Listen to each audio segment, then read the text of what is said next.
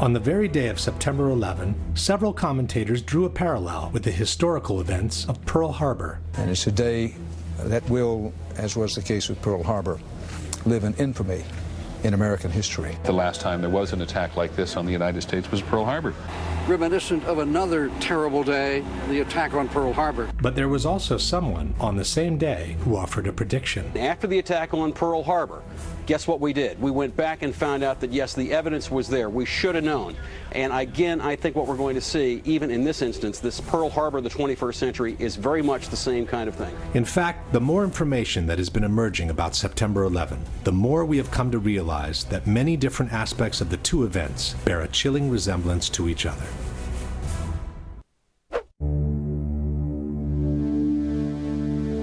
While both events were needed by the U.S. to go to war, in both cases, the ultimate goal was not the one initially stated. Roosevelt knew a surprise Japanese attack would enrage the public and jumpstart the American war machine. In this way, FDR would get backdoor entry into what he really wanted: war with Hitler. According to their own documents, before 9/11, the neocons knew that a surprise attack, like a new Pearl Harbor, would enrage the public and jumpstart the war machine against Afghanistan. In this way, they would get a backdoor entry into what they really wanted: the war with Saddam Hussein. From the very beginning, there was a conviction that Saddam Hussein was a bad person and that he needed to go. He says that going after Saddam Hussein was topic A 10 days after the inauguration, 8 months before September 11th. Before and during the war, the propaganda machine made a relentless effort to create a direct connection between Hitler and Japan. One poll taken immediately after Pearl Harbor showed that more than 60% of Americans believed that Germany was behind the attack. The Bush-Cheney propaganda machine made an even harder effort to create a direct association between Iraq and Osama bin Laden. By the end of 2003, nearly 70% of Americans believed that Saddam was implicated in the September 11 attacks.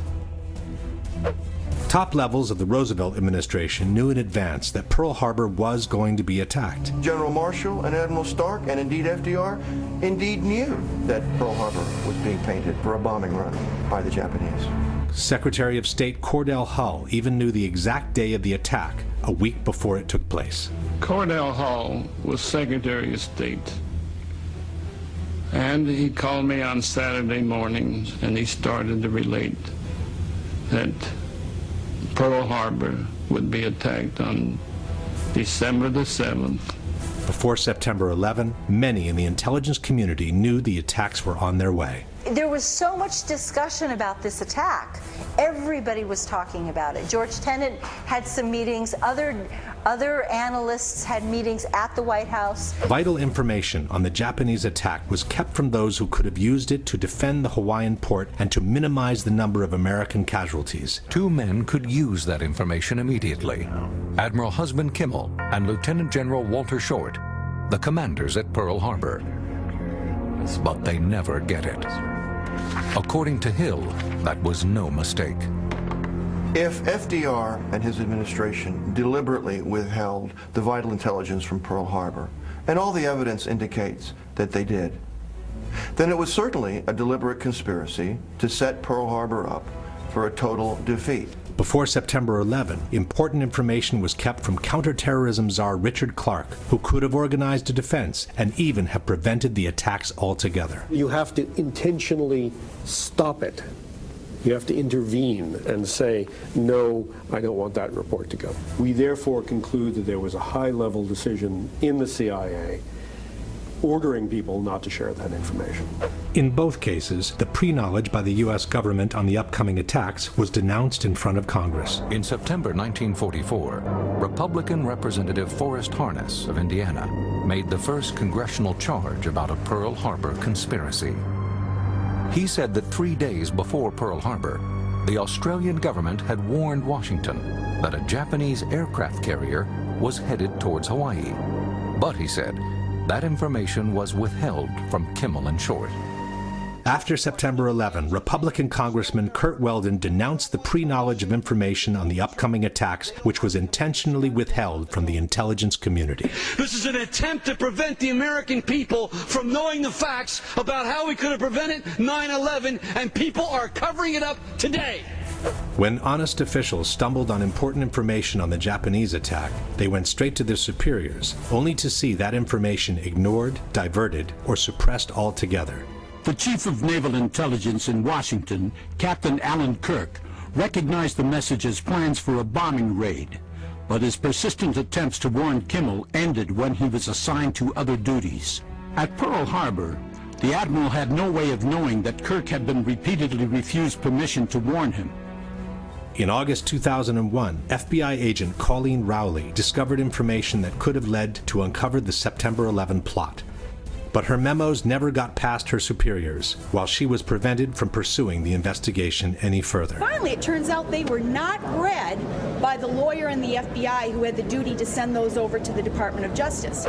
Hours before the Japanese strike, Roosevelt's Chief of Staff, George Marshall, became suddenly unavailable, delaying the process of communication within the chain of command. General George Marshall, the man who should have acted, was nowhere to be found. Colonel Rufus Bratton was responsible for keeping Marshall supplied with such vital information. For Bratton, Marshall's sudden unavailability at a time when America was on the brink of war could not have been accidental. In the crucial hours of September 11, Defense Secretary Rumsfeld and other top military became suddenly unavailable, hampering the decisional process within the chain of command. For 30 minutes, we couldn't find him. Withholding information, however, may not have been sufficient to guarantee the success of the Japanese attack.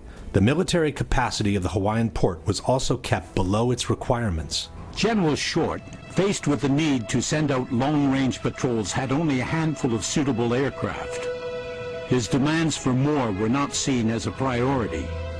On September 11, only 4 jets remained on alert to defend the entire sector of the country most likely to suffer an attack. I've determined, of course, that with only 4 aircraft, we cannot defend the whole northeastern United States. President Roosevelt gave direct orders not to interfere with the Japanese attack. President Roosevelt told General Marshall to send a message to the Hawaiian and Philippine commanders, don't interfere with Japan's overt act of war. The United States desires that Japan commit the first overt act. There's no argument about what FDR meant.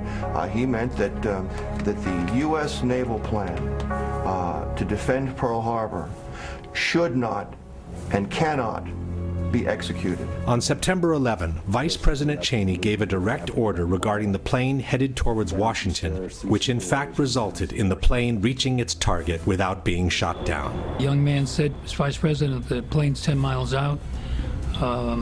Do the orders still stand? And the Vice President sort of whipped his head around and said, of course they do. It was thanks to the indignation for the 3,000 sailors killed at Pearl Harbor that President Roosevelt could finally enter a war the U.S. had been preparing for months in advance. With confidence in our armed forces, with the unbounding determination of our people, we will gain the inevitable triumph, so help us God. It was thanks to the indignation for the 3,000 victims of September 11 that President Bush could launch a war that had already been prepared in the smallest detail. CNN and Time magazine have reported that on September 10, 2001, a military plan to attack Afghanistan had been placed on George Bush's desk to be signed by the president upon his return from Florida. May God grant us wisdom, and may He watch over the United States of America.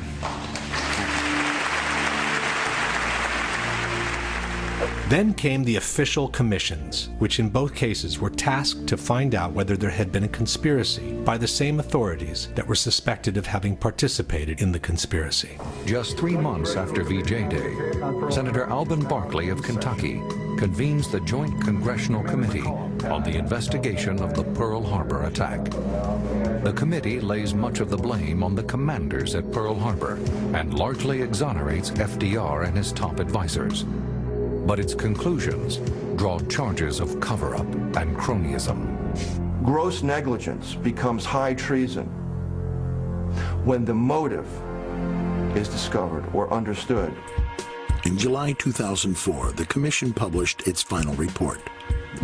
2.5 million pages of documents. We've interviewed over 1,200 individuals, including experts and officials past and present. However, the Commission report failed to meet many of the family's expectations and concluded that 9/11 was merely a failure of imagination. Published in 2004, the 9/11 Commission Report has become the central focus of criticism by the 9/11 Truth Movement, a movement comprised of thousands of individuals and associations from all over the world, all connected through the Internet.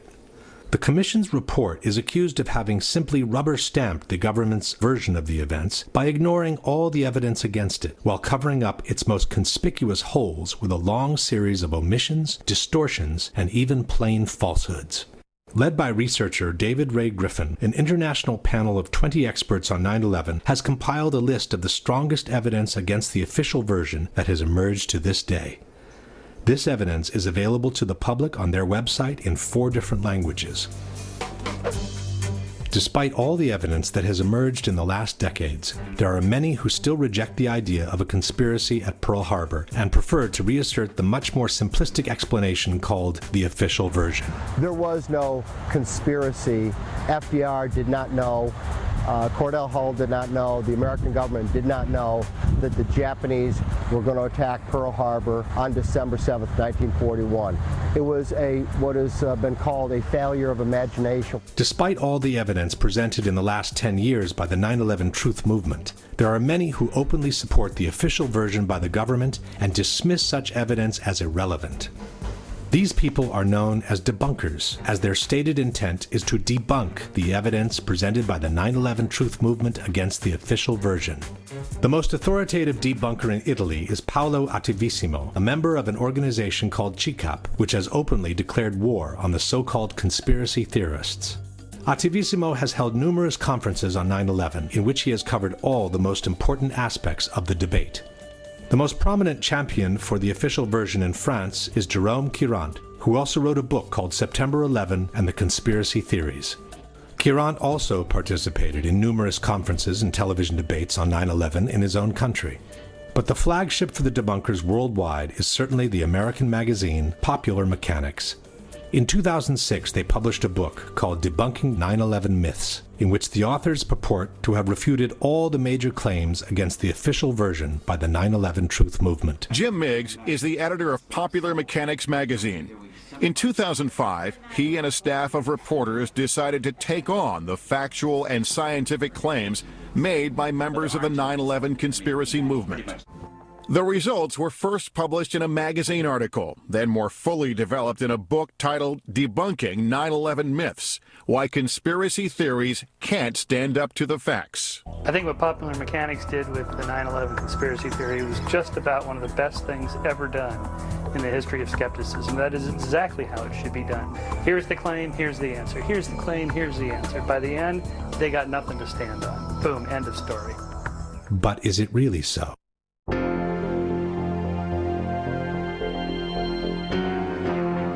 The debate on September 11 can roughly be divided into these areas of discussion. We have the 4 hijackings as the overarching event of the day, and we have the 3 different locations that were hit by the 4 airplanes. One of them hit the Pentagon, another crashed in Shanksville, Pennsylvania, the other 2 hit the Twin Towers in New York. The debate on the hijackings is divided in 3 parts. The first one focuses on the air defense and whether the failure to intercept the hijacked airplanes was accidental or intentional. The second focuses on the hijackers and whether they were actually aboard the airplanes or just the usual patsies. The third part focuses on the aircraft themselves and whether the 4 airplanes used in the attacks were the same ones that took off from the airports that morning or were something that only resembled them from the outside. What initially raised suspicions on the true role of the military on September 11 is the fact that the U.S. air defense, which is arguably the most advanced and sophisticated in the world, was unable to intercept even one of the 4 hijacked airplanes in the course of over 1.5 hours. I remember thinking, where on earth are the interceptors?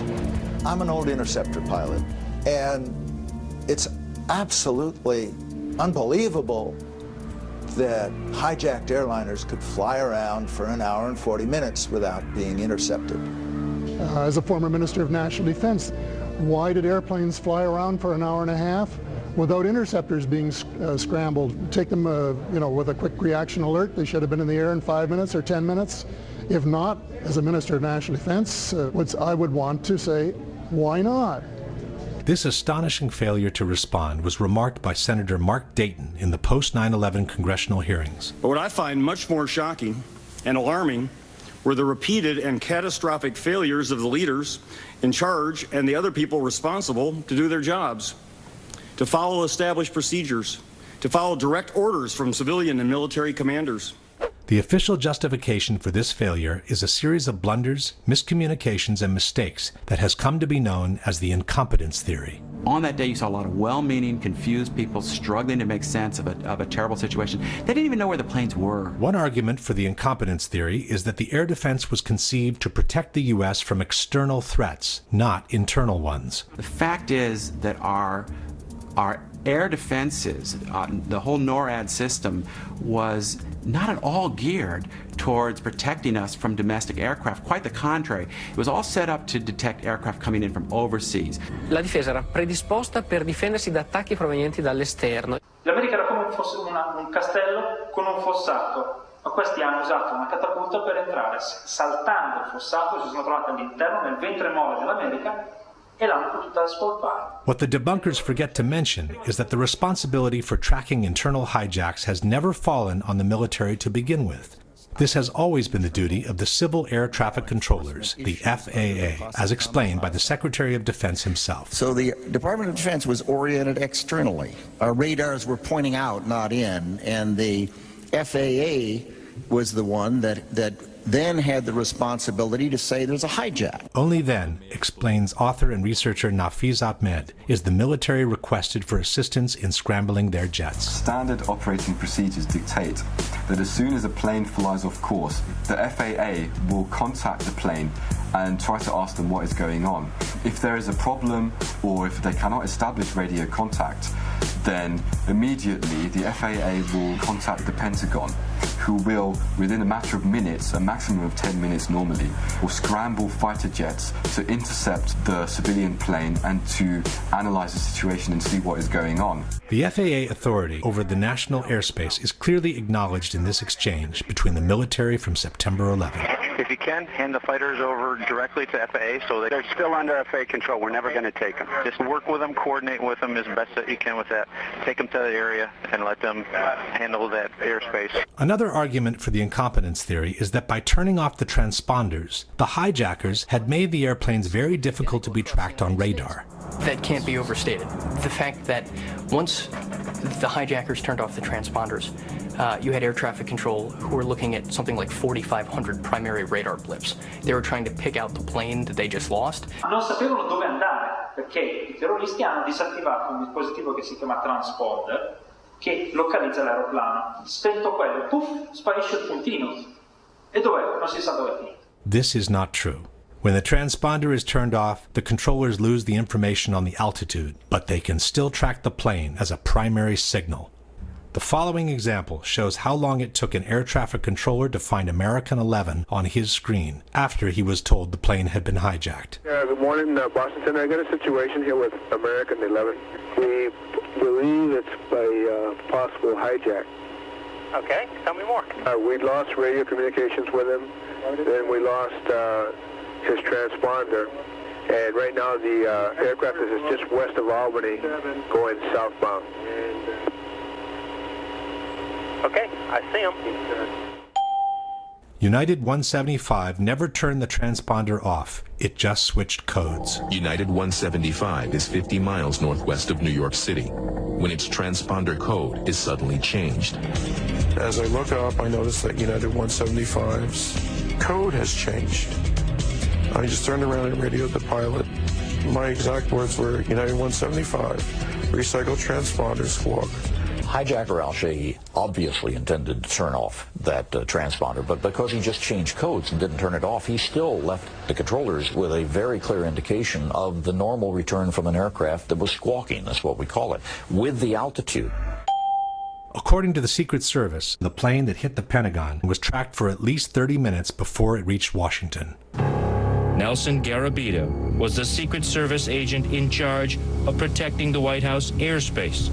First thing I did is I picked up the phone to call my contact, the FAA. He said we have 4 planes outstanding. 2 have hit the towers, and 2 are headed to Washington, D.C.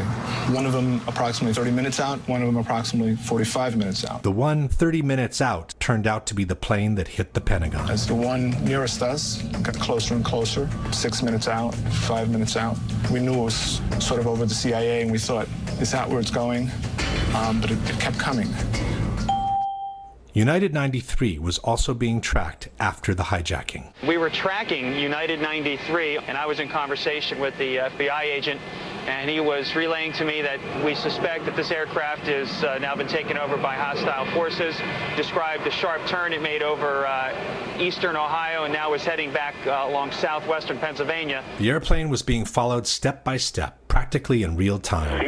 Right now, he is west of Johnstown still, 12 miles. At some point, it even turned the transponder back on, showing not only its position, but also the altitude. It looks like he's still turning. Hey, his transponder just came back on and it was showing 8,000 feet, 200. 8,200 feet? 8,200 feet, and he's on the same code that he was before. Save for some moments of confusion, the 4 airplanes were being tracked by air traffic controllers all along. The real reason for the failure to intercept the 4 aircraft seems to have been the high number of military exercises that were being run by NORAD on September 11 out of their base in Cheyenne Mountain, Colorado. As Webster Tarpley noted in his book 9/11 Synthetic Terror, staff exercises or command exercises are perfect for a rogue network, which is forced to conduct its operations using the same communications and computer systems used by other officers who are not necessarily party to the illegal operation. Interestingly enough, on the evening of September 10th, the security level for the NORAD computer system called Infocon had been dropped to normal, the lowest level.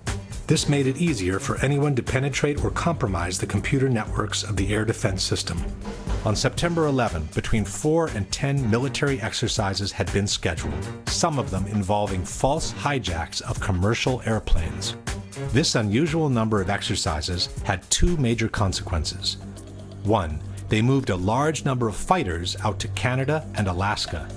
2, they created a major confusion in the system as soon as the real hijackings were reported. We have a hijacked aircraft headed towards New York, and we need someone to scramble some F-16s or something up there to help us out. Is this real world or exercise? No, this is not an exercise, not a test. The process of authorization for scrambles was lengthy and complicated. Hey, I just talked to Otis here, and they said they needed a NEADS authorization. Confusion and pressure kept mounting. I don't know where I'm scrambling these guys to. I need a direction, destination. At times, communications were jammed. If you could do me a favor and have them call us, we cannot call out for some reason. Some in the military quickly realized the simulations were causing a problem. You know, let's get rid of this goddamn sim. Hey, turn the sim switches off. Just get rid of that crap. I hope they cancel the exercise because this is ridiculous. But they were not canceled. Even after both towers in New York had been hit, when everyone knew America was under attack, the war games continued. You guys watching the news? Yeah. I wasn't sure. I've been watching it for about 10 minutes. They suspend the exercise? Not at this time, no. Apparently, someone took advantage of the situation. While the plane headed for the Pentagon was quickly approaching from the west, an unknown source, which was never identified, reported that American 11 was headed towards the Capitol even though the plane had already crashed into the North Tower. I just had a report that American 11 is still in the air and it's heading towards Washington. American 11 is still in the air? This attracted all the attention towards the so-called Phantom plane. He's still airborne, he's still a hijack out there, but we can't get a position on him. The jets from Langley were prepared to intercept it. I don't know if they might want to alert some aircraft down there, though, too. We have Langley on battle stations right now. Okay. Then they were scrambled straight for Washington. Foxy, scramble Langley, head towards the Washington area. Roger that. But a different command post, called Giant Killer, sent the fighters out to the ocean. Say again where you want him? We want him in the Whiskey 386 area. This didn't sit well with the operations center. Freaking Giant Killer and their wisdom sent him out over the water when we scrambled him to Washington. By the time the plane headed for the Pentagon was circling the Capitol, it was too late for the Langley jets to intercept it. Even after the Pentagon was hit, the war games were not suspended. And again, while United 93 was being hijacked, another false alarm attracted the attention in the opposite direction. Did you get the word? I got a Delta 8-9er southeast of Toledo. 8-9, that's a hijack. They think it's possible hijack. Fuck. South of Cleveland, we have a code on it now. Good. Pick it up. Find it. Fuck, another one. Major Nazipany turned to Toledo Air Force Base. I'm sorry to be so brief and quick on this, but there's another possible hijack about 50 miles east of Toledo, and you guys are the closest, and we need somebody airborne. But instead of getting help, his authority was questioned. What authority is this coming from? What authority is this coming from? The DO, is the best I can tell you. Nazipany vented his frustration to his superior, Colonel Marr. He's going to tell his commander, the commander's going to call you, because he doesn't believe the authority. Then they tried Duluth Air Force Base. What about Duluth? Okay, Duluth, you got no fighters. Nazipany went all the way to the western quadrant looking for help. This is Major Cheney. Who is this? Hey, Cheney. This is Nasty. How you doing? Hey, doing all right. Hey, we're not doing so good right now. What I'd like to do, possibly steal some aircraft out of Fargo from you guys. But here, too, there were no planes ready for scramble. They're going to get 2 aircraft up in about 15 minutes. They tried Syracuse, but 20 minutes was the best they could do. Syracuse 2 airborne in 20 minutes. They tried Alpena, but the planes were just returning from their training. The Alpena thing isn't what we thought. There's 4 guys coming home from the range right now. They started looking for planes that were already up in the air for exercises. So, anybody in training, send them home. These moving training missions of Falcon, send them home. But those planes were spent at that point. We got no weapons. They just go around a straight run up to the range. They blew all their load. By the time refueled and armed jets were finally scrambled, the Delta flight turned out to be another false alarm. He was a hijacked aircraft. He is not a hijacked aircraft. He's taking precautionary measures, and he's landing at Cleveland Center. Only after the Delta flight had landed were the war games finally suspended. So this is Captain Pentagon, Traffic Control. Yes. What we need you to do right now is to terminate all exercise inputs coming into Cheyenne Mountain. By then, also the 4th hijacked airplane had been turned into a pile of smoking rubble. Yet General Myers, who was the highest military authority on September 11, has denied that the war games affected the military capacity of response. And the question was whether or not the activities of the 4 war games going on September 11th actually impaired our ability to respond to the attacks.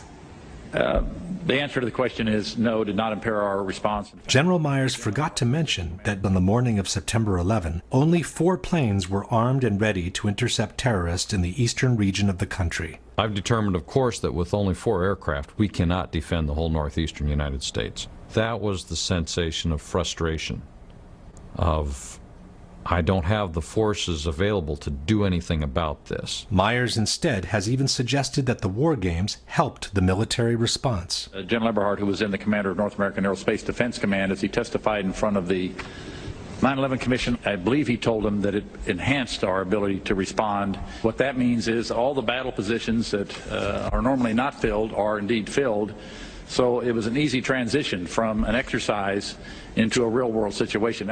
Again, Myers forgot to mention that the transition took place only after all tragic events had ended, around 11 o'clock. By 11 o'clock, the sense of alarm had spread across the country. Fighter jets actually patrolling the skies. It was a war zone. Our skies were turned into a war zone. Everywhere you turn, it was military jets and helicopters everywhere. George Bush returned to Washington on the evening of September 11. The president finally returns to Washington. An escort of 6 helicopters was waiting for him. 300 fighters were defending the skies. Had there been 300 fighters ready to defend the skies on the morning of September 11, would the terrorist attacks have turned out the same way? This leads us straight into a pivotal question. Was the choice of scheduling so many exercises in the same day just a misfortunate call, or was it intentional? To answer this question, we need to take a closer look at some of the warnings the U.S. had received in the months prior to September 11. By the spring of 2001, the system was blinking red, according to intelligence chiefs. The U.S. administration has always maintained that they knew the attacks were on their way, but they didn't have specific information on them. I knew there was another attack planning. I knew there was another attack coming. And the obvious question behind that is, well, why didn't you do something about it? We had no specific information. It was not specific as to time, nor place, nor manner of attack. No specific threat involving really domestic operation or involving what happened, obviously, the city's airliner and so forth. There were no warning signs that I'm aware of that would indicate this type of operation in the country. All these statements are false. A joint congressional inquiry on September 11 has revealed that, in spring and summer of 2001, there had been a flood of warnings about possible terrorist attacks in the United States, some using airplanes as weapons. In fact, as reported by the New York Times, American aviation officials were warned as early as 1998 that al-Qaeda could seek to hijack a commercial jet and slam it into a U.S. landmark. The London Times has revealed that the British MI6 had warned the American intelligence services about a plot to hijack aircraft and crash them into buildings 2 years before the September 11 attacks. Russian President Vladimir Putin has said publicly that he ordered his intelligence agencies to alert the United States last summer in 2001 that suicide pilots were training for attacks on U.S. targets. German intelligence alerted the CIA in June 2001 that Middle Eastern terrorists were training for hijackings. The Sunday Herald has confirmed that Britain gave President Bush a categorical warning to expect multiple airline hijackings 1 month before the September 11 attacks. Then there was the infamous August 6th memo. President Bush was told in August that Osama bin Laden might be planning an attack involving the hijacking of U.S. aircraft. It's titled, Bin Laden Determined to Strike in U.S. The 2-page memo states, FBI information indicates patterns of suspicious activity in this country, consistent with preparations for hijackings or other types of attacks. Maybe it's no coincidence that the FBI advised their own boss to stop flying commercial airliners as early as 6 weeks before 9/11. Why is the Attorney General of the United States doing all his air travel by specially chartered jet? The Justice Department cited what it called a threat assessment by the FBI and said Ashcroft has been advised to travel only by private jet for the remainder of his term. At this point, we can pose the following question. Knowing that the attacks were imminent, knowing that they might involve hijacked airliners, but not knowing where and when they could happen, would have been a good reason to beef up the defense and keep even more jets than usual on alert all across the country. Why instead schedule so many exercises in one day while leaving only 4 jets on alert to defend the very sector of the country that was most likely to be attacked? To bring even more confusion into the situation was a series of last-minute replacements and unexplained absences within the chain of command. The chairman of the Joint Chiefs of Staff was General Henry Shelton, but on September 11 he was absent, and his post was taken by his deputy, General Richard B. Myers. The FAA's National Operations Manager was Ben Sliney. On the morning of September 11, Sliney had been on that job for less than 1 day. The protocols required for Mr. Sliney to speak directly with the hijack coordinator, Lieutenant General Mike Canavan. But Canavan on that day was in Puerto Rico, and apparently he had forgotten to designate a replacement. In regards to the ensuing confusion, Mr. Sliney has stated, "That's incredible. There is only one person. There must be someone designated or someone who will assume the responsibility of issuing an order." At the head of the National Command Center was General Montague Winfield. But on the evening of September 10th, Winfield instructed Captain Charles Leidig to take his place on the following morning. Leidig had been just recently certified for that post and was also on his first day on the job. At the operation command of NEADS was Colonel Marr. When Marr called his superior, General Arnold, to get authorization to scramble the jets from Otis, he was told that Arnold was in a meeting where he could not be reached by telephone. Marr had to physically send a messenger looking for him. Precious minutes were lost as Marr waited for Arnold to return his call, and when the fighters were finally scrambled, it was too late for them to intercept American 11. The top commander in charge of NORAD was General Ralph Eberhard, who was stationed at Peterson Air Force Base in Colorado. Eberhard told the 9/11 Commission that he was made aware of the first hijacking practically at the same time American 11 slammed into the North Tower. He then went to his office and saw the CNN broadcast of the World Trade Center explosion. After the second impact, writes the Commission, it was obvious to Eberhard that there was an ongoing and coordinated terrorist attack. At that point, Eberhard called General Myers to update him on the situation. But even though both generals knew the country was being attacked by hijacked airplanes, neither of them suggested suspending the war games and recalling all the fighters available as soon as possible. Furthermore, instead of getting on the phone and taking control of the situation in the most crucial moment of the day, General Eberhard chose to get in his car and drive from the Peterson base to Cheyenne Mountain. The 30-minute drive put him completely out of the loop, since Eberhard couldn't receive telephone calls, wrote the Denver Post, as senior officials weighed how to respond. General Eberhard was also the person responsible for lowering the security level of the defense computer system on the evening of September 10th. And then there was Donald Rumsfeld. As stated by the 9/11 Commission, procedures called for the hijack coordinator on duty to contact the National Military Command Center and to ask for a military escort aircraft to follow the flight. The NMCC would then seek approval from the Office of the Secretary of Defense to provide military assistance. If approval was given, the order would be transmitted down NORAD's chain of command. But this kind of procedure becomes difficult to follow when the hijack coordinator is in Puerto Rico. No one knows who the replacement is. The military command is in the hands of a total rookie, and the Secretary of Defense is nowhere to be found. Donald Rumsfeld told CNN that he was informed of the Trade Center being hit some 15 minutes before the Pentagon was hit. This places the episode around 9:22 in the morning. And after the Pentagon was hit, rather than go to the command center and take charge of the situation, the Secretary of Defense chose to lend a helping hand on the Pentagon's lawn. It's almost as if Rumsfeld didn't feel the need to be informed about what was happening to his country under attack. The Secretary of Defense is outside the burning building, while inside the Pentagon. For 30 minutes, we couldn't find him. And just as we began to worry, he walked into the door of the National Military Command Center. By the time Rumsfeld walked into that door, all major events had ended. In fact, Rumsfeld told the 9/11 Commission that he was just gaining situational awareness when he spoke with the Vice President at 10:39. That's more than 1.5 hours after the whole world knew that America was under attack.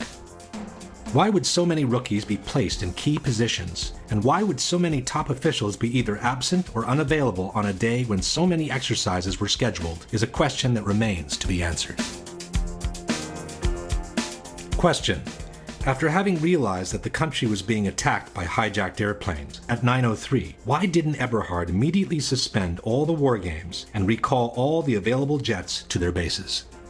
Why didn't Myers order him to do so after having been briefed by Eberhard on the ongoing attack? And why hasn't the 9/11 Commission ever asked either general these most fundamental questions? The final argument against the incompetence theory is offered by researcher Nafiz Ahmed. If we try to explain it by using the incompetence theory, it doesn't make sense. For example, if it was incompetence, we would expect that there would have been a normal inquiry into what went wrong. We would have expected that there would be some kind of reprimands, that certain officials would be downgraded, or they would lose their jobs, or something would have happened to correct the situation. But we find that there has been no such reprimands at all. Not only that didn't happen, but the opposite took place. After 9/11, most of the high-ranking people involved in this catastrophic failure were either confirmed to their posts or promoted to higher levels. Condoleezza Rice, who had misrepresented the information the government had on the attacks in a sworn testimony, kept her post as National Security Advisor and went on to become Secretary of State in the following Bush administration. General Eberhard, the NORAD commander who didn't think of recalling the war games as soon as he knew his country was under attack, was chosen to lead the newly created U.S. Northern Command, which the Department of Defense has termed the nation's premier military homeland defense organization. Donald Rumsfeld, who acted more like an estranged passerby than the Secretary of Defense, kept his post at the Pentagon and began enjoying the largest increase in military spending after the Vietnam War. Richard B. Myers, despite the total breakdown under his leadership, was promoted to chairman of the Joint Chiefs of Staff, the highest military post in the country. On September 13, confirmation hearings were held for General Myers as if nothing ever happened, while people were still being pulled alive from the rubble at Ground Zero. While at the Pentagon, the military appeared completely aloof from the events unfolding. At the White House, the coordination activities seemed to be concentrating under the firm authority of Vice President Cheney. In fact, the so-called NORAD tapes have revealed that the White House had ground-to-air missiles of their own. Hello, have Washington approach. Make sure that the center does not have anything above our airspace also. The Secret Service is going to start shooting at anything in the air. Then I just got a call from Washington. They said that if there's anything above their airspace, the Secret Service is going to free fire. This exchange, which took place around 10 a.m., sheds a whole new light on one of the most controversial issues of 9/11. The sworn testimony by Secretary of Transportation Norman Mineta to the 9/11 Commission on May 2003.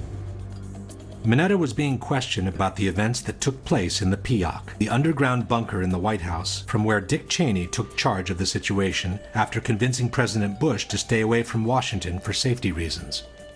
To fully understand the implications of this case, two things must be kept in mind. One is that according to the official version, Flight 77 crashed into the Pentagon at 9:37, while Flight United 93 crashed in Pennsylvania at 10:03. It's on this 26-minute window that hinges the whole credibility of the Vice President on his true role in the September 11 attacks. The second thing to keep in mind is that the order to shoot down civilian airliners came from the President through the Vice President only after the Pentagon had been hit. When the third plane hit the Pentagon, the magnitude of the attacks grew dramatically. We didn't know if there were other planes that had been hijacked. So the first decision I made on Air Force One was to give our Air Force orders to shoot down commercial aircraft that did not respond. This means that any order given before the Pentagon was hit could not have been a shoot-down order. However, as Chairman Hamilton was inquiring about the shoot-down order, something unexpected emerged from Mineta on the plane that hit the Pentagon. And we had that order given, I think it was by the President, that authorized the shooting down of commercial aircraft that were suspected to be controlled by terrorists. Were you there when that order was given? No, I was not. I was made aware of it during the time that the airplane coming in to the Pentagon. There was a young man who would come in and say, "Have you heard anything to the contrary?" Well, at the time, I didn't know what all that meant. And the flight you're referring to is the flight that came into the Pentagon. Yeah. Mineta's deposition posed a major problem. Since the shoot-down order was given only after the Pentagon was hit, Cheney's order sounded very much like one not to shoot down the plane. Hamilton immediately suggested that what Mineta had witnessed was also a shoot-down order. Let me see if I understand. That the plane that was headed toward the Pentagon and was some miles away, there was an order to shoot that plane down. Well, I don't know that specifically. Commissioner Romer picked up where Hamilton left off. You said, if I understood you correctly, that you were not in the room when the decision was made to what you inferred was a decision made to attempt to shoot down Flight 77 before it crashed into the Pentagon. Is that correct? I didn't know about the shooting, the order to shoot down. Commissioner Romer then tried to suggest a different solution. Was there another line of communication between the Vice President and you said you saw Mr. Richard Clark on your way in? Was Clark running an operations center as well on that day? Dick was in the Situation Room. So there was a Situation Room making decisions about what was going to happen on shoot-downs as well as the 𝙎𝙢𝙢𝙢? I don't believe they were making any decisions. I think they were more information gathering from various agencies. Could it have been in the Situation Room where somebody in the Situation Room recommended to shoot down and the Vice President agreed to that? Commissioner Romer, I would assume that a decision of that nature would have had to be made at a much higher level than the people who were in the Situation Room. Unable to resolve the discrepancy, the 9/11 Commission took a series of dramatic steps. Firstly, they simply excluded Mineta's testimony from the final report. In the 560 pages of the report, Norman Mineta is mentioned only once, in an unrelated circumstance. His presence in the 𝙎𝙢𝙢 is never even acknowledged, and the video segment you have just seen has been removed from the Commission's official website, and it's no longer available. Secondly, the 9/11 Commission moved Dick Cheney's arrival in the P.O.C. to after the Pentagon had been hit. From the final report we read, the Vice President entered the underground tunnel leading to the shelter at 9:37, which is the same time the Pentagon was hit. The Commission stated that Dick Cheney remained in the tunnel for more than 20 minutes trying to complete a call to the President, and that he only entered the P.O.C. at 9:58. Why would the Vice President spend more than 20 minutes in a tunnel trying to make a phone call when the P.O.C. is fully equipped with all kinds of telephones has never been explained. As a third step, the Commission moved the exchange with the young man to after 10 o'clock and rewrote it in order to reconcile it with the official version. From the final report we read, at some time between 10:10 and 10:15, a military aide told the Vice President and others that the aircraft was 80 miles out. Vice President Cheney was asked for authority to engage the aircraft. The military aide returned a few minutes later and said the aircraft was 60 miles out. He again asked for authorization to engage. The Vice President again said yes. In summary, the window of time Mineta described as during the time of the plane coming into the Pentagon had become 10:10 to 10:15 in the Commission report. The 50 miles out reference by Mineta had become 80 and 60 miles out in the report. The 30 miles out and 10 miles out mentions by Mineta were removed, and the unspecified order by Dick Cheney to the young man had become a straightforward shoot-down order. And now that the episode had been moved to after 10 o'clock, the Commission could maintain that the exchange Mineta had witnessed was referring to Flight 93 when the shoot-down order was already in place, and not to the flight that hit the Pentagon. There was only one problem with this version of the events. Norman Mineta had to be terribly confused in his recollections, as he could not have been with the Vice President in the P.O.C. at the time the Pentagon was hit. To support this theory, the debunkers point at a statement by Mineta, who said he arrived at the White House while it was being evacuated. Since the official order of the evacuation came at 9:45, contend the debunkers, Mineta could not have been with the Vice President in the P.O.C. at the time the Pentagon was hit. Stavano evacuando la Casa Bianca quando ci sono arrivato. Quindi questa informazione ci permette di localizzare cronologicamente il momento in cui Mineta è entrato a Casa Bianca. But in the same deposition, Mineta also stated that he arrived at the P.O.C. at about 9:20 a.m. So it's presumable that he was referring to the people that had already started leaving the White House before the official order of evacuation was given. In fact, at 9:52, CNN reported that a slow evacuation of the White House had started some 30 minutes earlier, much before the official order was given. But the main problem with placing Cheney's removal from his office at 9:37 is Dick Cheney himself. On September 16, 5 days after the events, Cheney stated on Meet the Press that he was taken into the bunker shortly after the second tower was hit, which happened at 9:03. So we turned on the television and watched for a few minutes and then actually saw the second plane hit the World Trade Center.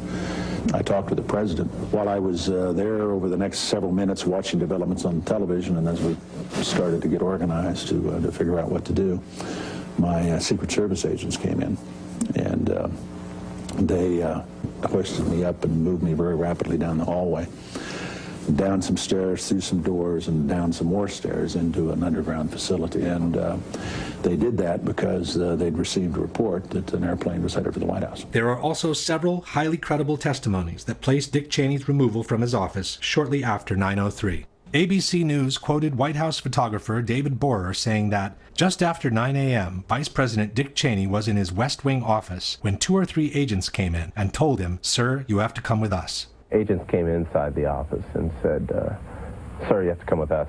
The New York Times reported the same story. At 9:03 a.m., as Vice President Cheney was staring at the TV screen, the second hijacked airliner exploded against the Twin Towers. At that moment, the Secret Service grabbed him and hurried him down to P.O.C.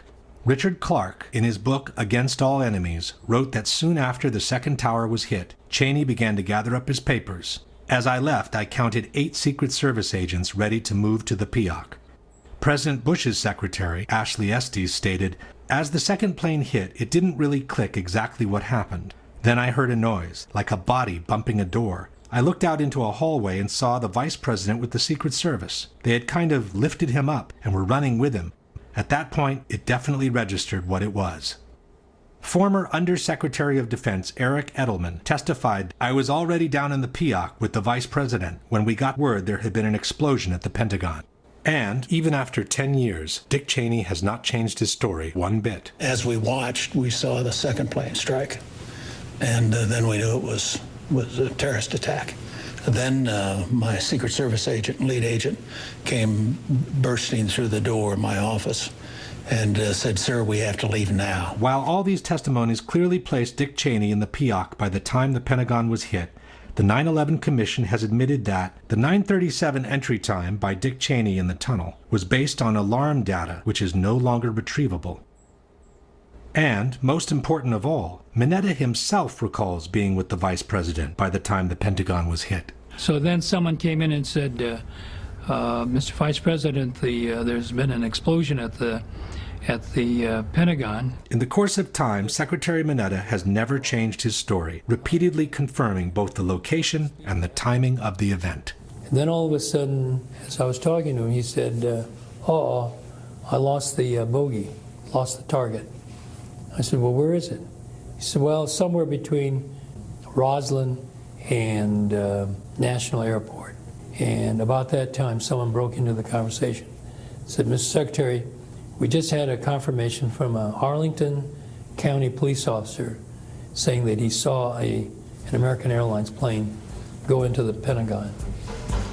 That the exchange Mineta witnessed was referring to the plane that hit the Pentagon should be beyond doubt at this point. But we still don't know what was the order given by Dick Cheney to the young military, whose name turned out to be Douglas Cochran. In 2010, some researchers tracked down Mr. Cochran and asked him to clarify what the orders by Dick Cheney were. Mr. Cochran confirmed being the person involved in the exchange, but declined to elaborate. He simply stated that everything that happened on that day has been well documented. The 9/11 Commission report is the authoritative narrative on the events of 9/11. I have nothing to add. In fact, it turns out that in 2004, the 9/11 Commission did interview Douglas Cochran, military aide to the Vice President, on the inbound aircraft and on the shoot-down language used. But his interview has been withdrawn from public access, and to this day, it remains classified. While we wait for that document to be declassified, we can piece together the information we already have. 1. The sky over Washington is Class Bravo, restricted airspace. It's called Prohibited Area 56. In order to enter it, an airplane must have clearance from air traffic controllers, active two-way radio communications, and its transponder must be on. Otherwise, it's to be considered hostile and it could be shot down. 2. As explained by former Secretary of Defense Caspar Weinberger, in a time of crisis, the Washington airspace goes into an actual lockdown. You would do what is being done, and that is closing off the entire airspace so that you, in effect, the whole Washington area is a no-fly zone, so that any planes that can't identify themselves that get into that are to be shot down. 3. The White House had ground-to-air missiles of their own. Hello there, Washington approach. Make sure that the center does not have anything above our airspace also. The Secret Service is going to start shooting at anything in the air. 4. As the unknown airplane was approaching the protected airspace, it had no clearance from air traffic controllers, no radio communications active, and the transponder was off. He said, we're tracking an airplane coming in, but the transponder has been turned off. So we don't have any identification on the airplane. We know it's coming in fast. A representation of the FAA radar scope based on information obtained by 2020 shows the plane headed straight for what is known as P-56, Prohibited Airspace 56, which covers the White House and the Capitol, at a speed of about 500 miles an hour, with no radio contact whatsoever. This made it a perfect candidate for a shoot-down, especially after 2 towers in New York had already been hit by an airplane. 5. The Secret Service had known about the incoming airplane for the last 30 minutes, so it's presumable they would have been ready to shoot it down if it became necessary. One of them approximately 30 minutes out, one of them approximately 45 minutes out. So we knew we had some time, but little time. Despite all this, no one moved a finger as the unknown threat kept rushing towards the Capitol. Someone came in and said to the Vice President, there's a plane out about 50 miles out. As the one nearest us got closer and closer, 6 minutes out, 5 minutes out. The same person said to the Vice President, Mr. Vice President, there's a plane 30 miles out. And then at one point, we got under a minute, and I said it's about 30 seconds out. The Washington controllers came up on the speakerphone. They started counting down 10 miles to the White House. The young man said, Vice President, the plane's 10 miles out. Do the orders still stand? And the Vice President sort of whipped his head around and said, of course they do. 9 miles from the White House, 8 miles to the White House, all the way down to 1 mile from the White House. But no missile was fired. Undisturbed, the plane circled the White House and went on to strike the Pentagon, causing the death of at least 125 people between military and civilians on the ground. Question. The Secret Service knew about the incoming plane for the last 30 minutes, was following it on radar, had the means to shoot it down, and should have done so in order to protect the Capitol, but they didn't. Why? In regards to the exchange between Cheney and the young man, can you suggest anything different from an order not to shoot down the plane as it was approaching Washington's protected airspace? While the military defense leaves many unanswered questions, even more doubts arise when taking a closer look at the 19 alleged terrorists. The first problem is that apparently these guys could barely fly at all. While they are known to have taken some flight lessons with small single-engine airplanes, none of them had ever flown a jet before in their life, let alone a large commercial airliner, which is obviously a league of its own. Adam Shaw is an acrobatic pilot and a flight instructor with 6,000 hours of experience, half of which spent flying upside down. For people who are really piss-poor student pilots, to be able to get in the cockpit of big jets and fly them as accurately as they were flown, at close to max speed, and be able to hit the trade towers. The idea that someone could make the transition from a small single-engine plane traveling at 100 miles an hour to a commercial airliner traveling at 500 miles an hour without a long, exhaustive training is very hard to believe. People don't realize that to hand fly an airliner at those speeds is extremely difficult, and particularly if you're a novice, because a novice that's learned in little airplanes, they over-control everything. To justify this apparently impossible transition, the debunkers maintained that the terrorist had spent some time in flight simulators, and that the equipment they encountered in the Boeing cockpits on September 11 was similar to the simulators they had trained on. But this is false. For example, the only simulator Hani Hanjour is known to have ever trained in is the Boeing 737, an airplane designed in the 70s, with a totally different cockpit from the 757 he is alleged to have hijacked on September 11. If anything, his training would have confused him, not helped him in any way. Another argument by the debunkers is that all the hijackers really had to do once in the cockpits was to set the automatic pilot in order to reach their targets. Perché una banalità sconcertante, me lo sono fatto spiegare, è come fare un SMS sul telefonino. E l'aereo va automaticamente a raggiungere la destinazione richiesta. Quindi io faccio, non so, JFK e lui mi porta all'aeroporto Kennedy. Appena io sono in vista dell'aeroporto Kennedy, prendo in mano i comandi e mi schianto contro le torri. But this is hardly what happened on September 11.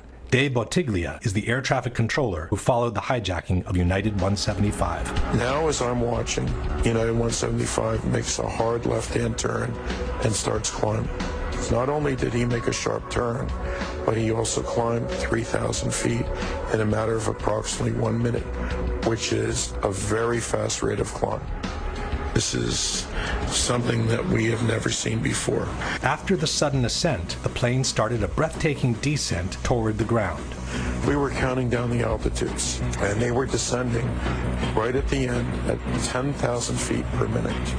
That is absolutely unheard of for a commercial jet. This is certainly not the way the automatic pilot would have taken you to Kennedy Airport. It is unbelievable for the passengers in the back to withstand that type of force as they're descending. They're actually nosing the airplane down and doing it what I would call a power dive.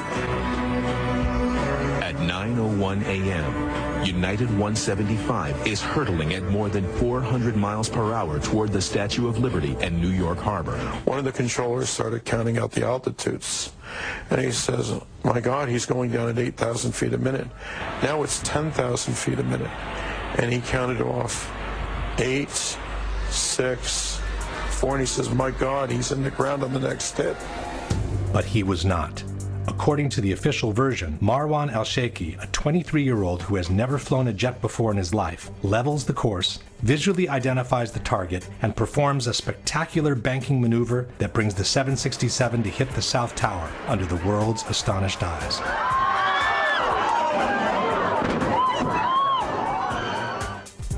Question: Marwan al-Sheikhi had never flown a jet before in his life, let alone a huge airliner. How was he able to perform ascents of 3,000 feet per minute and plunges of 10,000 feet per minute while keeping full control of the plane? And why would he want to take such unnecessary risks, including collisions with other airliners, instead of flying safely with the autopilot towards the intended target? 𝙎𝙤𝙢𝙚𝙨, the alleged hijacker of Flight 93, wasn't known for his piloting skills either. As reported by the 9/11 Commission in July 2001, he had asked to fly the Hudson Corridor near Manhattan with a small private plane. But because Hortman Flight School deemed Jarrah unfit to fly solo, he could fly this route only accompanied by an instructor. Yet we are asked to believe that only 2 months later, the same person was able to fully control a 100-ton airliner and perform some extreme descending maneuvers observed by Cleveland's air traffic controllers. I see this plane climbed up from his assigned altitude to 35,000 feet to 41,000 feet, turned around and aimed right back at where we were, and descended rapidly. And when a plane descends too fast, the computer can't keep up with it. 𝙎𝙤𝙢𝙚 had never flown a jet before in his life, let alone a large airliner, and even his experience with small airplanes was rather poor. How could he perform a descent so fast that the computer can't keep up with it while maintaining full control of the plane? And why would he need to take such an unnecessary risk, including collisions with other airplanes, instead of safely flying with the autopilot towards the intended target? But the feat of the century must be awarded to 𝙤𝙤𝙢𝙢𝙚 Hanjour, a hopeless amateur who is alleged to have been at the controls of American 77. As he finally reached Washington and had the Pentagon in sight, 𝙤𝙤𝙢𝙢 Hanjour did not make the easy choice and just plunge the plane onto the roofs of the building. He instead disconnected the autopilot and performed a hand-flown, high-speed descending maneuver of 330 degrees that brought him to lose sight of the target again while forcing him to a much more difficult approach close to the ground. Seen from above, the Pentagon offers some 30 acres of unobstructed target. Hitting it anywhere on the roofs would have caused a major devastation and possibly thousands of casualties. Coming in from the side instead, the approach is filled with obstacles, and the target is reduced to a tiny strip of cement coming at you at 500 miles an hour. The debunkers, however, seem to have a good explanation for this apparently illogical maneuver. Normalmente l'aereo dovrebbe scendere in picchiata. Allora si chiede a un pilota e il pilota ti dice subito: guarda che quella è la manovra più difficile, la fa un pilota esperto. Un pilota di scarsa competenza usa l'aereo come se fosse un camion bomba, ossia vola orizzontalmente, vola basso, centra l'edificio. This very question has already been posed to professional pilots, but the answer was not what Attivissimo claims. Se lei dovesse simulare il volo di uno che vuole colpire il Pentagono, esatto, se la volessi rotta quale essere sarebbe? sicuro lo colpirei sicuramente da questa parte qui. Cioè, per essere sicuro arriverebbe dall'alto così? Arrivando qui perché o si colpiscono questi edifici, diciamo i primi che vengono, oppure si colpiscono gli edifici che sono subito dopo e quindi si crea comunque un elevato danno. Flying a jet near the ground instead does require some major skills, even for the most seasoned pilot. Lei, che ha tante ore di esperienza di volo, riuscirebbe a portare questo aereo negli ultimi 500 metri, da qui a 850 km all'ora? E dovrei metterci veramente tanto impegno. La prima difficoltà sarebbe quella di volare attaccato a terra. Lo so per esperienza diretta, avendo fatto volo militare a bassa quota. Perché il terreno corre via. Certo, corre a una velocità incredibile. Quindi credo che chi ha fatto questa attività possa capire cosa vuol dire stare a 10 metri da terra, 5 metri da terra con un aeroplano che pesa 110-120 tonnellate lanciato a 900 km all'ora. Basta toccare la cloche e schizza via. Come si fa a pilotare un aereo a 530 miglia all'ora a raso terra? È possibile? Come diceva il collega, è estremamente difficile, è complesso anche perché un piccolissimo intervento sul piano verticale fa salire o scendere l'aeroplano, per cui anche un pilota abbastanza allenato avrebbe delle grosse difficoltà. The debunkers insist that the maneuver would have been doable even by an amateur like 𝙤𝙤𝙢𝙤𝙢. La manovra è tutt'altro che acrobatica, è una virata molto ampia. Il y a des journalistes aux Pays-Bas qui ont dit on va voir, on va faire le test. To prove their point, the debunkers refer to a documentary by Dutch television in which the Pentagon attack is replicated in a flight simulator. Waar waarschuwt het vliegtuig nu voor? Het vliegtuig waarschuwt dat de rolhoek iets te groot is, dus we hangen een klein beetje te schuin eigenlijk. Zijn we nu ook aan het dalen? Ja, we zijn vrij hard aan het dalen. Dat is sneller dan gebruikelijk. Het is iets harder dan normaal. En dit is de Pentagon, geef hem vol gas. Nu gaan we crashen. En dan moet hij hier ongeveer aan deze vleugel moet hij erin gecrashed. But this simulation doesn't seem very accurate. First of all, the approach is made from a much higher angle, while the real plane came in so low that it clipped some of the light poles as it was flying at ground level. Secondly, the documentary doesn't offer precise indications on the speeds used during the simulation. In a more accurate simulation, done with a pilot with an experience similar to 𝙤𝙤𝙢𝙢, in fact, the air traffic controllers were so impressed with the speed of the maneuver, they thought they were looking at a military jet. But nobody knew that was a commercial flight at the time. Nobody knew that was American 77. What did you think? It was a military flight of some kind? I thought it was a military flight. It was really moving fast. It was moving very fast, like a military aircraft might move at a low altitude. Air traffic controller Danielle O'Brien stated, "The speed, the maneuverability, the way that he turned, we all thought in the radar room, all of us experienced air traffic controllers, that was a military plane. You don't fly a 757 in that manner. It's unsafe." Several military and civil pilots have expressed their skepticism about the maneuver. Commander Ralph Kolstad is a former fighter pilot, air flight instructor, and a retired commercial pilot with 27 years of experience. At the Pentagon, he stated, the pilot of the Boeing 757 did quite a feat of flying. I have 6,000 hours of flying in Boeing 757s and 767s, and could not have flown in the way the flight path was described. Commander Ted Muga, former civil and military pilot. I just can't imagine an amateur even being able to come close to performing a maneuver of that nature. Captain Russ Wittenberg, a former fighter pilot and an airline pilot for 35 years. For a guy to just jump into the cockpit and fly like an ace is impossible. There is not one chance in 1,000. To expect the alleged airplane to run these maneuvers with a total amateur at the controls is simply ludicrous. To be able to fly that curving, descending, high airspeed trajectory into a very low building, you have to be Chuck Yeager to fly that trajectory. Not only was 𝙤𝙤𝙢𝙢 no Chuck Yeager, but apparently he was a terrible pilot with small planes as well. An instructor from one of his flight schools stated, 𝙤𝙤𝙢𝙢 was not someone cut out to be a pilot. He had no motivation, a poor understanding of the basic principles of aviation, and poor judgment, combined with poor technical skills. The debunkers contend that 𝙤𝙤𝙢𝙢 had obtained a regular pilot's license, and therefore he had to be able to fly. But it is exactly because of that license that major suspicions on 𝙤𝙤𝙢𝙢 kept emerging.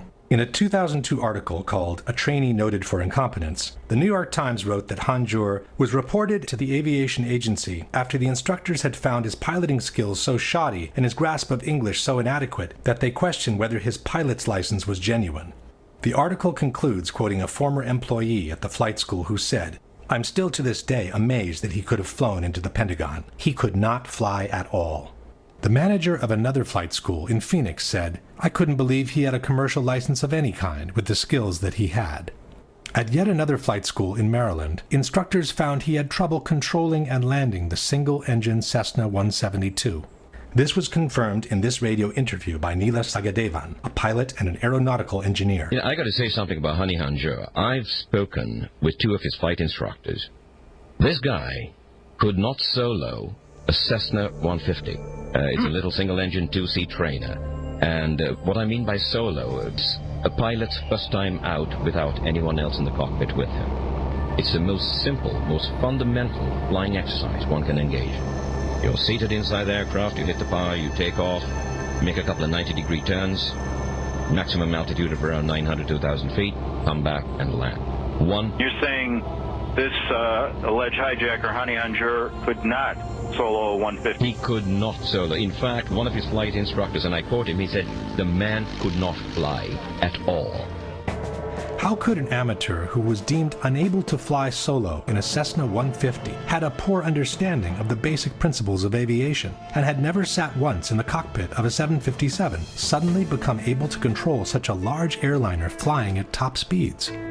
And even assuming he was able to reach Washington with the autopilot, why would he want to disconnect it and hand fly the plane for another 8 long minutes, performing a totally unnecessary descending maneuver that A. would have drastically increased his chances of an unwanted crash, B. would have increased the danger of being intercepted, C. would have made him lose sight of the target again, D. would have forced him to a much more difficult approach near the ground, E. would have shrunk the target to a tiny strip of cement, F. would have limited the possible damage to the external rings only, when he could have maximized the damage and ensured the most spectacular outcome of the mission by plunging the plane onto the Pentagon's roofs from above. It should be noted that such an illogical maneuver from a terrorist's point of view becomes almost mandatory if seen from the opposite side of the chessboard. If the operation was in fact orchestrated by someone within the military, no one would want a 757 to plunge from the sky onto the Pentagon's roof. That would cause a major devastation, cost thousands of lives, and possibly kill generals and even the Secretary of Defense. To justify the claim of having been attacked, all that was needed was a strike on the side wall in a less populated area away from the top brass offices, where the number of casualties would be kept to a minimum. Maybe it's just a coincidence, but the area of the Pentagon that was hit with the strange maneuver not only satisfied all these requisites, but had just been reinforced in order to withstand a terrorist attack. Exactly where the plane went in was an area that had recently been redeveloped with very heavy blast walls and firewalls. All the outside windows had been equipped with Kevlar coating to guard against blast. This portion of the building that had been remodeled, heavy blast walls put in, and the old portion had already been vacated in preparations of the remodeling effort, and the number of dead is probably considerably less than it would have been if this part of the Pentagon had been up to full staff. Fortunately, too, this is exactly the opposite side of all the critical command centers in the Pentagon, the Secretary of Defense's office, the Chairman of the Joint Chiefs office, the National Military Command, where some of the most critical military decisions are made. Fortunately, they were all on the other side of the building. The renovated section had just been reinforced by floor-to-ceiling steel beams that ran through all 5 floors. When the building section collapsed, wrote the DoD, the structure was held together by the web of 6x6-inch steel columns. Between these columns was a Kevlar-like mesh, similar to the material in bulletproof vests, which kept masonry from becoming shrapnel in case of an explosion. Each blast-resistant window cost $10,000 and weighed about 2,500 pounds. The suspicion that a strike on this section of the building was expected doesn't rest on the major beefing up of the structure alone. Apparently, the rumor of a strike on the external ring had already been circulating among the top ranks of the military. On September 11, Jim Miklaszewski was the NBC correspondent at the Pentagon. The first time I heard the word terrorism out of any U.S. official came shortly after the second plane had hit. And I bumped into a U.S. military intelligence official, and I said, look, what have you got? And he said, obviously, this is clearly an act of terrorism. And then he got very close to me and almost silent for a few seconds. And he leaned in and he said, this attack was so well coordinated that if I were you, I would stay off the E-ring where our NBC office was, the outer ring of the Pentagon, the rest of the day, because we're next. Question. Even if someone could predict that the Pentagon would become a target, one would imagine a plane to plunge from the skies onto the roofs of the building. Why would anyone suggest to stay away from the external ring, in particular, unless he knew in advance what was going to happen? While we were asked to believe that 19 Islamic terrorists were responsible for the hijackings, no one has ever produced a single image of these alleged terrorists boarding the 4 hijacked airplanes. All major airports in the world have security cameras practically everywhere, covering every public area of the airport 24 hours a day. But the only image of the terrorists released after 9/11 was this shot from a security camera showing alleged hijackers Abdulaziz Al-Omari and Mohammed Atta going through a security checkpoint. The two men, however, are not boarding Flight American 11 from Boston to Los Angeles, but a previous connecting flight from Portland, Maine to Boston in the early hours of September 11. Only in 2005 were some images of the terrorists in one of the three airports released. They showed the group that allegedly hijacked Flight 77 passing through security checks at Washington Dulles. But the timestamp, which is always embedded in security camera recordings, was either cropped out or absent altogether. This means that the video could have been shot at any time prior to 9/11, possibly during a dry run the terrorists did along the same routes. In fact, the 9/11 Commission has stated that many of the terrorists, including Atta, Sheikhi, Jarrah, Hanjour, Hazmi, took cross-country surveillance flights early in the summer. There is another element that makes these images suspicious.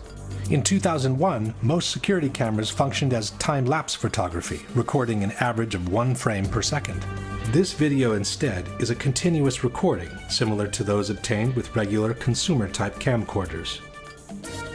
In any case, the fact remains that in 10 years, we have never seen a single image proving that the 19 alleged terrorists boarded the hijacked airplanes.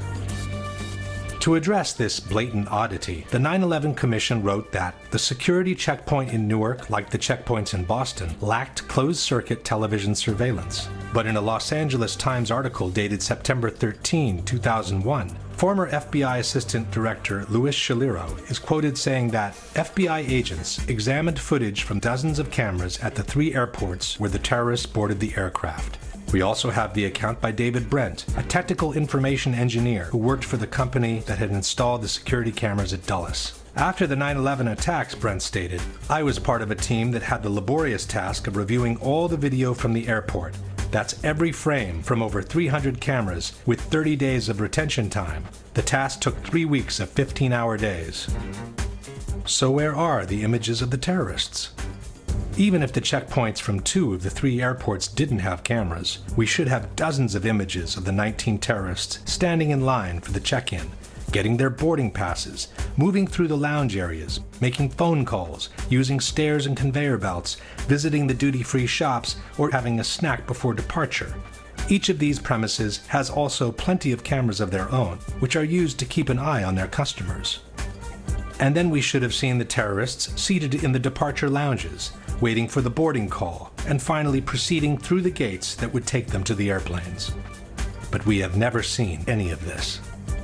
Question: why were we never shown a single image of the 19 alleged hijackers moving through the different areas of the 3 airports on the morning of September 11?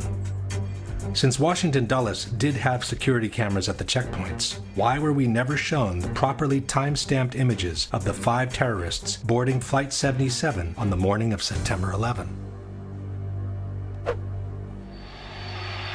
Not only do we not have a single image of the 19 hijackers at the 3 airports on September 11, but we also don't have a single soundbite of their voices from the 4 cockpit voice recorders. With 4 hijackings that lasted between 18 and 41 minutes each, we should have some 2 hours of continuous recordings of what happened in the cockpits of the 4 airplanes. We should have heard the struggles of the terrorists storming in and overcoming the pilots, and then we should have heard their conversations in Arabic as they try to figure out where they are and how to get from there to their designated targets. But we never heard any of that. For American 11, the plane that hit the first tower, we were told that the cockpit voice recorder was never found. For United 175, the plane that hit the second tower, we were also told that the cockpit voice recorder was never found. For the flight that hit the Pentagon, we were told that the voice recorder was found, but it was damaged to the point that the contents were unusable. This is very curious, as black boxes are built specifically to withstand extremely high temperatures and the most violent of impacts. Planes have 2 so-called black boxes, actually painted orange to make them more visible. They're kept at the back of the plane. 2 shells of stainless steel and a heat protective material shield the flight data recorder and the cockpit voice recorder.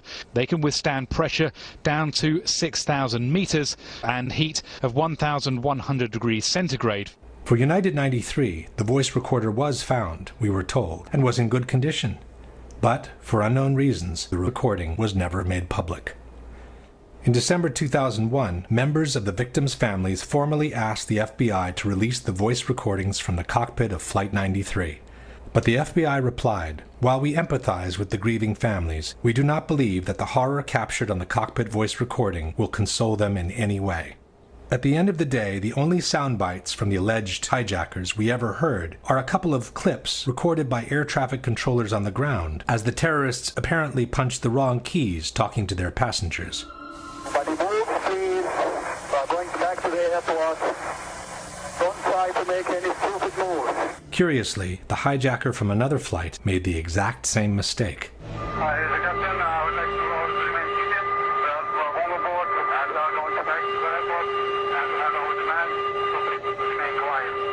But these recordings could have been transmitted by anyone and from anywhere.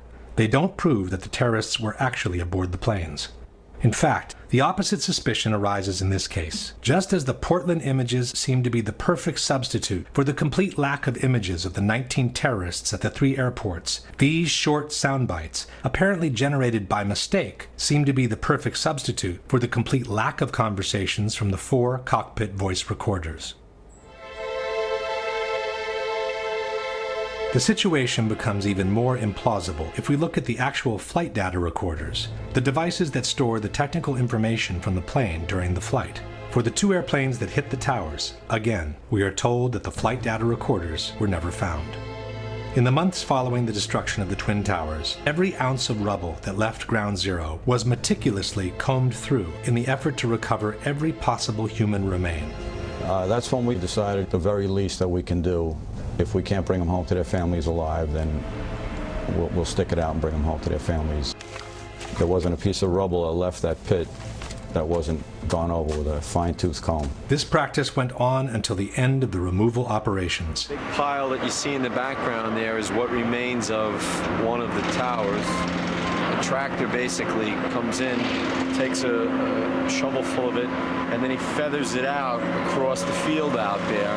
The guys take rakes and they rake through it. It's very tedious, but we find bones constantly. As if that weren't enough, the same search was repeated at the Fresh Kills landfill in New Jersey. Every single piece of debris, having already been combed through at Ground Zero, went through 3 more passes under the careful eyes of officers and agents of the FBI and the NYPD.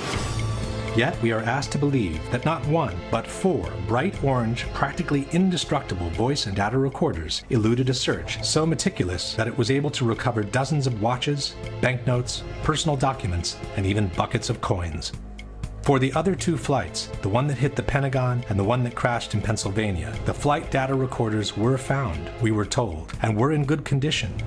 It's from these 2 black boxes that the animations depicting the full flight of American 77 and United 93 were extracted. These 2 black boxes, however, pose a big problem. Every flight data recorder carries a metal plaque indicating the exact model and serial number of that device. This allows a flight data recorder to always be matched to the plane it was mounted on, while providing some important technical information. As explained by the NTSB, the serial number is used to identify when a recorder manufacturer switched from a certain memory configuration to another. This information is necessary to perform the correct recovery of the data. In virtually every accident report filed by the NTSB in the last 20 years, both the cockpit voice recorder and the flight data recorder's serial numbers are listed. But in the reports from Flight 77 and Flight 93, for some reason, they are not. An independent researcher has filed several Freedom of Information Act requests with the NTSB, the Federal Aviation Administration, and the FBI, requesting information on the missing serial numbers, but his requests were always denied. As no one has ever released the serial numbers of the 2 flight data recorders, it's impossible to know whether they came from Flight 77 and Flight 93, or from a totally different source. All in all, we have this paradoxical situation where the contents of 6 black boxes out of 8 were never released, while the other 2 cannot be verified as genuine both in origin and content. As far as we know, the 4 airplanes that crashed on September 11 could have been totally different machines from those that left the airports earlier that morning. The obvious inability by these amateurs to fly the 4 airplanes in the way they were flown, and the total lack of proof that they were even aboard those planes, poses a serious question. If not them, then who was piloting the planes? One thing everyone can agree on is that no professional pilot in the world would ever crash his own plane into a highly populated target like the Pentagon or the Twin Towers in New York. Even at gunpoint, once he knew his plane was doomed, at the last minute he would steer it away from a populated target or plunge it directly into the sea. I don't believe any airline pilot would intentionally fly into the World Trade Center, even with a gun at his head. It is inconceivable to me that any airline pilot would allow anyone to force him to fly into an inhabited building. I cannot imagine how any pilot could be conscious or capable of doing anything to control that airplane at the time that it was directed at one of these buildings. But then, who was in the cockpits? What may seem as a far-fetched possibility was actually suggested by TV reporters less than 10 minutes after the impact on the second tower. That is a very large aircraft. It would be enormously significant if someone was able in some way to get their hands on a 727 or a similar sized commercial aircraft and then crash it in. Ollie? Jim, what you're saying could be a drone aircraft. That's an aircraft that's guided electronically to its target without having a pilot. Now that is a possibility as well. One fact that seems to support this possibility are the exceptional speeds these airplanes were able to achieve at low altitudes, near sea level. As we know, a person can easily run at top speed through normal air, but he cannot do the same in a much thicker medium like water. If he were to be pushed at the same speeds in the thicker fluid, he would probably lose his arms and legs due to the excessive resistance he encounters. The same thing can happen to airplanes if they are pushed beyond their design structural limits. At 30,000 feet, the air is very thin, and the airplane can easily travel beyond 500 miles an hour without encountering much resistance. As soon as it starts descending, however, the atmosphere gets thicker and thicker, and the plane needs to reduce the speed accordingly in order to preserve its structural integrity. Below 10,000 feet in altitude, speeds around 250 miles per hour are recommended. In fact, each airplane has a specific maximum operating velocity called VMO, which should never be exceeded at low altitudes. Never means never for a reason. Should the VMO be exceeded, a phenomenon called flutter can occur, which can quickly cause irreversible damage. The flutter phenomenon can affect any kind of airplane, from large military bombers to small single-engine airplanes. Once the VMO is exceeded, not only are the wings and the ailerons at risk, but also the fuselage begins suffering from the air pressure caused by the speed. This is what happened to an Air China 747, which exceeded the maximum operating speed, or VMO, in the desperate effort to recover from an engine failure. For the first time, Captain Ho takes manual control of the plane. Airspeed 270, 280. The plane is about to exceed its maximum speed. Approaching VMO. The stress of the dive tears the landing gear doors off the plane. It has VMO. Emergency. Emergency! Luckily, the pilots were able to regain control of the plane and perform an emergency landing. The damage caused by the excess velocity was visible all over the plane. The maximum operating speed for a 767, 2 of the 4 hijacked airplanes, is 414 miles per hour. For the other 2 airplanes, the 757s, the VMO is even less, 402 miles per hour. Yet on 9/11, all 4 airplanes were flown at speeds close to or beyond 500 miles per hour near sea level without suffering any visible structural damage, while remaining perfectly under control all the way into their targets.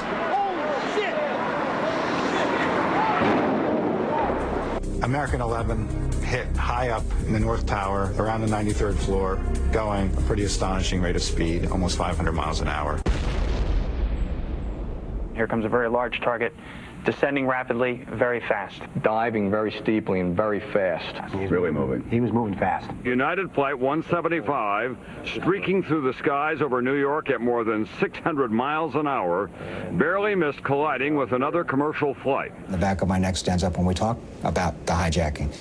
We watched the speed, very high rate of speed. I believe it was about 600 knots southbound, which was extremely unusual for an air carrier. According to the NTSB, during the descent from 12,000 to 6,000 feet, the aircraft ground speed remained between 500 and 520 knots. It then impacted World Trade Center Tower 2 at approximately 510 knots ground speed. 510 knots is 586 miles per hour. That's almost 200 miles per hour beyond the maximum operating velocity of a 767.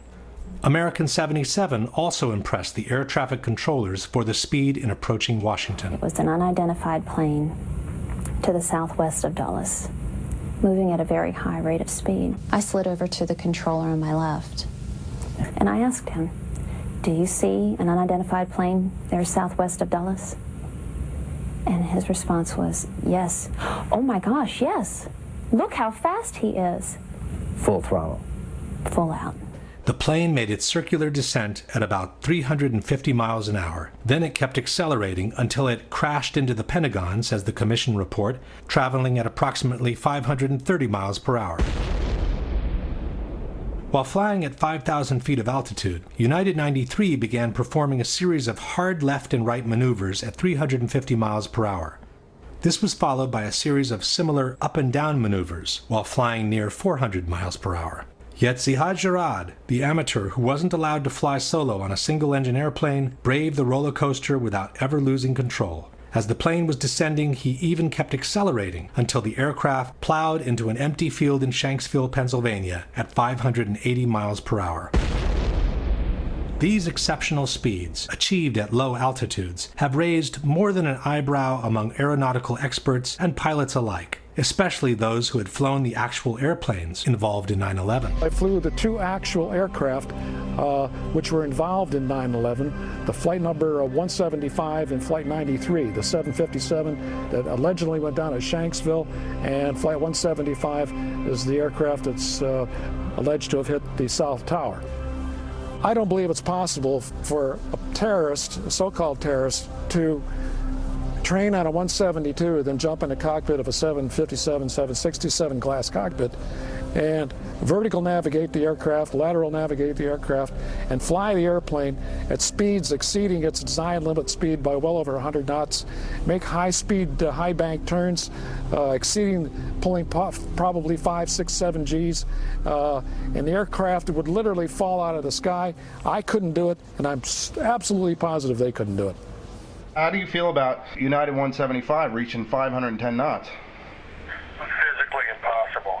To have a clocked airspeed of 510 knots with a commercial airliner at sea level is physically impossible. Flight 175 that hit the second tower, they said it was going at roughly 560 miles an hour at sea level. No, that's impossible. You need so much power to push yourself through that air. So the engines have the right amount of horsepower for cruising at 30,000 feet at 500 plus miles an hour. To do that at ground level, you need 6 times that amount of power. Those engines can't put out 6 times more power. If you changed out the motors so they were motors that had 6 times the thrust, then theoretically you could, but then the structure is not strong enough.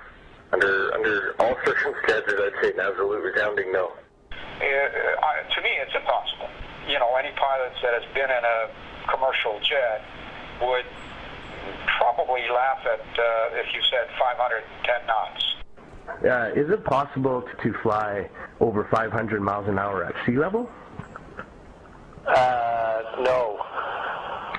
It would be above the indicated airspeed would be greater than its maximum speed at sea level.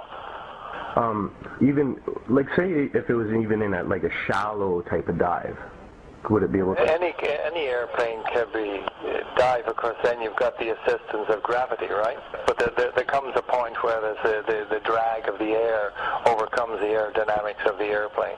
For a final word, the same researcher has called Boeing Corporation. It has to do with the maximum speed of a 767-200 at 700 feet altitude. For 200? Yeah, 767-200, yeah. Like I had asked some people, and they assumed it would be about 250 miles an hour or something. That sounds pretty likely because at 35,000 feet it's 530 miles. So there's no way that it could be going 500 miles an hour at 700 feet altitude then? Not a chance. Not that fast. Question. Can you produce any evidence that a Boeing 767 equipped with regular engines can fly for almost 2 minutes beyond 500 miles per hour in the lower strata of the atmosphere without suffering any visible structural damage? Can you explain how amateur pilots who had never flown a jet before in their life could maintain full control of an airliner that has exceeded the VMO by almost 200 miles per hour? And why would some terrorists who have been lucky enough to get within reach of their target want to risk the entire operation by imposing such a stress on the airplane that it would almost certainly cause them to crash before they complete their mission? One question becomes inevitable at this point. If those were military drones and not regular airliners, what happened to the passengers? With certainty, no one can answer this question. One thing we do know, however, the CIA has been developing plans for covert operations that involve the in-flight swapping of commercial airliners with military drones since the 1960s. One such plan was called Operation Northwoods, and it detailed how to replace a civil airliner with a military drone in mid-air, unbeknownst to the air traffic controllers. After the swap, the airliner would be landed in a military base. The drone would continue to fly, appearing on radar as the original plane, and would be remotely guided all the way into the target. We don't know whether this is the actual end the passengers met, but one thing we can say for sure. Those who called their relatives from their cell phones could not have placed those calls from the airplanes in flight. Minutes after the fourth plane had crashed in Pennsylvania, news was already circulating that several passengers had made calls with their cell phones from the hijacked airplanes. We are being hijacked. We are being hijacked. Those frightening words were uttered by a passenger aboard United Flight 93 who was able to call emergency personnel on his cell phone before the plane crashed in western Pennsylvania. And tonight we're getting reports of cell phone calls from at least 3 of those 4 flights. On the second flight that came out of Boston, that was the second flight of the day and also went into one of the Twin Towers of the World Trade Center, there was a businessman who got off 2 cell phone calls to his father. The CNN commentator Barbara Olson, wife of U.S. Solicitor General Ted Olson. She reportedly called her husband twice on a mobile phone to tell him her plane was being hijacked. The problem is that in 2001, it was practically impossible to make a call with a cell phone from an airplane at cruising altitudes. The whole idea behind cellular phones is that they use low power transmitters, both to keep the cost of the units down and to preserve battery life. It is up to the receiving towers on the ground to pick up and boost their signal before they route it through the system. It is commonly thought that beyond 10,000 feet in altitude, most cell phones become useless. Passenger planes normally cruise at 30,000 feet and beyond. The editors of Popular Mechanics, however, maintain that cell phones do work from cruising airplanes, even at maximum altitudes. David Dunbar. With regard to the cell phones, we did what any reporter would do. We talked to experts in the field, and in fact, cell phones do work at that altitude, up to 35,000 feet and higher. And in 2001? In 2001, and it might be instructive for you to talk to some of the cell phone experts. Instead of talking to experts, Japanese television decided to take matters into their own hands. In 2003, they conducted an on-camera experiment near Ontario, Canada, to verify the actual reach of cell phones from different altitudes. The cellular phone system used in the experiment in Canada is the one used in the United States. 3 cell phones, each from different telephone companies, were used. The experiment begins at 1,000 feet. Hello? Hello, I'm calling from cell phone A. What's up? What is happening? Trading sounds okay? The results were the same with the other 2. Next we went up to 4,000 feet. Then... No, not on me. Company B's phone stopped working at 4,000 feet. And when the aircraft rose to 6,000 feet, Company A's phone also became useless. At 8,000 feet, none of the 3 cell phones worked anymore. No service on A, no service on B, no service on C. In other words, at an altitude of 35,000 feet, cell phones would have been totally useless. There is another problem besides altitude that makes calling from a cell phone unthinkable from a cruising airplane, and that is speed. Calling from an aircraft with a cell phone would be like calling from a car traveling at 500 miles per hour. The connection would continuously need to be transferred from one receiving station to the next, and then to the next, and again to the next. The transfer procedure between two receiving stations is called handoff, and it relies on continuous triangulations between the receiving towers in order to establish the exact position of the caller. As the mobile unit approaches the handoff zone, the first tower senses the weakening of the signal and prepares to transfer the call to the second. When the second tower senses the signal is strong enough to take over, the handoff procedure is initiated. If everything goes well, the call is rerouted into the system by the new receiving station. But the speed by which an airplane approaches and crosses over the handoff zone is so high that the towers wouldn't have the time to complete the handoff procedure. The call would be dropped, and the person would need to dial the number from scratch. If one considers the altitude and the speed problems combined, it should be clear that the chances of having an actual conversation with a cell phone from a cruising airplane are practically nil. Even after 2001, both altitude and speed problems remain. In 2005, the Washington Post wrote, "Most cell phones can't reach a station from beyond 10,000 feet. Another technical hurdle is to find a way that cell phone calls would be handed off from one cell tower to another on the ground when an aircraft is traveling at 500 miles an hour." And even 10 years after 9/11, people who try to use their cell phone from cruising altitudes are bound to get the same results. Once it became clear that the passengers could not have placed their calls from the cell phones on the airplanes, the official narrative on this issue became more and more ambiguous and non-committal. Theodore Olson, who had initially told the press he had received 2 cell phone calls from his wife Barbara, changed his story to calls made from an airphone. And by the time the 9/11 Commission published their final report, only one mention on the cell phone calls remained. Shortly thereafter, wrote the Commission, passengers and flight crew began a series of calls from GTA airphones and cellular phones. No indication on which calls were made from cell phones and which ones with airphones was given. The authorities from the Moussaoui trial also avoided being too specific on the origin of the calls. Within the official documentation, they released this flash animation, which contains all the basic information on the 4 hijacked airplanes. By clicking on any of the flights, one can view the passengers list.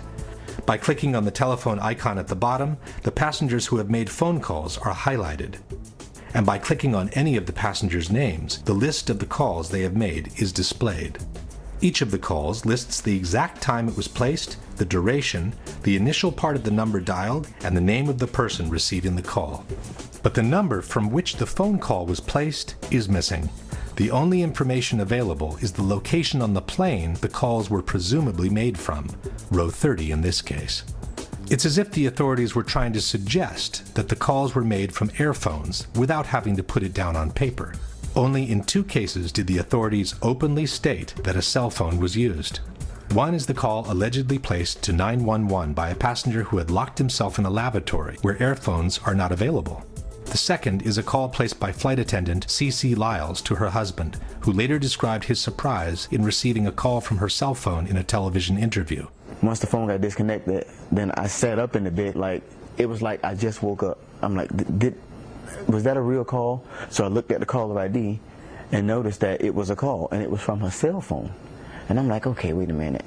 How can she call me from on the plane from a cell phone, because cell phones don't work on a plane? That's what I'm thinking. As only these 2 phone calls were admitted by the authorities, the debunkers have universally adopted the only 2 cell phone calls made position. Le telefonate non sono state fatte con il cellulare, sono state fatte con gli earphone. In soli 2 casi è stato usato un cellulare, quindi quelle 2 telefonate brevissime, frammentarie, sono state fatte quando l'aereo era una quota perfettamente compatibile con la rete cellulare americana. But one thing is the number of cell phone calls admitted to. Another is the number of calls that were actually made.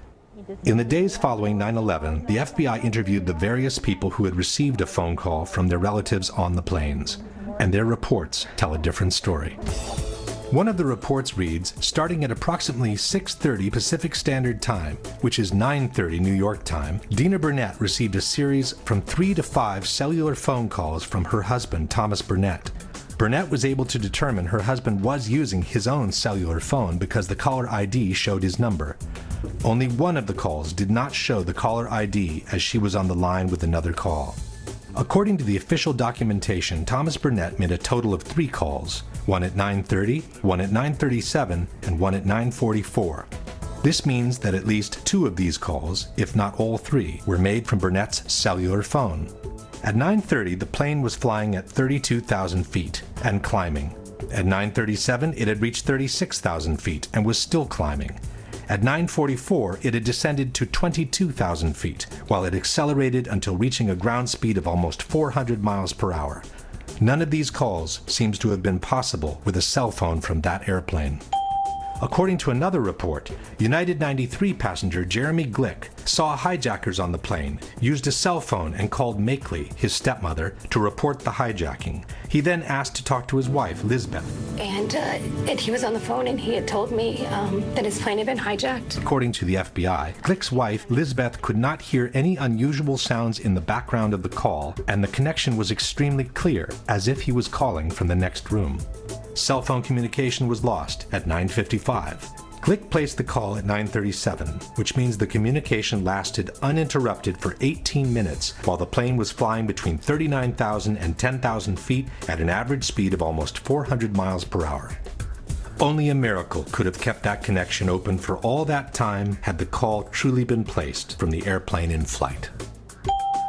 Lauren Grancolas possessed a cellular phone and is believed to have allowed another passenger, Honor Wainio, to use the cellular phone. Wainio placed one call to her parents at 9:53, when the plane was at about 10,000 feet, traveling close to 400 miles per hour. Elsa Strong received a cell phone call from her sister, Lisa Gronlund, a passenger on United 93. Gronlund made the call to her sister at 9:46, when the plane was at 17,000 feet and traveling at almost 400 miles per hour. Marion Britton was also a passenger on United 93. Britton's live-in boyfriend received a cellular phone call from Britton during the hijacking. Britton told Fiumano, her boyfriend, that she had borrowed a cell phone from another passenger. Britton's call to Fiumano took place at 9:49, when United 93 was flying beyond 13,000 feet at a speed of 420 miles per hour. Peter Hansen, a passenger on United 175, contacted his mother on cell phone and said the flight had been hijacked. Peter's father, Lee, said that he resisted the temptation to call his son back because he didn't want to place him in more danger by having his cell phone ring on the plane. Peter Hansen called his parents twice, at 8:52 and at 9 a.m. At 8:52, the plane was at 30,000 feet and it was climbing. At 9 o'clock, it was flying at over 18,000 feet in altitude, while it accelerated towards the record-breaking speed of almost 600 miles per hour near sea level. Brian Sweeney was also a passenger on United 175. After learning of the attacks, wrote the FBI, his wife Julie Sweeney returned home to find that her husband had left a message made from his cell phone aboard the plane on their answering machine. Sweeney made the call at 8:58 in between the 2 Hansen calls, when the plane was still at 25,000 feet in altitude. While any one of these phone calls could have momentarily been connected by a set of fortunate coincidences, it should be obvious that all these cell phone calls as a whole could not have been made from the cruising airplanes. Question: given the known limitations of the cellular phone system in 2001, can you provide any evidence that the cell phone calls made by the passengers reported by the FBI could have been made from the altitudes, at the speeds, and for the durations indicated for each of them? We do know, however, that the calls were made, as no one has ever doubted that the relatives actually received them. This opens the way to a disturbing possibility, which seems to support the in-flight swap hypothesis, that the passengers were forced to call their relatives under duress, pretending to be on the airplane, while in fact they had already been landed in some unknown location. In support of this hypothesis, we have different elements. One is the conversation passenger Todd Beamer had with a GTA airphone operator, Lisa Jefferson, during the hijack of Flight 93. It is through Lisa Jefferson that the whole world learned about the famous call to action, "Let's roll." When he told the guys, "Are you ready?" I assumed that they were waiting on his cue. Then they responded to him and he said, "Okay, let's roll." The 9/11 Commission has established that the hijack took place at 9:28. Todd Beamer was connected to Lisa Jefferson at 9:43, some 15 minutes into the hijacking. The FBI report confirms that Jefferson received the call from Beamer at approximately 8:45 Central Time, which is 9:45 Eastern. But the contents of the conversation are strikingly at odds with the official narrative. According to Jefferson, Beamer called to state that the plane was about to be hijacked. He stated that 3 individuals, 2 wielding knives, the third with a bomb strapped to his waist with a red belt, were preparing to take control of the flight. Jefferson estimated that she spoke to Beamer for 7 minutes before the 2 hijackers armed with knives entered the cockpit. This places the hijacking at around 9:52, while officially it took place at 9:28. This is no small discrepancy.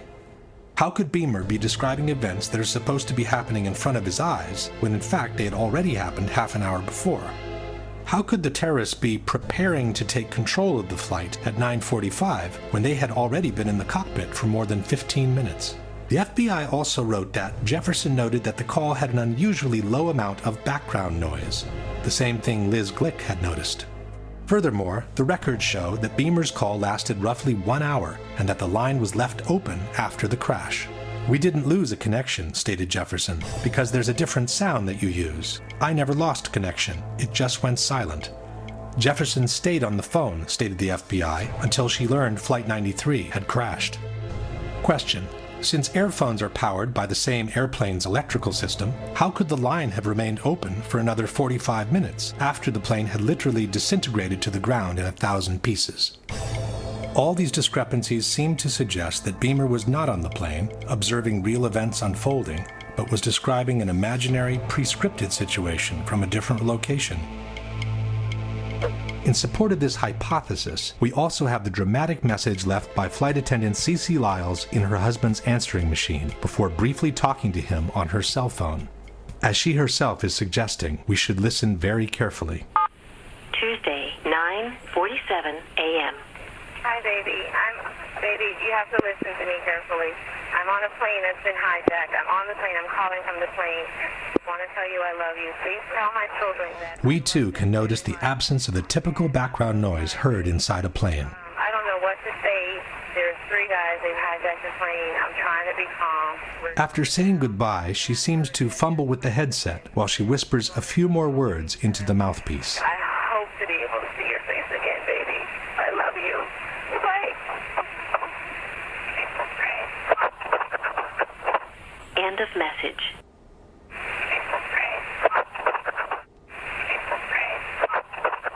Even by playing the segment several times, it remains difficult to hear anything different from the words, "It's a frame." In any case, the problem with the phone calls does not change. The cell phone calls confirmed by the FBI in their reports cannot have been made from the cruising airplanes. Someone has to explain where they came from. According to the 9/11 Commission, the airplane that appeared over Washington and went on to strike the Pentagon was Flight American 77, the same plane that had disappeared from radar screens over West Virginia almost 1 hour before. But they never provided any evidence of that. As we have seen, the flight data recorder's serial number that could have identified the airplane was never released. All the debunkers have to show for Flight 77 is a small piece of wreckage carrying an American Airlines serial number. But this piece could have been placed by anyone onto the grass after the impact.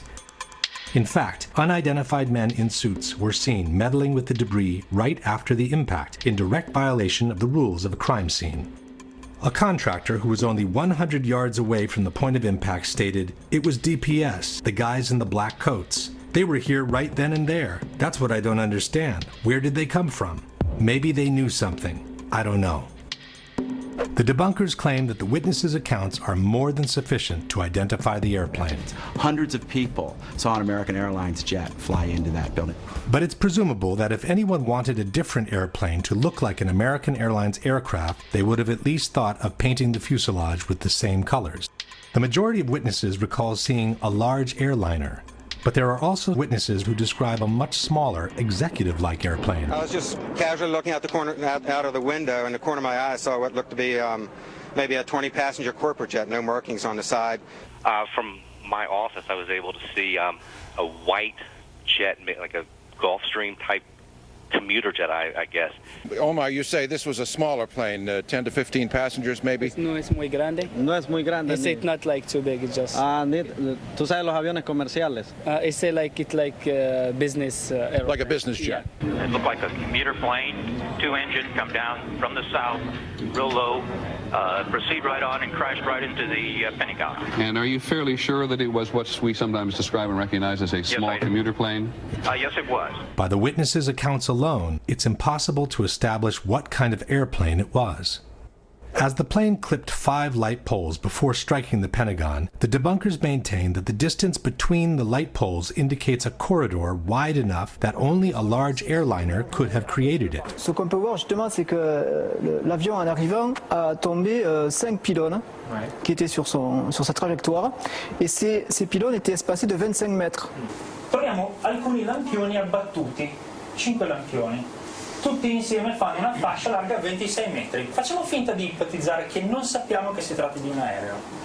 Sappiamo che c'è qualche cosa largo 26 metri che è passato di lì. 26 meters is roughly 85 feet, but the wingspan of a 757 is 124 feet, which means any airplane with an 85-foot wingspan could have downed those light poles. It didn't need to be a 757. In fact, with a 100-ton airliner hitting a reinforced concrete building like the Pentagon, one would expect to find a situation similar to this.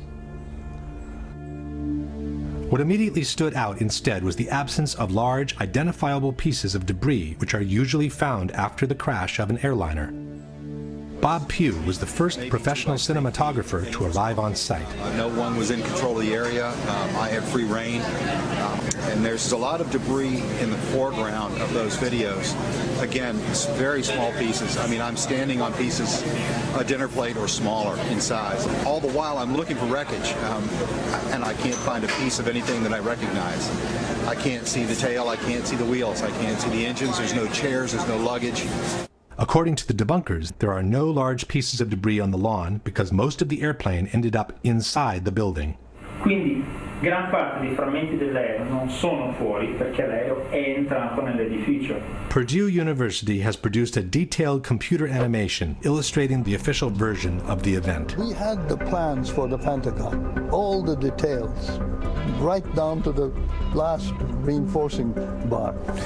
The speed of the airplane and the direction from which came was given to us by the Transport Safety Institute. According to the official version, the plane approached in a low trajectory, clipping 5 light poles from the nearby intersection.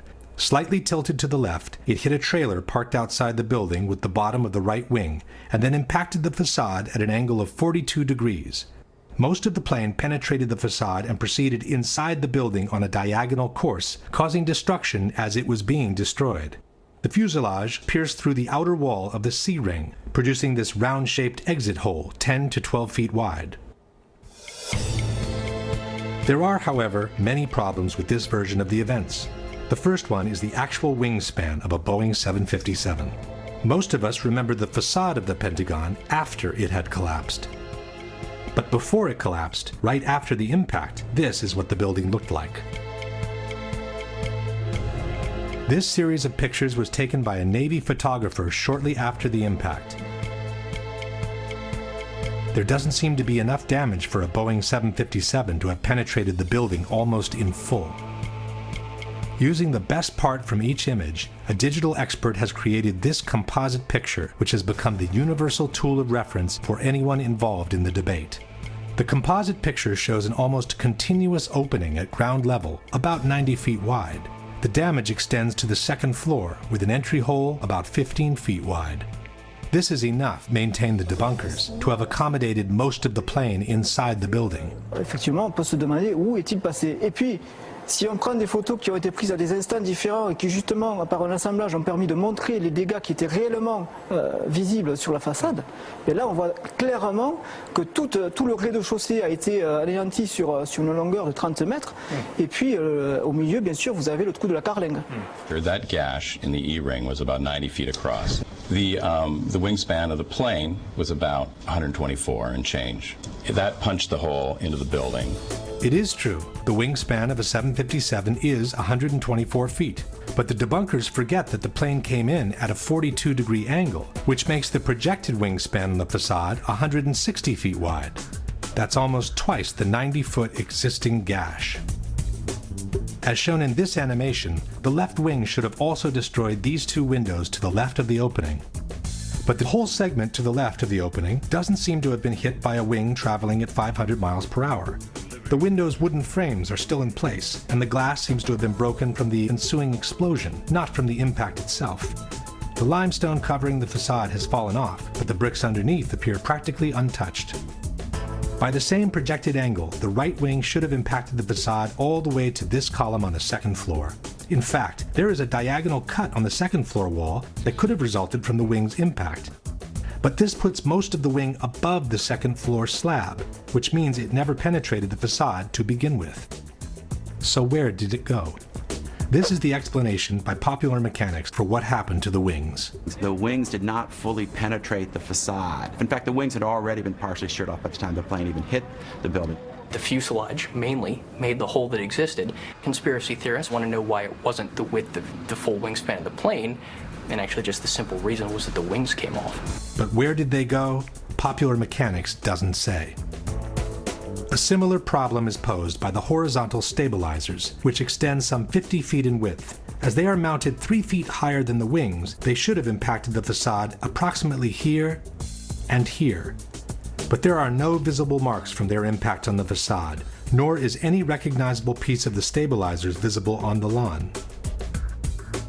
Same story for the tail, which raises 24 feet above the fuselage.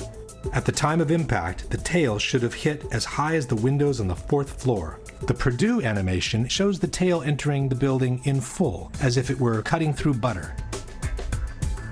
But the facade above the entry hole doesn't show any significant damage, and the glass from the windows around the hole isn't even broken.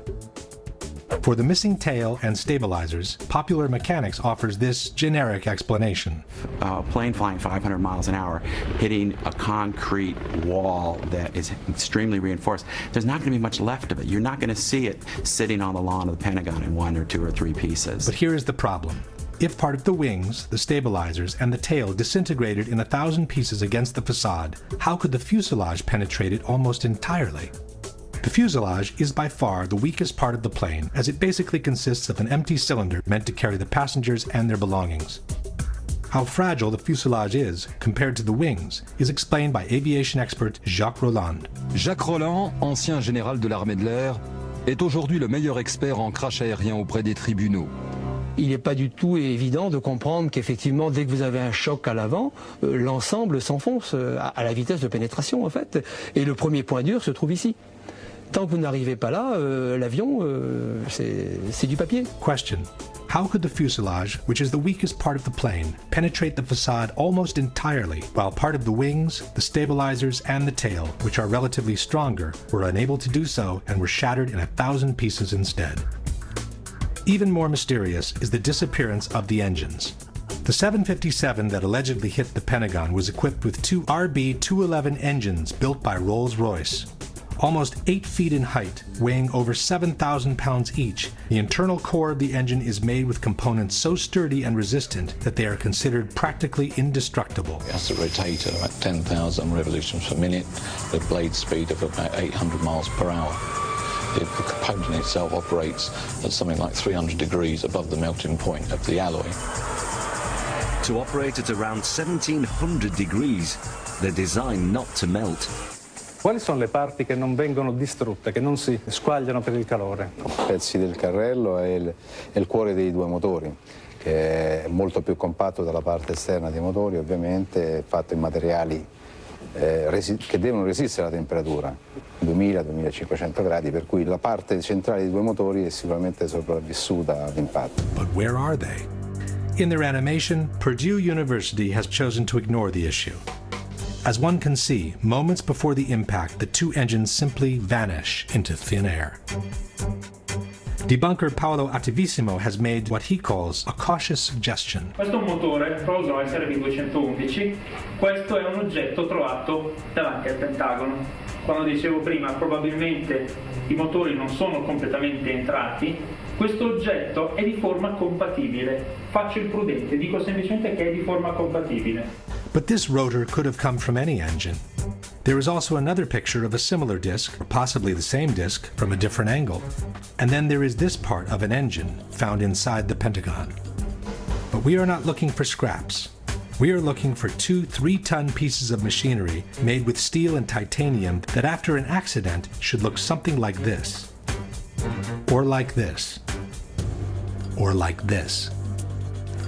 In fact, had the Pentagon been hit by a 757, the 2 engines would have impacted the facade around these 2 points just below the wings. This means they would have proceeded inside the building on a path somewhat parallel to the fuselage, carving a trail of destruction much more devastating than any other part of the plane. È un proiettile simile il motore? Sì, sicuramente sì. Può essere tranquillamente un proiettile. Lanciato quello a 800 km/h, la struttura viaggia e non si ferma al minimo ostacolo. But there are no engines visible outside the exit hole, nor are there any other holes in the wall that could have been caused by an engine. Question: can you explain what happened to the core of the 2 engines, which is built with components so strong and resistant to be considered practically indestructible? Now for the biggest mystery of all, the exit hole. According to the official version, it was the fuselage of the plane that created this hole in the wall of the C-ring. On September 15, 2001, the Pentagon renovation manager stated, the plane penetrated through the E-ring, D-ring, C-ring. The nose of the plane just barely broke through the inside of the C-ring, so it was extending into AE drive a little bit. The AE drive is the internal alley separating the C-ring from the B-ring. But how could the fuselage have made it all the way through the wall of the C-ring? Un aereo che pesa 120 tonnellate, lanciato a 800 km/h, impatta una facciata, la trapassa. Nel trapassarla viene tritato dalle colonne che ci sono in mezzo, a mo' di grattugia, se volete, passate questo termine, e alla fine quel che rimane sono solo frammenti molto piccoli.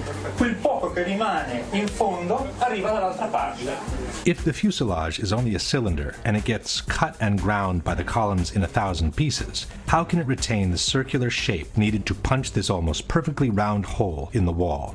This is where the explanations by the debunkers become absolutely fascinating. The mass of the plane penetrated the building with enormous energy and continued into the building in a state almost more like a liquid than a solid. Then encountered reinforced concrete columns 2 feet thick, so the aircraft was flying through a forest of columns. The plane became almost like an artillery shell or a tank round. What actually came out, it was a circular ball of fire, which is how fire goes when it moves. That's why it has a perfectly round shape. By this time, there was an avalanche of debris that was moving as a single mass, much as in an avalanche of snow. Whether it was a liquid mass, a ball of fire, or an avalanche of snow, all these hypotheses are flatly contradicted by the Pentagon Building Performance Report, a document published in 2003 by the American Society of Civil Engineers.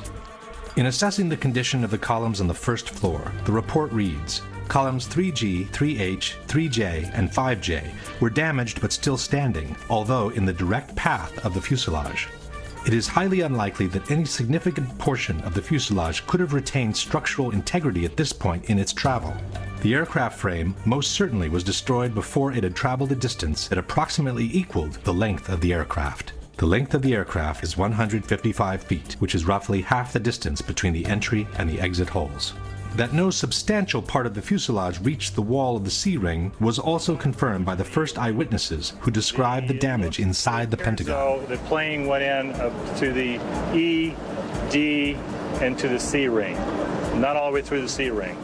Furthermore, if we follow the lines connecting the exit hole to the impact zone at the angle of 42 degrees, we see that the path is repeatedly blocked at some point or another by columns that are damaged but still standing. This means that no substantial piece of debris could have traveled from the impact zone to the exit hole in any case. Question: given that, according to the Pentagon Building Performance Report, the aircraft frame most certainly was destroyed before it had traveled a distance that approximately equaled the length of the aircraft, and that it is highly unlikely that any significant portion of the fuselage could have retained structural integrity from that point on, can you explain what caused the almost perfectly round exit hole in the outer wall of the C-ring? In conclusion, we have an opening on the first floor that's a bit more than half the projected wingspan of a 757, the tip of the left wing and most of the right wing missing without a valid explanation, the horizontal stabilizers and the tail also missing without a valid explanation, a fuselage that behaved more like a warhead than an empty cylinder made with aluminum, no trace whatsoever of the core of the two engines, and an exit hole on the C-ring that no one can rationally explain. Given all these facts, we must conclude that the damage observed at the Pentagon is not compatible with and must have been created by something other than a Boeing 757. The mystery of what hit the Pentagon could have been easily solved if the FBI had released the videos from dozens of surveillance cameras that are placed all around the impact zone. Yeah, there were a lot of cameras around the Pentagon. If you look at the Pentagon, you can see that there's cameras on each corner. There's cameras at some of the businesses around the Pentagon. And we know in those cases, the tapes were confiscated immediately by the FBI within hours of the event. When a Freedom of Information Act requesting all the videos covering the impact zone was filed, the FBI agent in charge of the tapes responded, "The FBI possessed 85 videotapes that might be potentially responsive to plaintiff's FOIA request. But," concluded the agent, "I determined that only one videotape showed the impact of Flight 77 into the Pentagon on September 11, 2001.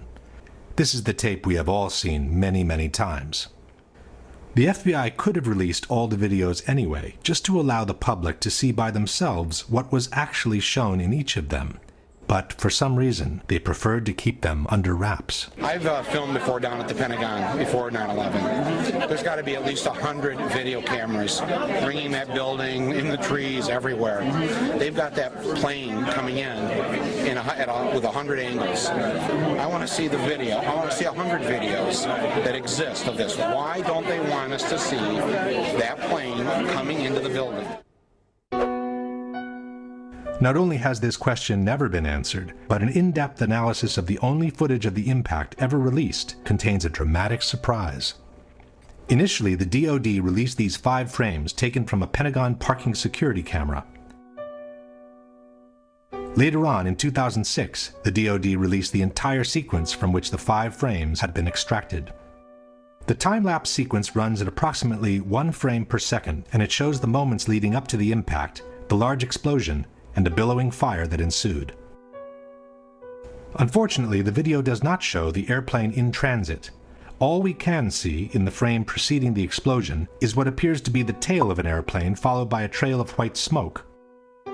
But the body of the plane remains covered by this concrete column standing in the foreground. The Department of Defense also released a second video, taken by a different camera from the same parking lot. The second camera was actually located in the very column that obscured the view of the plane in the first video. This aerial shot of the Pentagon shows the actual location of the 2 cameras. The second camera faces in the same direction as the first, and it offers a clear, unobstructed view of the same field of action.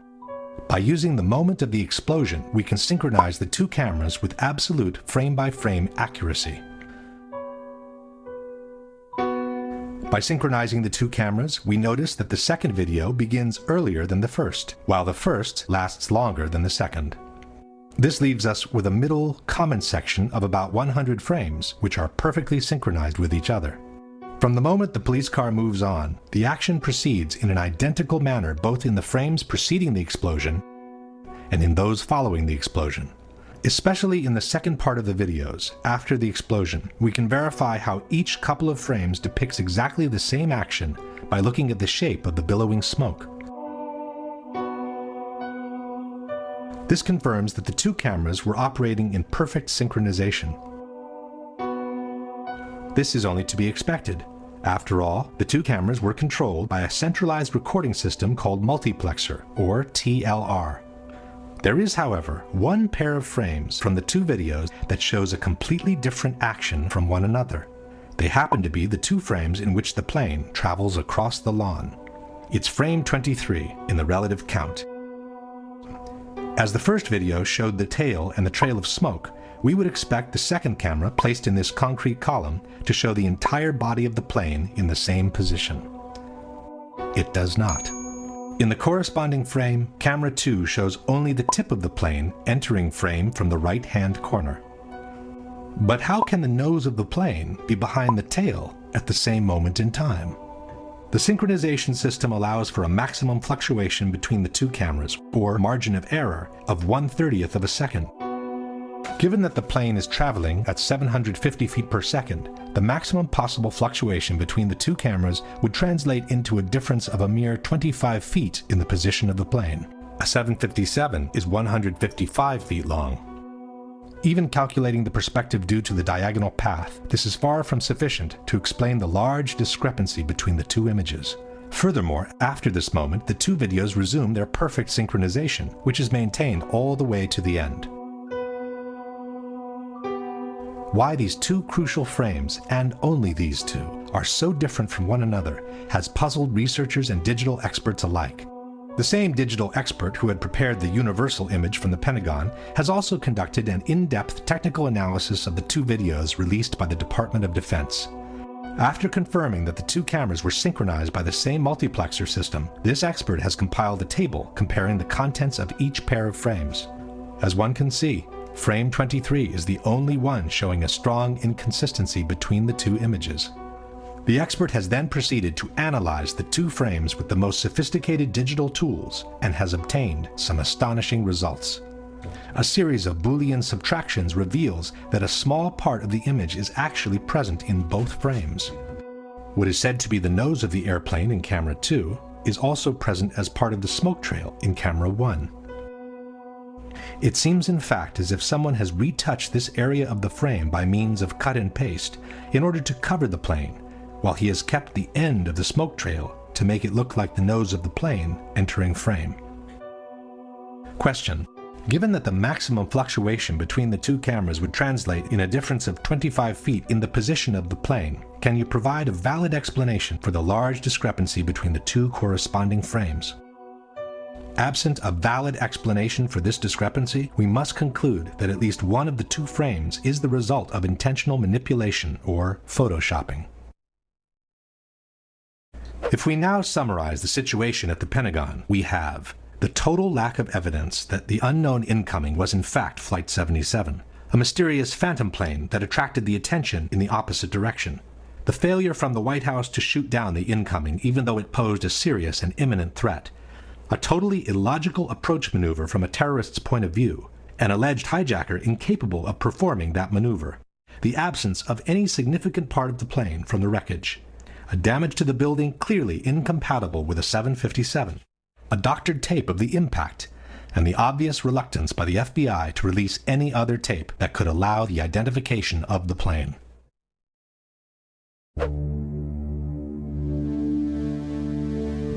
The whole issue of Flight 93 basically boils down to one question. If you just happened to drive by and someone told you that a Boeing 757 has just crashed into this hole and most of the 100-ton airliner is now buried under the ground, would you believe it or not? This is the kind of puzzlement the people from Shanksville experienced when they arrived on the crash site of Flight 93. We drove back that road, and where the road ended, that's where the plane was. And I mean, you know, the only thing I could tell, you know, I get out, you know, like I said, I heard this thing, you know, I felt the explosion, saw the fireball, and I get up there and I'm thinking, where is it, you know? Just debris, pieces, small pieces of debris, and the trees were singed and burning, it was just smoldering. Nothing. It was just little pieces. There was nothing to actually, like a door or window or anything. You couldn't really, it was just little pieces of shrapnel everywhere. So what's that right there? Over in here. TV reporters were also at a loss when faced with the idea that an actual plane had just crashed on that site. You know, at first I wasn't even sure that this was, that these were pieces of the plane. They're so small, and it's indistinguishable. You can't tell whether it's a piece of the fuselage or a piece of the seats. You don't know what it is. Chris Kanicki, he's a photographer. He was back there just a couple of minutes ago, and Chris, I've seen the pictures. It looks like there's nothing there except for a hole in the ground. Basically, that's right. From where we could see, there wasn't much left. Any large pieces of debris at all? No, there was nothing that you could distinguish that a plane had crashed there. It's really all you see is a large crater in the ground and just tiny, tiny bits of debris. Alert also went out to Somerset County Coroner Wallace Miller. He hurried to the scene, an abandoned strip mine. When he arrived, he couldn't believe his eyes. It looked like someone had gouged about a 10-foot wide, 10-foot deep trough. through the strip mine area. But when you looked in, it was just covered with dirt. There was nothing there that you could really say was an airplane. Dennis Roddy was the editor-in-chief of the Pittsburgh Gazette. Airplane debris? Nothing I could identify. Possibly the most disconcerted of all was the mayor of Shanksville, Ernie Stuhl. Ja, mein Schwager und ein guter Freund von mir waren die Ersten hier. Sie haben in Shanksville an einer Straßenecke gestanden und sich unterhalten. Ihr Wagen stand gleich in der Nähe und so waren sie die Ersten hier. Dann kam erst die Feuerwehr. Alle waren wie vor den Kopf gestoßen, weil sie zu einem Flugzeugabsturz gerufen wurden. Aber da war kein Flugzeug. Kein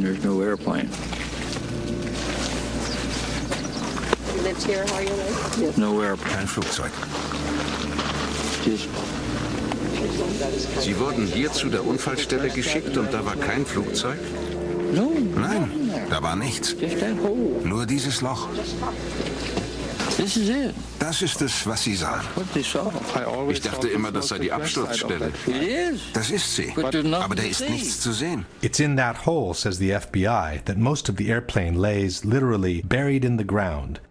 Much of the plane and its contents were found beneath the soft dirt, states the FBI's website. Evidence technicians found the flight data recorder about 12 feet below the surface and the cockpit voice recorder about 25 feet deep.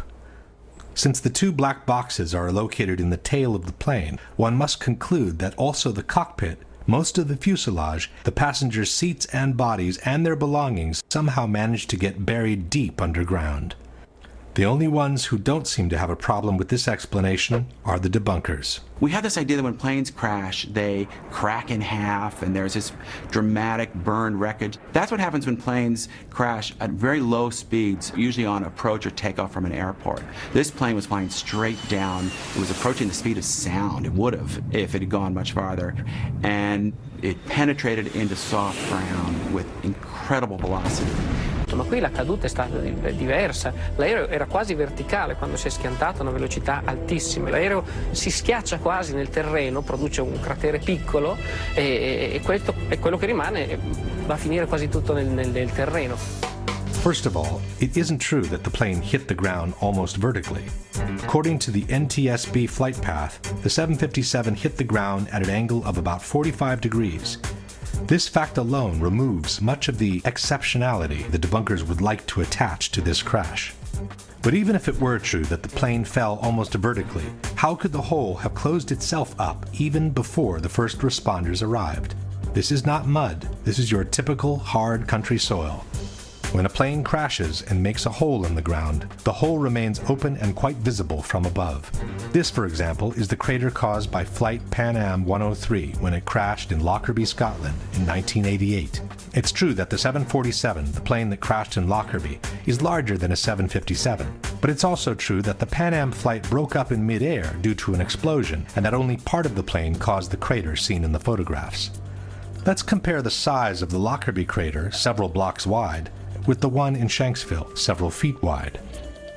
This is the size of a human being next to the Lockerbie crater.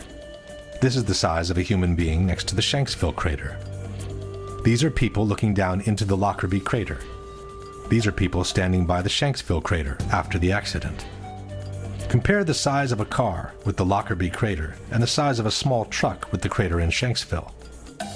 This is the largest chunk of the Pan Am flight that was found near Lockerbie.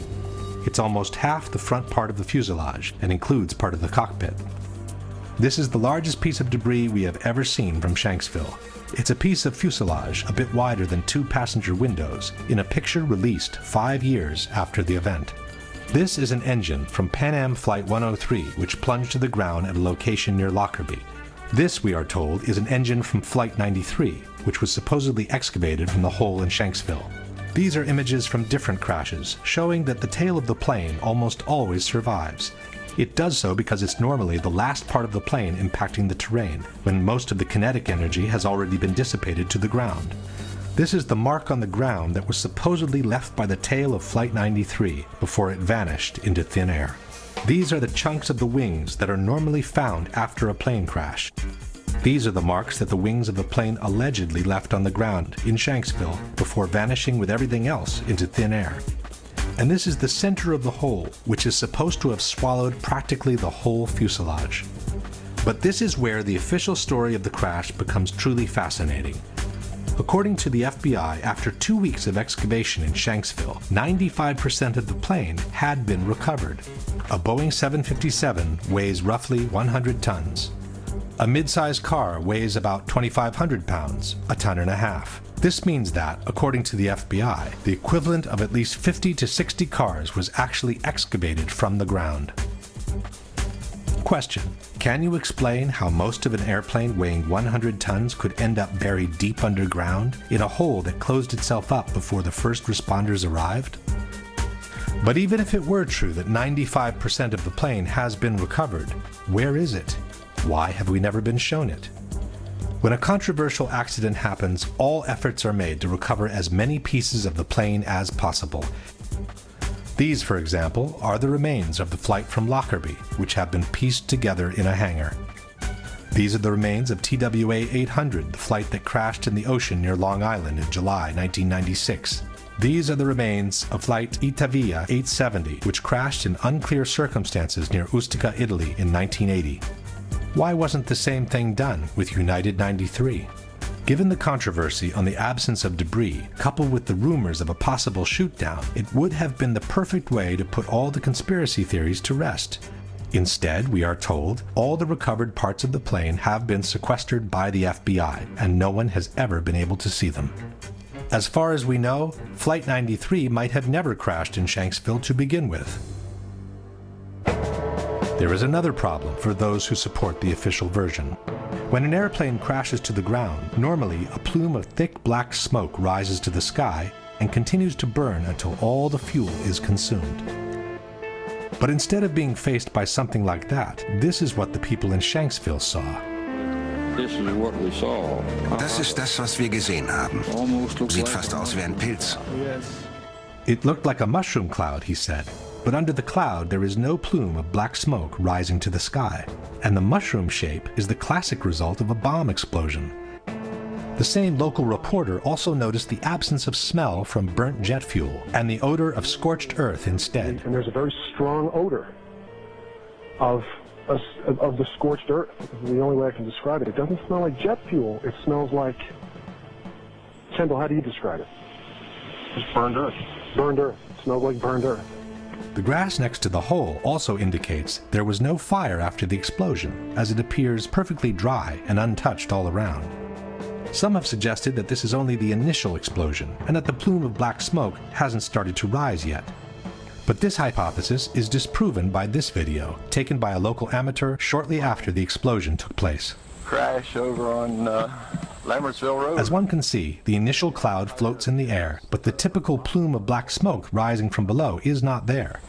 Don't know anything. If we fast forward the video, we can see that the situation doesn't change much. After more than 1 minute, the initial cloud is still there, but there is no black smoke whatsoever rising from below. Question: since the plane was carrying 8,000 to 10,000 gallons of fuel at the time of impact, can you explain why there is no plume of black smoke rising from the ground after the initial explosion? But the toughest problem for the supporters of the official version is to explain how different parts of debris could end up several miles away from the crash site, even though the plane is supposed to have hit the ground in one piece. William Bunch was a reporter for the Pittsburgh Gazette. I gathered all the information I could and quickly learned that there were a lot of things about the crash of Flight 93 that didn't really add up right away. The fact that debris fell on this lake a couple miles away at the same time that the plane was crashing. The lake Bunch is talking about is Indian Lake, which is located a couple of miles southeast of the crash site. According to the debunkers, there is a valid explanation for the debris found in the lake. Perché quello che le dice di pezzi trovati chissà dove, sono arrivati a Indian Lake, che è a 1600 metri di distanza. Sono stati trovati pezzettini di carta che sono volati perché c'è vento. First of all, it's not true that there was wind on that day. As the images show, there was only a light breeze gently moving the air all around. The very cloud from the explosion, as we have seen before, practically didn't move for over 1 minute. Secondly, it wasn't just small pieces of paper that were found. From the Pittsburgh Tribune we read, By Wednesday morning, crash debris began washing ashore at the marina. Witness John Flegel said there was something that looked like a rib bone amid pieces of seats, small chunks of melted plastic, and checks. In any case, the problem is not limited to Indian Lake, which is 2 miles away from the crash site. Debris from the plane was found as far as 8 miles away, near New Baltimore. This is the map of the debris field published by the Pittsburgh Tribune. CNN also reported the secondary field, confirming that the debris belonged to Flight 93. Well, Darren, in the last hour or so, the FBI and the state police here have confirmed that they have cordoned off a second area about 6 to 8 miles away from the crater here where this plane went down.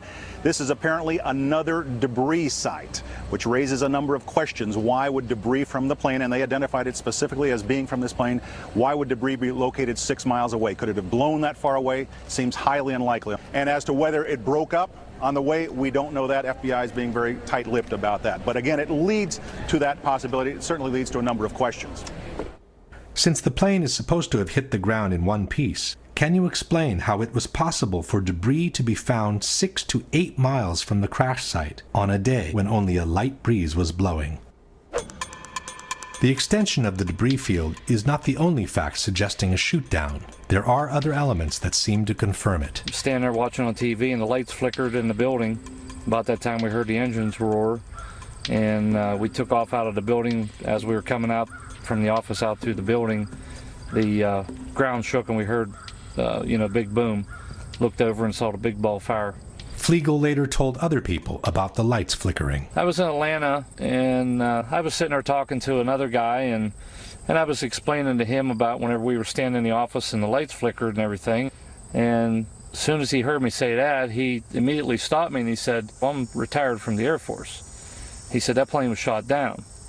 And I said, "Why?" And he said, "Because whenever the lights flickered, they zapped the radar frequency on everything before they shoot." The mayor of Indian Lake also remembers the power going off just before the crash. Our power had gone off, and then we felt a tremor. It sounded like a missile came across our house. I mean, they were going that fast. The mayor of Shanksville, Ernie Stuhl, had something interesting to say. "I know of 2 people, I will not mention names, that heard a missile," Stuhl said. "They both live very close, within a couple of 100 yards. This one fellow served in Vietnam, and he says he's heard them, and he heard one that day." But who could have possibly shot the plane down? As far as we know, there are no witnesses who saw fighter jets near Flight 93 at the time of the crash. There are, however, some witnesses who saw a small, unmarked white plane which flew over the area just before the crash. I was just driving along here. It was a beautiful day. Had my window open, had the stereo on, and when I got up here almost to the stop sign, this small white plane, at the time, that's what I thought it was, went over top of me. It was so smooth, and it just glided right over me, just like that. And then I ducked, and when I looked up again, then it just banked to the right and went over and went down behind those trees. Something caught my eye, and here was a white plane, and it was coming from the crash site area. The debunkers maintain that there is no mystery behind the white plane. It was a corporate jet, they say, which air traffic controllers had asked to take a look on the ground after they realized they had lost Flight 93. There was, in fact, a little white jet that was seen in the area after Flight 93 crashed. A number of witnesses saw it. It was a little Dassault Falcon corporate jet that was flying to a nearby airport. And what happened is once air traffic control knew they had lost Flight 93, they asked the nearest aircraft to go over the area and actually radio back exact coordinates for the crash site. No. Susan McElwain, however, remembers seeing the white plane before the crash, not after. About 11:30 that night, the FBI came, wanted to talk to me. They kept asking me how big the plane was. I said the plane, it was small, wasn't much bigger than my van that I saw, and that it went over top of me. And I said, you want to make sure maybe it was ours and not somebody else's. And then that's when he did seem to get a little nicer. Told me that it was a white Learjet. Someone was taking pictures. I said, before the crash? And he says, well, we got to go. John Flegel also saw the mysterious plane. Since Flegel arrived on the spot within a minute from the crash, the corporate jet sent by the air traffic controllers would not have had time to descend over the area yet, while the mystery plane was already getting away from the spot into the blue sky. We got there, like I said, probably within 45 seconds or a minute of impact, we were there. We were there before any firemen, any paramedics, or anybody. We were on site. When we got there, there was a plane flying up above, and he was smart. He flew straight for the sun, so you couldn't look at it and see exactly what type of plane or if it was a fighter or what it was. But we caught a glimpse of it, and as he was swinging, he was basically traveling in the same direction as the plane. If the plane was actually shot down, one big question arises. What are we to make of the heroic gesture by the passengers who chose to force the plane to the ground, we are told, in order to save the lives of other fellow countrymen? In truth, this heroic gesture by the passengers has been refuted by the 9/11 Commission itself. It was the hijackers wrote the commission, and not the passengers, who chose to intentionally crash the plane in Shanksville. The passengers never even made it into the cockpit. From the final report we read, "At 9:57, the passenger assault began. But for more than 5 minutes," writes the commission, "the passengers were unable to break into the cockpit. After a while, as the outside attack continued, 𝙎𝙤𝙢𝙢𝙚 asked, 'Is that it? Shall we finish it off?' A hijacker responded, 'No, not yet. When they all come, we finish it off.'" It should be noted that this dialogue was allegedly extracted from the cockpit voice recorder of Flight 93, but the actual recording, as we have said before, was never played in public. At 10:02, a hijacker said, "Pull it down, pull it down." The hijackers remained at the controls, but must have judged that the passengers were only seconds from overcoming them. The airplane headed down, the control wheel was turned hard to the right. The airplane rolled onto its back, and one of the hijackers began shouting, "Allah is the greatest, Allah is the greatest." With the sound of the passenger counterattack continuing, the aircraft plowed into an empty field in Shanksville, Pennsylvania at 580 miles per hour, about 20 minutes flight time from Washington, D.C. 𝙎𝙤𝙢𝙢𝙗𝑎's objective, concludes the commission, was to crash the airliner into symbols of the American Republic, the Capitol, or the White House. Question: given that they were only 20 minutes away from Washington, and for almost 6 minutes the passengers had been unable to enter the cockpit, why didn't the hijackers continue flying towards the Capitol? And even if they thought they couldn't make it to Washington, why didn't they try to crash the plane onto a small town nearby? Why crash the plane in an empty field where they knew they could not kill any more victims than those that were already on the plane with them? Maybe a less fictional explanation for Flight 93 is the one offered by Vernon Gross, author and former NTSB investigator. The role the government plays in times of stress, how they view the public. Can the public stand the truth? Or shouldn't we need a legend at this point. We need a really neat story of reacting against such a dastardly act as was happening. So it's really nice and convenient to think of the Beamer story, let's roll. And that becomes just like the Alamo. And it's just one of those legends, and I think there'll be a lot of pressure to let the legend stay where it is. If we now summarize Flight 93, we have no proof whatsoever that the terrorists boarded the plane, nor that they were ever in the cockpit. An alleged hijacker who could not have flown an airliner in the way that Flight 93 was flown. A false, concurrent hijacking that called the attention away from the real one. No proof whatsoever that Flight 93 crashed in the field near Shanksville. An extended debris field which flatly disproves the official version of the crash and suggests that the plane broke up in mid-air instead. An unexplained small white jet leaving the area right after the impact. And the fact that the passengers who called from their cell phones could not have been on that plane to begin with, which strongly suggests their revolt was a scripted, fictional event intended to fuel a prefabricated legend.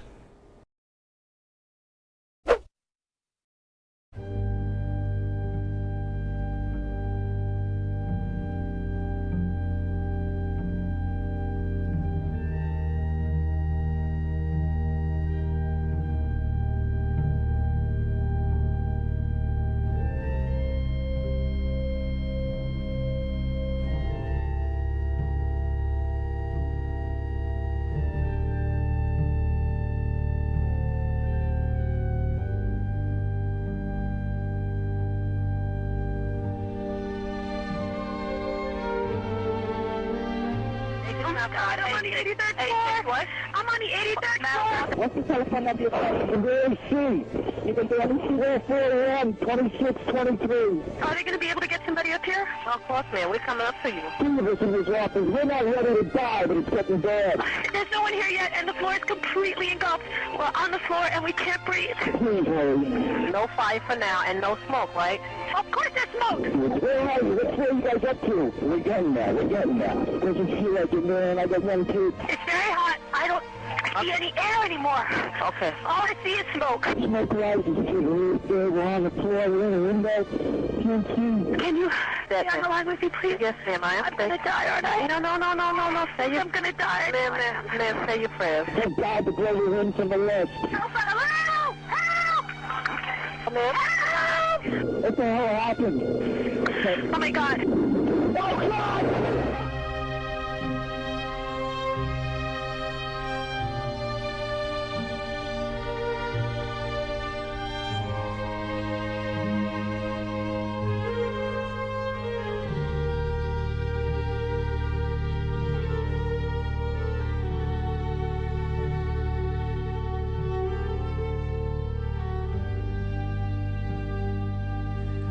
For most Americans, the destruction of the Twin Towers will remain embedded in their memories and their hearts as the epitome of horror, astonishment, and unjustified human suffering.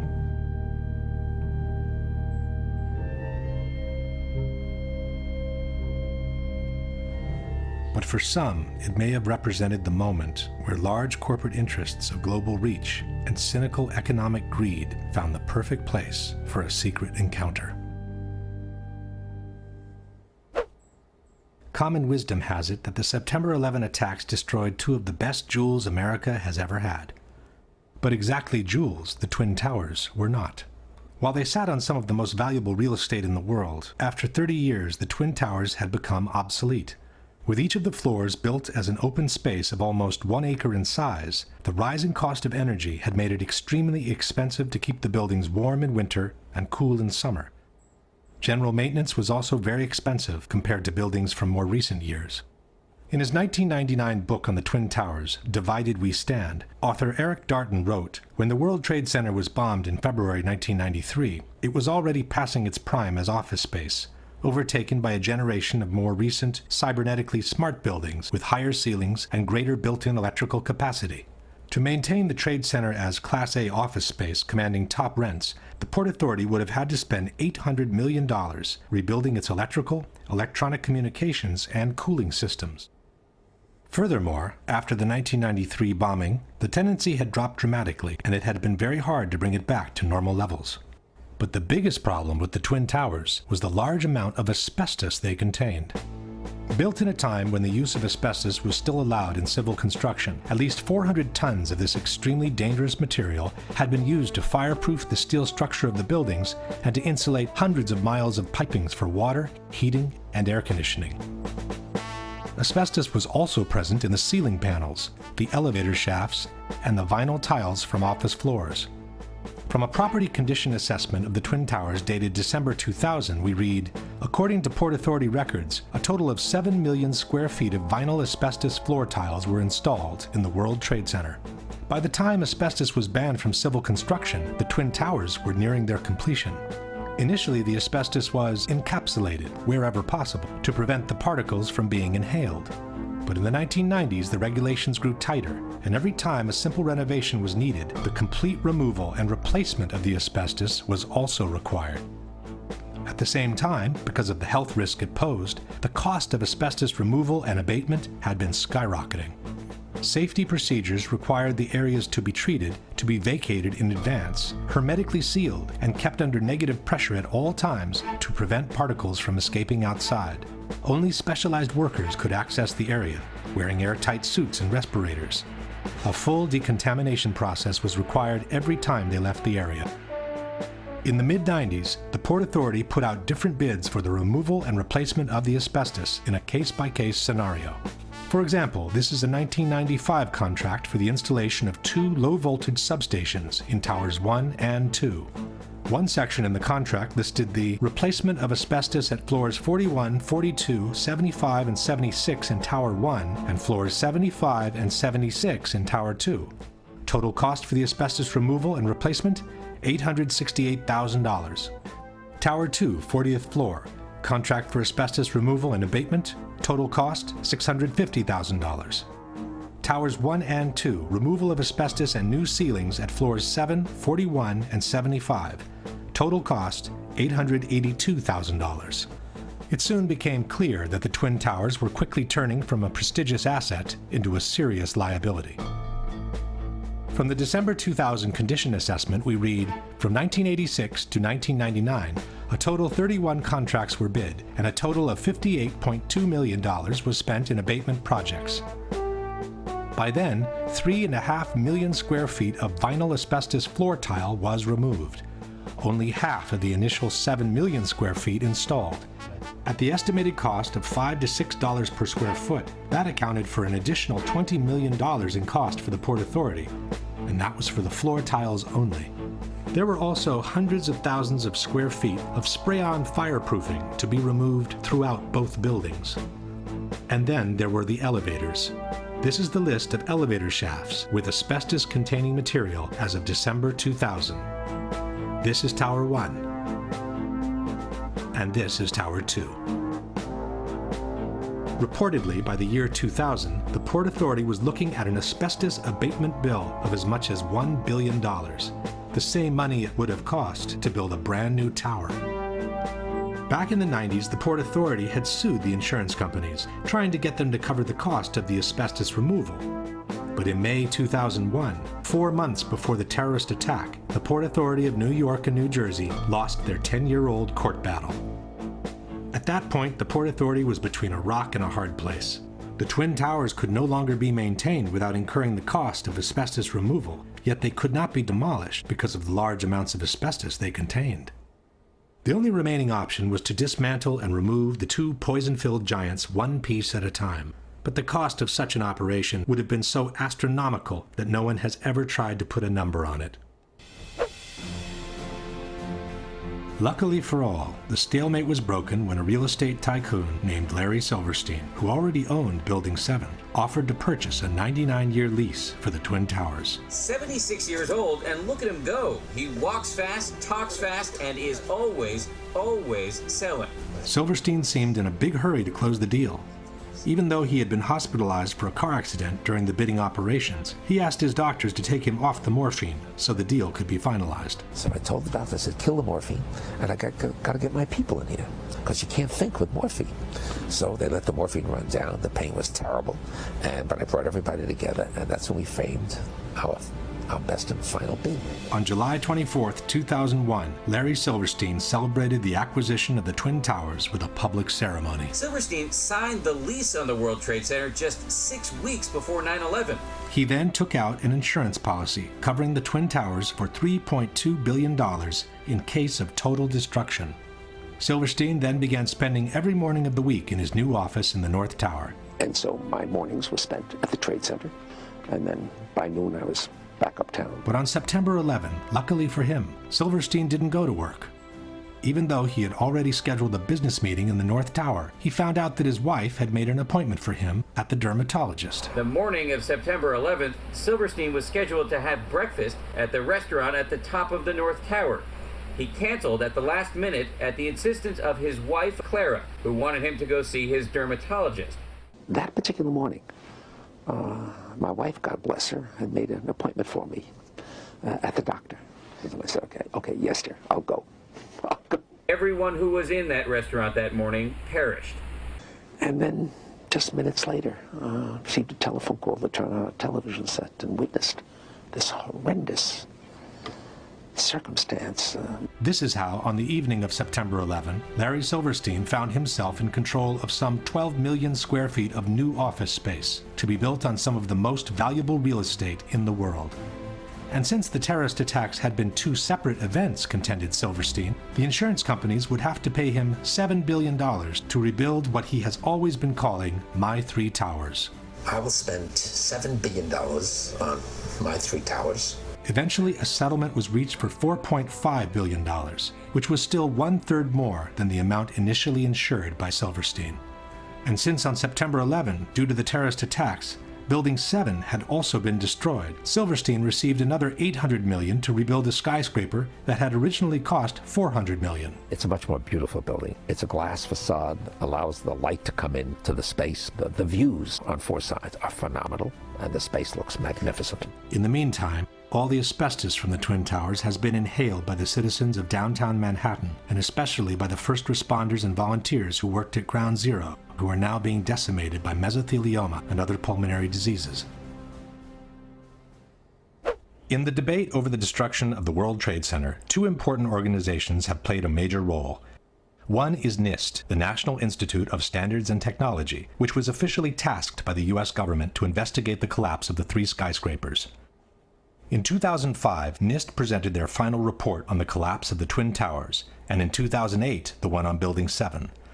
For the Twin Towers, NIST concluded that they were brought down by the consequences of the impacts and the ensuing fires, while Building 7, according to NIST, was brought down primarily by fire alone.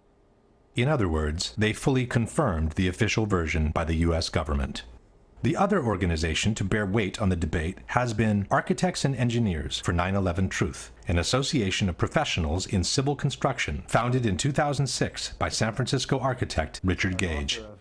Architects and Engineers lists over 2,000 experts in structural engineering, science of materials, architectural design, fire protection, science of construction, metallurgy, and even experts in controlled demolitions. Since they've entered the fray, Architects and Engineers has brought to the table a solid amount of scientific information refuting the official explanation by NIST on the collapses and confirming the theory of controlled demolitions instead.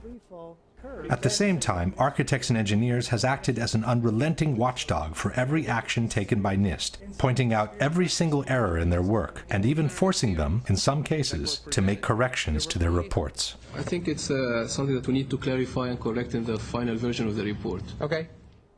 The first issue that needs to be clarified is the actual strength and solidity of the Twin Towers, since both the 9/11 Commission and the debunkers have made extensive efforts to depict them as extremely light and fragile buildings. The outside of each tower was covered by a frame of 14-inch wide steel columns.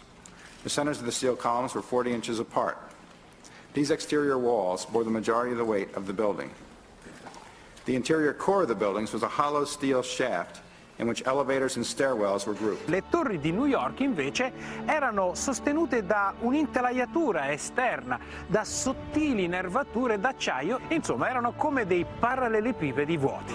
Il World Trade Center era una struttura leggerissima, era la massima espressione del grattacielo leggero, come lo chiamano i tecnici. C'è un solo altro edificio che io sappia, che è quella che si chiamava un tempo la Sears Tower a Chicago, che usa lo stesso tipo di struttura. Dopo il World Trade Center nessuno l'ha più usata. As we shall see, all these statements are false. Contrary to traditional skyscrapers, where all the support columns are equally spaced, in the Twin Towers, part of the supporting columns had been moved towards the exterior wall, creating a large column-free space available for rental.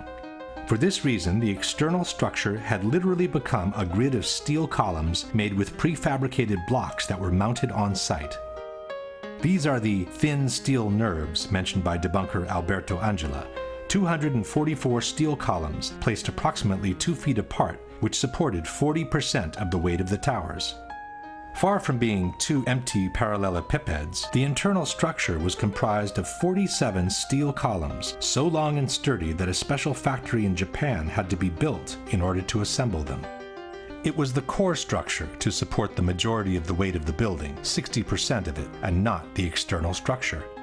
The core structure seen on the left is what the 9/11 Commission has called a hollow steel shaft.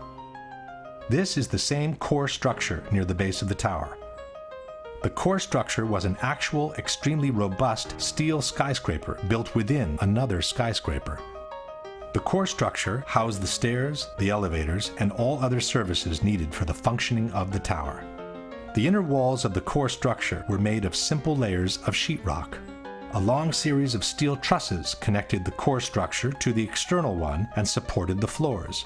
The floors were also prefabricated rectangular pieces covered by a thin layer of concrete.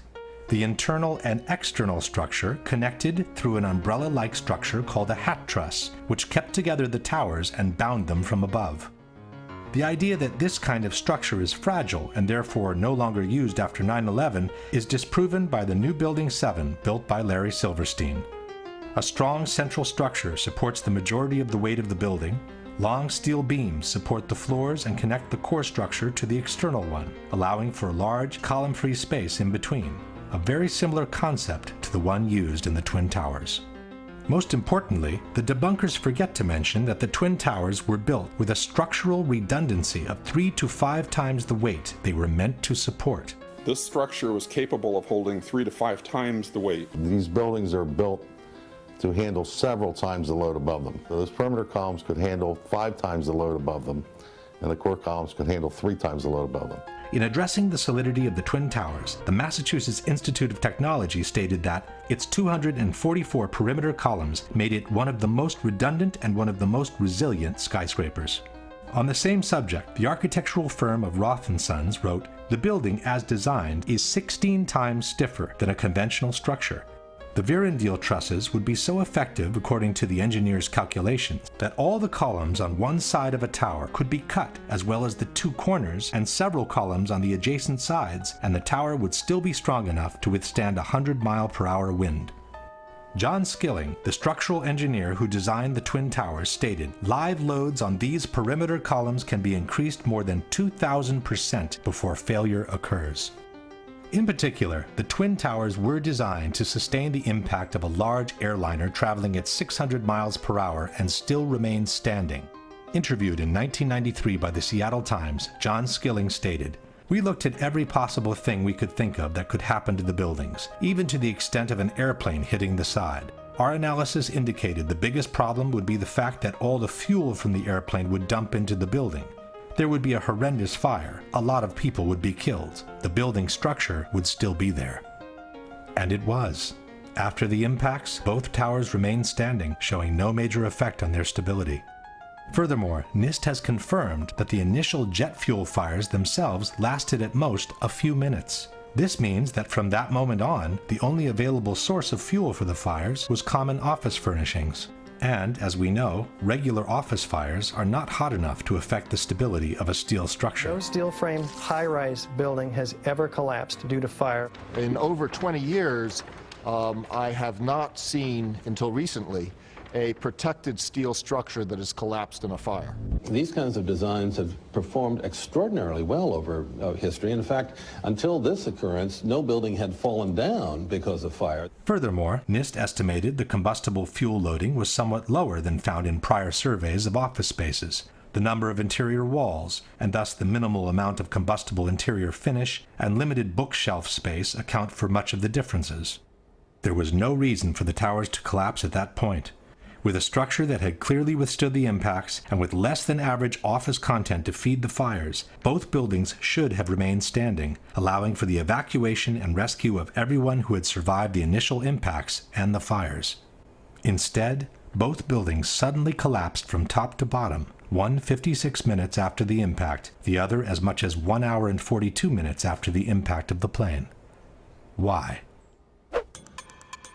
The debate on the collapse of the Twin Towers centers around 2 major questions.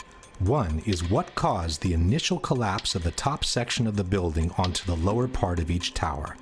The second is what caused the complete destruction of the remaining healthy structure below once the top section had collapsed on it. As far as what initiated the collapse, at first we were told that the heat of the fires had softened and melted the structure of the building. In 2002, NOVA depicted a scenario envisioned by many experts at the time, that the truss connections failed in the extreme heat, causing the floors to fall onto one another, precipitating the collapse. As the steel began to soften and melt, the interior core columns began to give. Then you had this sequential failure that took place where it all pancaked one after the other. In fact, it became known as the pancake theory. Donc ça a donné lieu à la théorie qu'on appelle la théorie du pancake. C'est-à-dire que, comme cette partie-là est tombée sur un plancher, ce plancher a cédé, puis en cascade, c'est tous les planchers qui ont cédé, qui sont tombés les uns sur les autres. C'est ça qu'on appelle la théorie du pancake. But the pancake theory had a major flaw. It forgot to explain why the core structure of the towers collapsed. Furthermore, experts pointed out that jet fuel produces barely half the heat needed to melt steel. It would not have been enough to disconnect the trusses from the external structure. It's not that it melts in a fire. In fact, the fires, normal fires, are not hot enough to melt steel. Even if you were, for example, to use an unusual fuel like kerosene, you cannot achieve temperatures hot enough to melt steel. At that point, the official explanation backtracked and settled for a more generic weakening of the steel due to the fires. You don't need to melt the steel columns, you just need to start weakening them.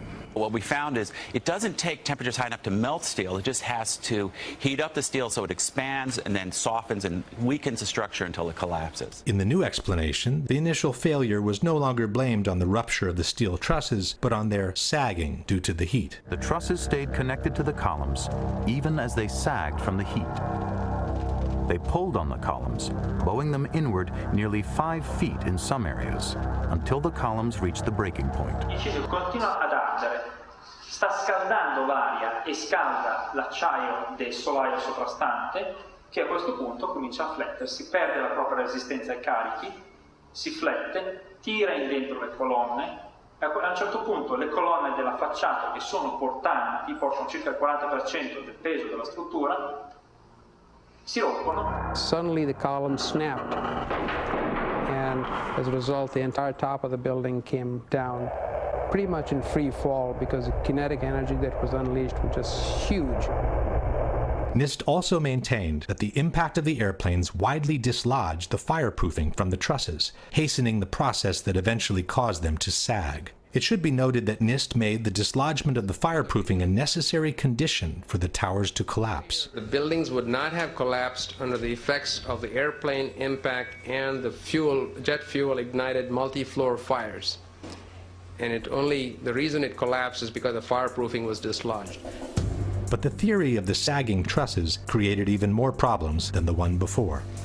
First of all, there is no proof whatsoever that the fireproofing from the steel had been widely dislodged by the impacts, as NIST has maintained. The steel structure of a skyscraper is elastic, not rigid, and it absorbs the impacts by slowly swaying back and forth, not by vibrating. The building swayed slowly one way toward the Hudson River to the west. And by the time it came back, I just jumped up and just had to get out of the elevator. In fact, there are good reasons to believe that the fireproofing from the steel was not dislodged at all, as in the following example. This is James Glanz for the New York Times. When the plane hit the North Tower between the 94th and the 98th floors, Steve McIntyre, an engineer for the American Bureau of Shipping, was reading his email on the 91st floor. The plane hit, and I think he described it as the biggest wham he'd ever heard. But there wasn't much shaking. His email was still there after the impact. He was still staring at a glowing screen. He had a little knick-knack, a piece of slate in the shape of a sailboat, hadn't fallen off his desk. Pictures of his wife and kids, just propped up on a bookcase, were still upright. Nothing had fallen over. McIntyre was just below the point of impact. If his pictures didn't even fall, why should the spray-on fireproofing have been detached from the steel trusses? Secondly, there's no proof that the temperatures were high enough to seriously weaken the steel in any case, with or without fireproofing. The majority of the jet fuel was burnt up instantly in the big fireball, and it was gone. The fires that were left were office furnishings and carpet and things like that. A lot of things in these kind of buildings have to be fire resistant by nature. It's required by code. In their computer simulation, NIST claims to have observed temperatures beyond 1800 degrees during the fires. But NIST has used their own computational model, and they've never published the data from their simulation. When architects and engineers asked to verify the computer model used by NIST, their request was denied. The truth is that NIST itself admitted in their own report to have no proof for temperatures high enough to seriously weaken steel. From the NIST report we read, of the more than 170 areas examined on 16 perimeter column panels, only 3 columns had evidence that the steel reached temperatures above 250 degrees centigrade, or 480 degrees Fahrenheit. Only 2 core column specimens had sufficient paint remaining to make such an analysis, and the temperatures did not reach 250 degrees centigrade. no conclusive evidence was found to indicate that pre-collapse fires were severe enough to have a significant effect on the microstructure that would have resulted in weakening of the steel structure. In other words, NIST openly admits to have no proof to support their own theory. In conclusion, the known facts are: steel melts at about 2800 degrees Fahrenheit. Softening can begin at about 1100 degrees Fahrenheit. Except for 3 isolated spots, NIST admits to have found no proof of temperatures beyond 480 degrees Fahrenheit, which is less than half the temperatures needed to seriously weaken steel. On the other hand, there is multiple evidence that the temperatures needed to seriously weaken steel were not reached for a sustained time in the Twin Towers. The first one is that a group of 16 people managed to descend through the area devastated by the impact without obviously being burned alive. One of them is Brian Clark. And when we came to the 78th floor, the last layer was standing, but it was cracked, and there were flames licking up the other side of the wall like this. It wasn't a roaring inferno. I sensed that the flames were maybe starved for oxygen right there, you know, in the interior.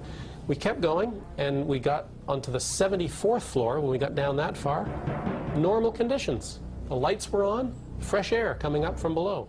Attivissimo has maintained that these people managed to survive because in that part of the building the stairwell runs on the side of the tower and not through the center. Quando sono passati di lì, sono passati attraverso una zona che era nell'angolo opposto rispetto agli incendi. Quindi è logico che non siano stati bruciati. Questa scala fa questo giro e scende. In truth, stairwell A traverses to the side of the tower on the 82nd floor, but Clark and his colleagues were on the 84th. This means they descended 2 floors in the center of the tower before crossing over. Furthermore, one of Clark's colleagues went back from the 81st to the 91st floor before descending all the way to the ground. Ron DiFrancesco, who went in the 81st floor with me, he went up to 91, caught up to the people, laying down on the floor, to thinking that there was fresher air at floor level. He made his way back to the stairs. And so I started to run downstairs, and so I ended up on ground level, and I went to walk out. Had there been a temperature of 1100 degrees around the stairwell, nobody would have been able to go through it alive. Secondly, there is a series of thermographic images shot with an infrared camera showing temperatures much lower than those needed to soften steel. This is the North Tower, seen from below. It's 9:18, about a half an hour after the impact of the first plane, and the indicated temperatures do not reach the color yellow, which means they don't exceed 100 degrees centigrade or 212 degrees Fahrenheit. And this is the South Tower, some 15 minutes after the impact of the second plane. Here too, the indicated temperatures do not exceed 212 degrees Fahrenheit. But the major problem with the sagging trusses theory is that it doesn't make any sense from a mechanical point of view. Even assuming the temperatures were high enough to make them sag to such an extent, where did these relatively thin trusses find the strength to pull and then break apart a supporting structure much larger and stronger than they were? The phenomenon suggested by NIST is called thermal expansion. If one assumes that the trusses were forced to expand downwards by the vertical structures resisting the push, it means they were weaker than the structure, and they would have never found the strength to pull it inwards. If instead the trusses sagged on their own, so weakened by fire to become unable to support their own weight, where would they find the strength to pull and break apart the same structure that had easily supported them when they were strong and healthy? In either case, the idea that the trusses alone would have been able to pull and break apart the external structure makes no sense. As we shall see, the external structure did bow inwards before the towers collapsed. But a much greater force than their own must have been applied to those trusses for them to be able to pull and break apart the structure they were attached to. Question: can you provide any evidence that the fireproofing from the steel trusses was widely dislodged by the impact of the planes, which NIST has made a necessary condition for the collapses to be caused by fire?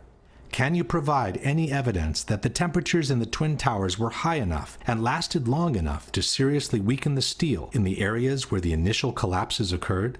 Can you explain how a sagging truss weakened by heat could pull and eventually break apart the structure it is attached to with no external force being applied to it? If the explanation by NIST on what caused the initial collapse seems seriously flawed, their explanation on what caused the complete destruction of the towers does not exist. Within more than 10,000 pages filled with technical data of relative importance, in a footnote on page 82 of the NIST report we read, the focus of the investigation was on the sequence of events from the instant of aircraft impact to the initiation of collapse for each tower. For brevity of this report, the sequence is referred to as the probable collapse sequence, although it does not actually include the structural behavior of the tower after the conditions for collapse initiation were reached and collapse became inevitable. With the simple word inevitable, NIST purports to have explained the total destruction of 80,000 tons of a perfectly healthy steel structure upon itself. The area below the damage zone where the planes flew in and where the fire was, that area below that, those 80 or 90 stories, 80,000 tons of structural steel was not damaged in any way. Yet you stood there and watched it destroy itself, wiping out floor by floor all 287 structural columns as if they didn't exist underneath the damage zone. When a well-known debunking website wrote to NIST asking for a clarification on the sequence of the collapses, it received a similar answer. NIST did not describe the specific sequence of events after global collapse initiated. This astonishing statement has been repeated by NIST over and over again under the most surprising of justifications. Once the collapse initiated, the video evidence is rather clear. It was not stopped by the floors below, so there was no calculation that we did to demonstrate that, what is clear from the videos. This is tantamount to saying, once the Pearl Harbor attack initiated, the video evidence shows that the US fleet was quickly overwhelmed by the Japanese, so we didn't feel the need to find out why it happened. To make up for this embarrassing void, the debunkers often point at some independent studies which purport to explain the collapses by gravity alone. Ci sono opere tecniche come quelle che vedete citate qui che analizzano in estremo dettaglio la dinamica del crollo delle torri gemelle e non trovano niente di strano. The study most quoted by debunkers is called What Did and Did Not Cause Collapse of the WTC Twin Towers in New York by Czech engineer Zdeněk Bazant. But in his own study, Mr. Bazant admits to have worked on a one-dimensional model, while he states, the high tilt seen on the South Tower top would call for a three-dimensional model of progressive collapse. In any case, it is not up to private studies to explain the collapse of the Twin Towers. NIST received $20 million of taxpayers' money to determine why and how World Trade Center 1 and World Trade Center 2 collapsed following the initial impacts of the aircraft, and to this day they have not done so. This is why Architects and Engineers has kept pressing NIST, asking them to publish their data in regards to the potential energy released during the downwards movement of the upper stories and the absorptive capacity of the intact structure below the collapsed zone. Structural engineers do this every day. This is not rocket science. You have the known weight of this building mass. You have what are known columns below it in order to resist it. You let it go in your models and you calculate what the resistance is. Why didn't they do it? Could it be because they knew darn well that it would not have collapsed at all? In fact, it could be suggested that NIST never explained the collapses by gravity alone because it would be impossible to do so without violating at least two of the most fundamental laws of physics. One is Newton's third law of motion, which states that for every action there is an equal and opposite reaction. This means that two opposing forces will neutralize each other. In a head-on collision, the two cars absorb each other's kinetic energy and transform it into physical deformation or damage.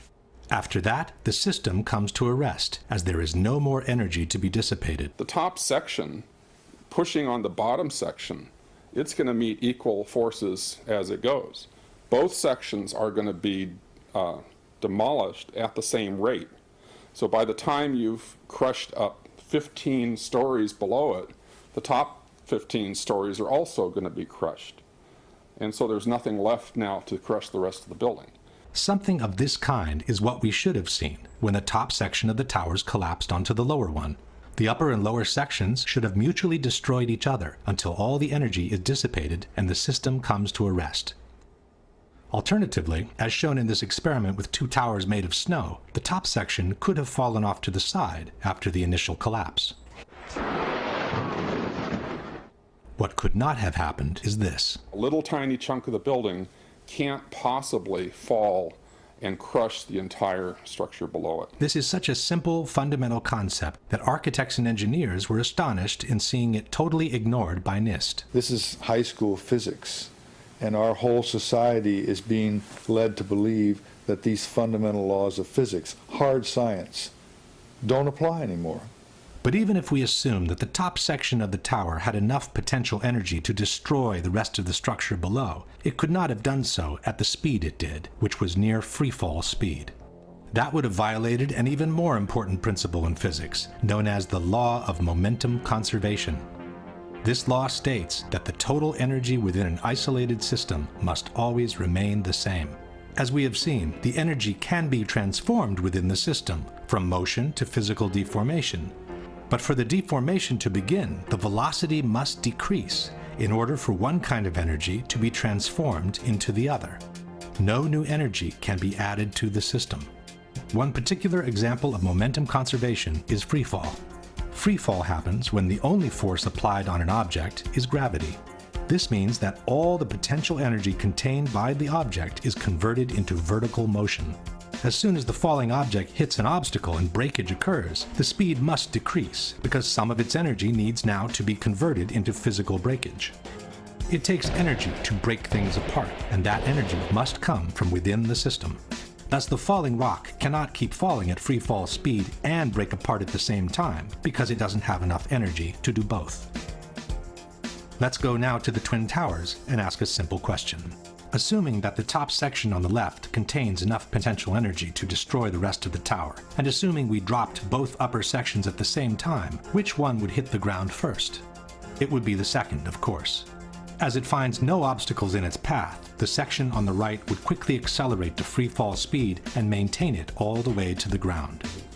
The section on the left instead needs to use some of its energy to destroy the structure below, so it could never achieve free fall speed. In the case of the Twin Towers, however, both upper sections fell with an acceleration close to free fall speed, as if their path had been practically free from obstacles. It took each tower between 10 and 12 seconds to collapse to the ground, while an absolute free fall time would have been 9.2 seconds. In other words, both upper sections of the towers found enough energy to destroy 80,000 tons of healthy structure below, while accelerating to near free fall speed.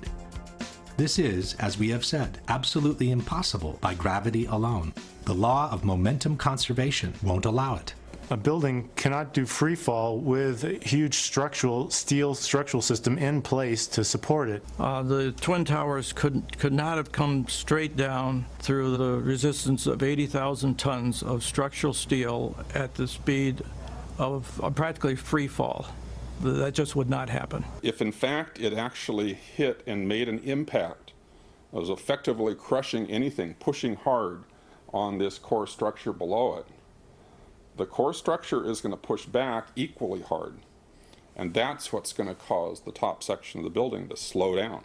As energy is drained away from the system to deform those members, it would slow down the descending mass and cause a descent at less than free fall speed. There is only one way for those buildings to have collapsed at the speed they did. The buildings fall at a speed which can only occur if the structure has been removed, the vertical structure. The same 𝙤𝙤𝙢𝙤𝙢 from NIST has acknowledged that free fall can only be achieved with the absence of a structure below. Free fall time would be an object that has no structural components below it. But what could have removed the supporting structure below, since the falling section didn't have any extra energy to do so? The fact that it's coming down at free fall says all of the energy is being used to just make it go straight down, which means it's coming down through itself and not breaking up the building as it goes. Something else has to be clearing the way. There is only one known way to allow that kind of acceleration while removing the supporting structure. A building cannot do free fall without it being blown up. That's the only way it could come down at free fall. The only way that a building can accelerate as it collapses is by having pre-engineered, precisely timed, and precisely placed explosives. In other words, controlled demolition.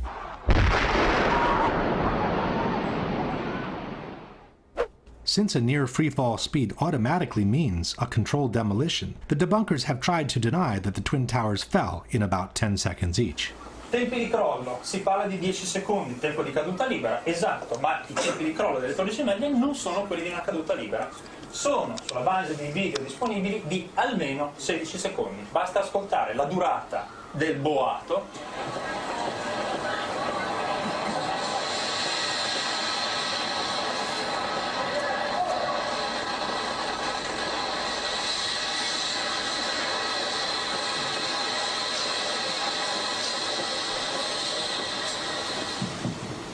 Quindi, se avete contato con me, sono un po' più di 10 secondi. We couldn't count with him, as it's very difficult to establish the exact duration of a collapse by listening to the sounds only.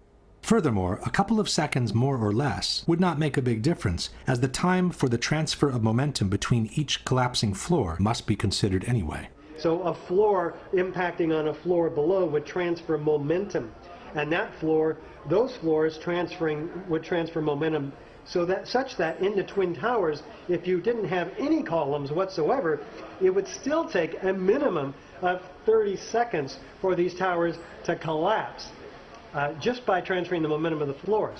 In any case, the near freefall speed of about 10 seconds has been confirmed by different official sources.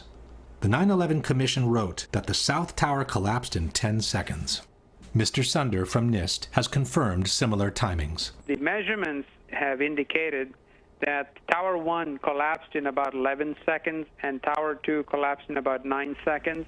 Mr. Sunder has also acknowledged that the towers came down practically at free fall speed. As a result, the entire top of the building came down pretty much in free fall. The same admission is present in the official report. Since the stories below the level of collapse initiation provided little resistance, the building section above came down essentially in free fall. At this point, we can pose the following question. Given that the building section above came down essentially in free fall, given that for free fall to occur, no supporting structure must be present, and given that the falling sections didn't have any extra energy to destroy the structure below, can you suggest anything different from some kind of controlled demolition for the removal of the supporting structure, which was necessary for near free fall speed to be achieved? At this point, one may wonder what the response by the debunkers has been to all the scientific arguments presented by architects and engineers. There has been no response. All the debunkers have done is to either belittle this association of professionals or to ignore it altogether. Et pour les ingénieurs, quand vous regardez les ingénieurs qui ont signé, alors là, c'est hallucinant. C'est-à-dire que vous avez des ingénieurs en électricité, en hydraulique, en sûreté nucléaire. Enfin bon, c'est vraiment la tour de Babel de l'ingénierie. Les personnes qui sont compétentes en calcul de structure, alors je les ai regardées, une petite trentaine, je suis généreux. Hein. Whether the experts in structural engineering are 30 or 300, it should not make any difference. It's their arguments that must be refuted, and Courant has never done so. Attivissimo instead has chosen to belittle architects and engineers as a whole by terming all its members as gymnasium builders. Abbiamo soltanto Richard Gage e I suoi 1200 costruttori di palestre che dicono ma secondo noi. But Attivissimo has never responded to their arguments either. But the most shocking statement comes from Popular Mechanics. In their book, Debunking 9/11 Myths, they wrote, "Not one of the leading conspiracy theorists has a background in engineering, construction, or related fields."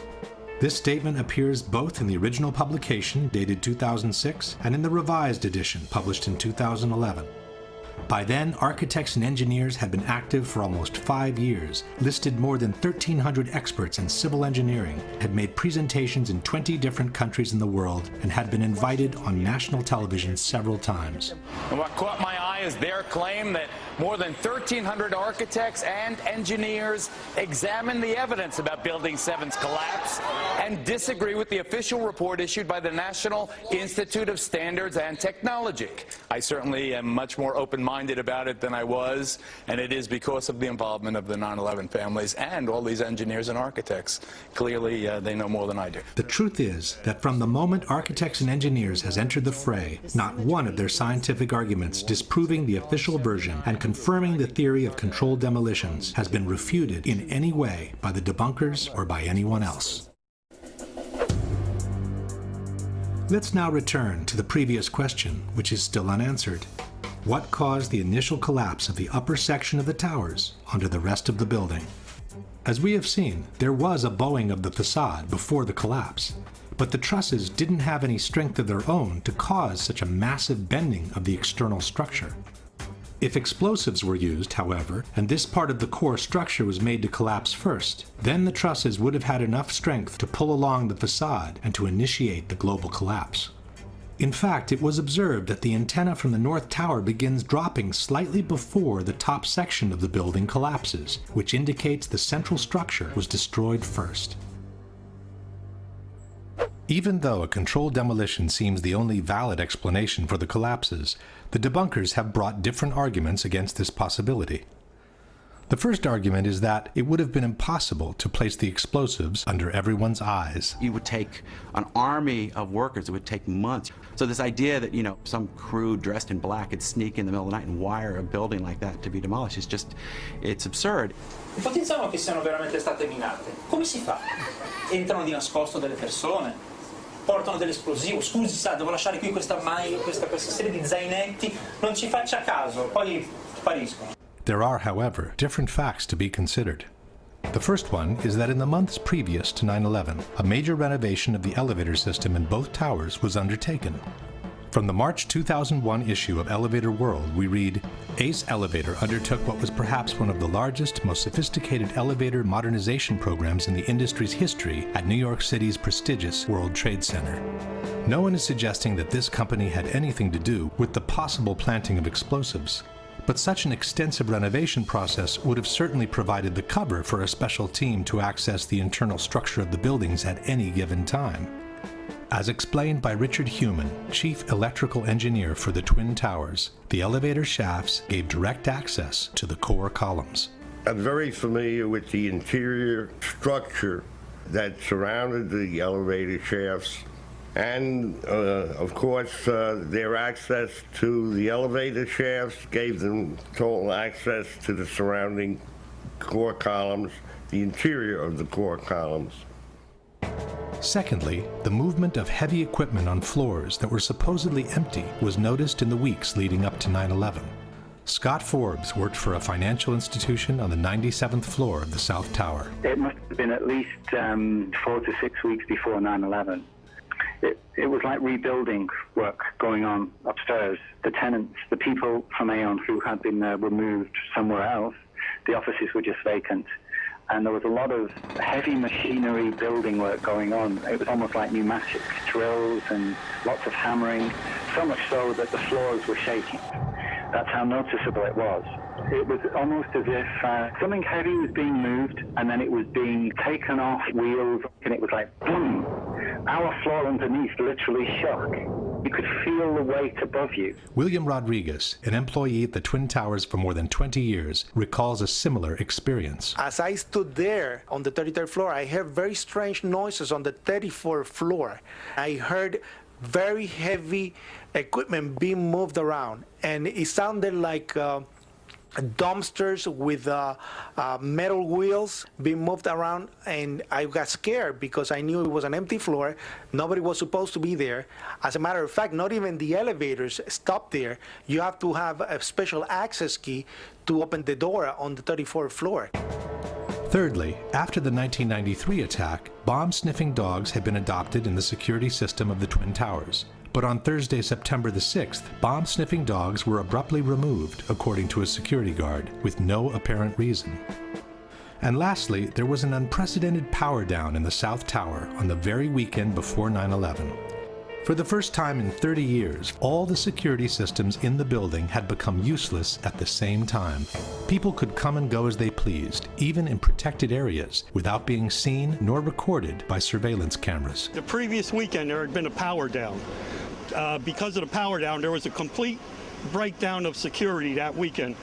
We had guided tours coming into secured areas by mistake and nobody picking it up because there's no intrusion alarms or anything else. Scott Forbes was also present during the power down. There was a power down in the South Tower on the weekend of the 8th and 9th of September. And it wouldn't have just have affected camera security, it would have affected all the secure systems on doors for either key locks or security badges and so on. To undo them, they weren't working because they're all powered by electricity, so there was no power, there was no backup system, therefore they were all open.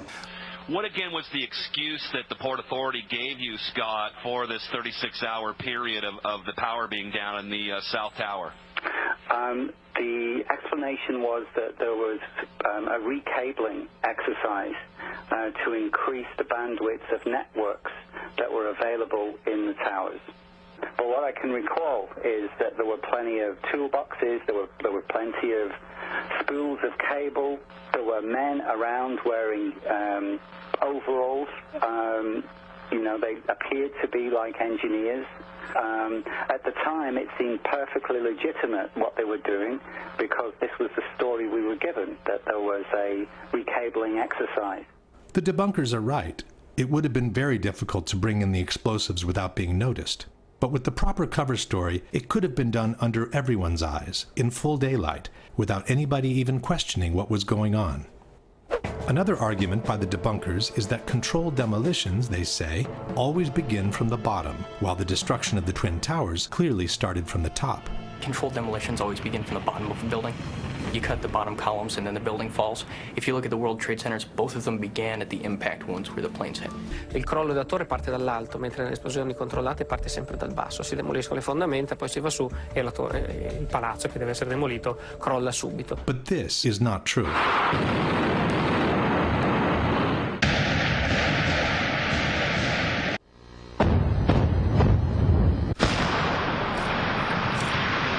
Every controlled demolition can be designed according to the needs. In fact, sometimes it's not a good idea to start from the bottom.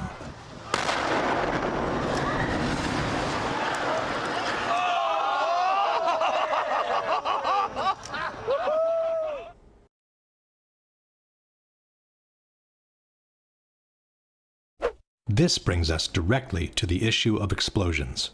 In the same interview where he praised the solidity of the Twin Towers, John Skilling stated, "I'm not saying that properly applied explosives, shaped explosives of that magnitude could not do a tremendous amount of damage. I would imagine that if you took the top expert in that type of work and gave him the assignment of bringing these buildings down with explosives, I would bet that he could do it." On September 11, there were dozens and dozens of loud explosions reported by firefighters, policemen, journalists, and regular citizens, both before and during the collapse of both towers. For all these explosions, however, the debunkers have a blanket explanation. The witnesses were confused. They were not real explosions. È interessante notare che tutti I testimoni che parlano di esplosioni le hanno sentite, nessuno le ha mai viste. There are things that happened inside the building, pieces coming loose as a result of the extreme impact, very well may have been interpreted as explosion.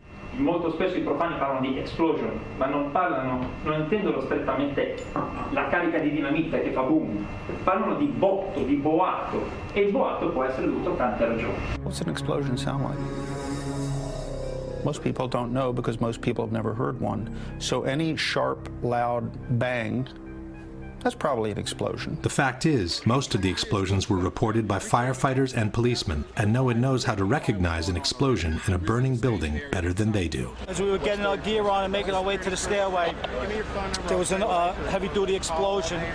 Everybody just started running for the door. Everybody was trapped. New York's bravest never had a chance. We really never even got to that close to the building. The explosion blew and it knocked everybody over. The whole time you're hearing boom, boom, boom, boom, boom. So I think I know an explosion when I hear it. In August 2005, the New York Times published 12,000 pages of oral histories rendered in the voices of 503 firefighters and emergency personnel who were present at the Trade Center on September 11. Over 100 of them, 1/5 of the total, has reported explosions in the buildings prior or during the collapses. Regular citizens also seem quite capable of telling an explosion from a simple object falling to the ground. Something, either they blew the lobby up or something, because it blew the glass out of the doors and knocked us all down, and I got smoke and everything on me. I just feel a little shook up because I got blasted, you know. So. Before proceeding, one thing should be known about controlled demolitions. Just like the Twin Towers, most modern buildings are built with a high redundancy factor in terms of structural strength. For this reason, a series of preliminary explosions is normally needed in controlled demolitions to weaken the structure before the actual collapse can be induced.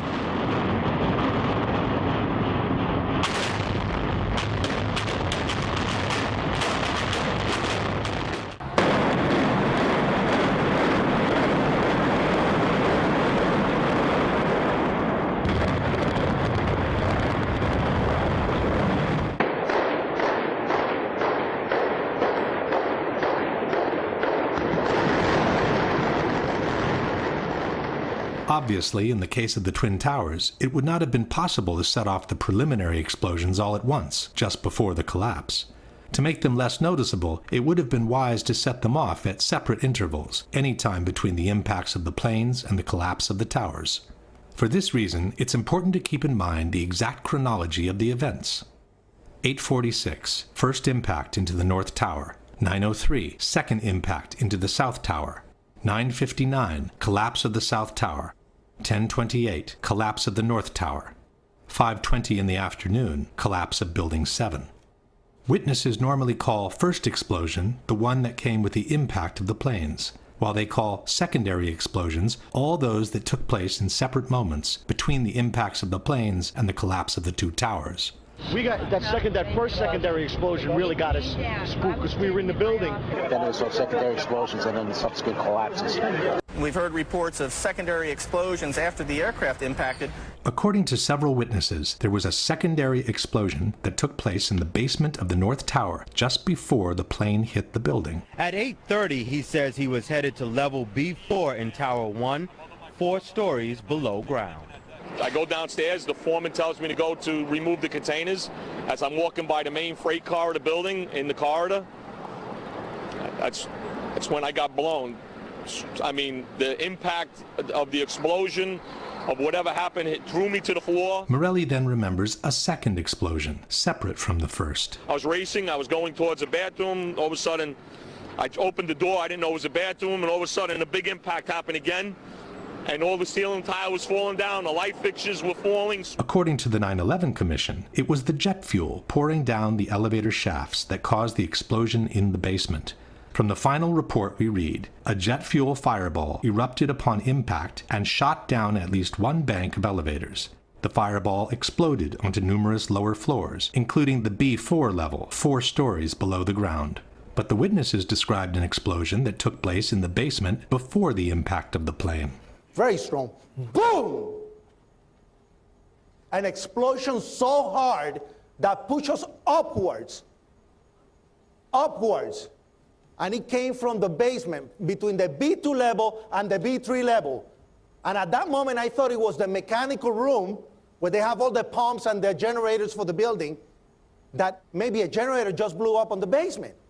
Now, 20 years in the building, you know something that comes from the bottom and something that comes from the top.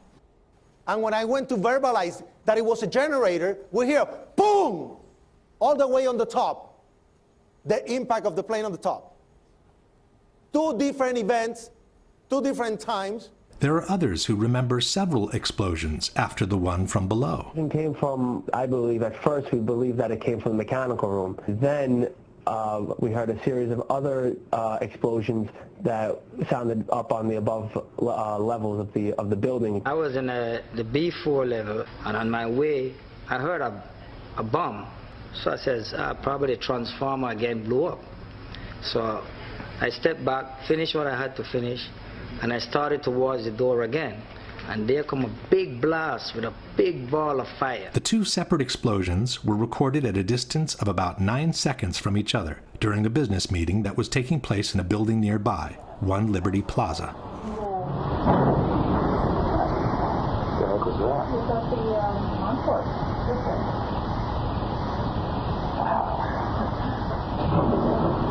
It sounded like something crashed. When faced with this precise question, the editors of Popular Mechanics chose not to answer it and fell back on the generic explanation of the jet fuel in the elevator shafts. Ask what your guys' explanation is for Willie Rodriguez's testimony that he heard, experienced, and his coworkers were actually burned by an explosion in the basement of the North Tower prior to the plane hitting, and this has been verified by at least 20 different eyewitnesses. Jim Meggs of Popular Mechanics.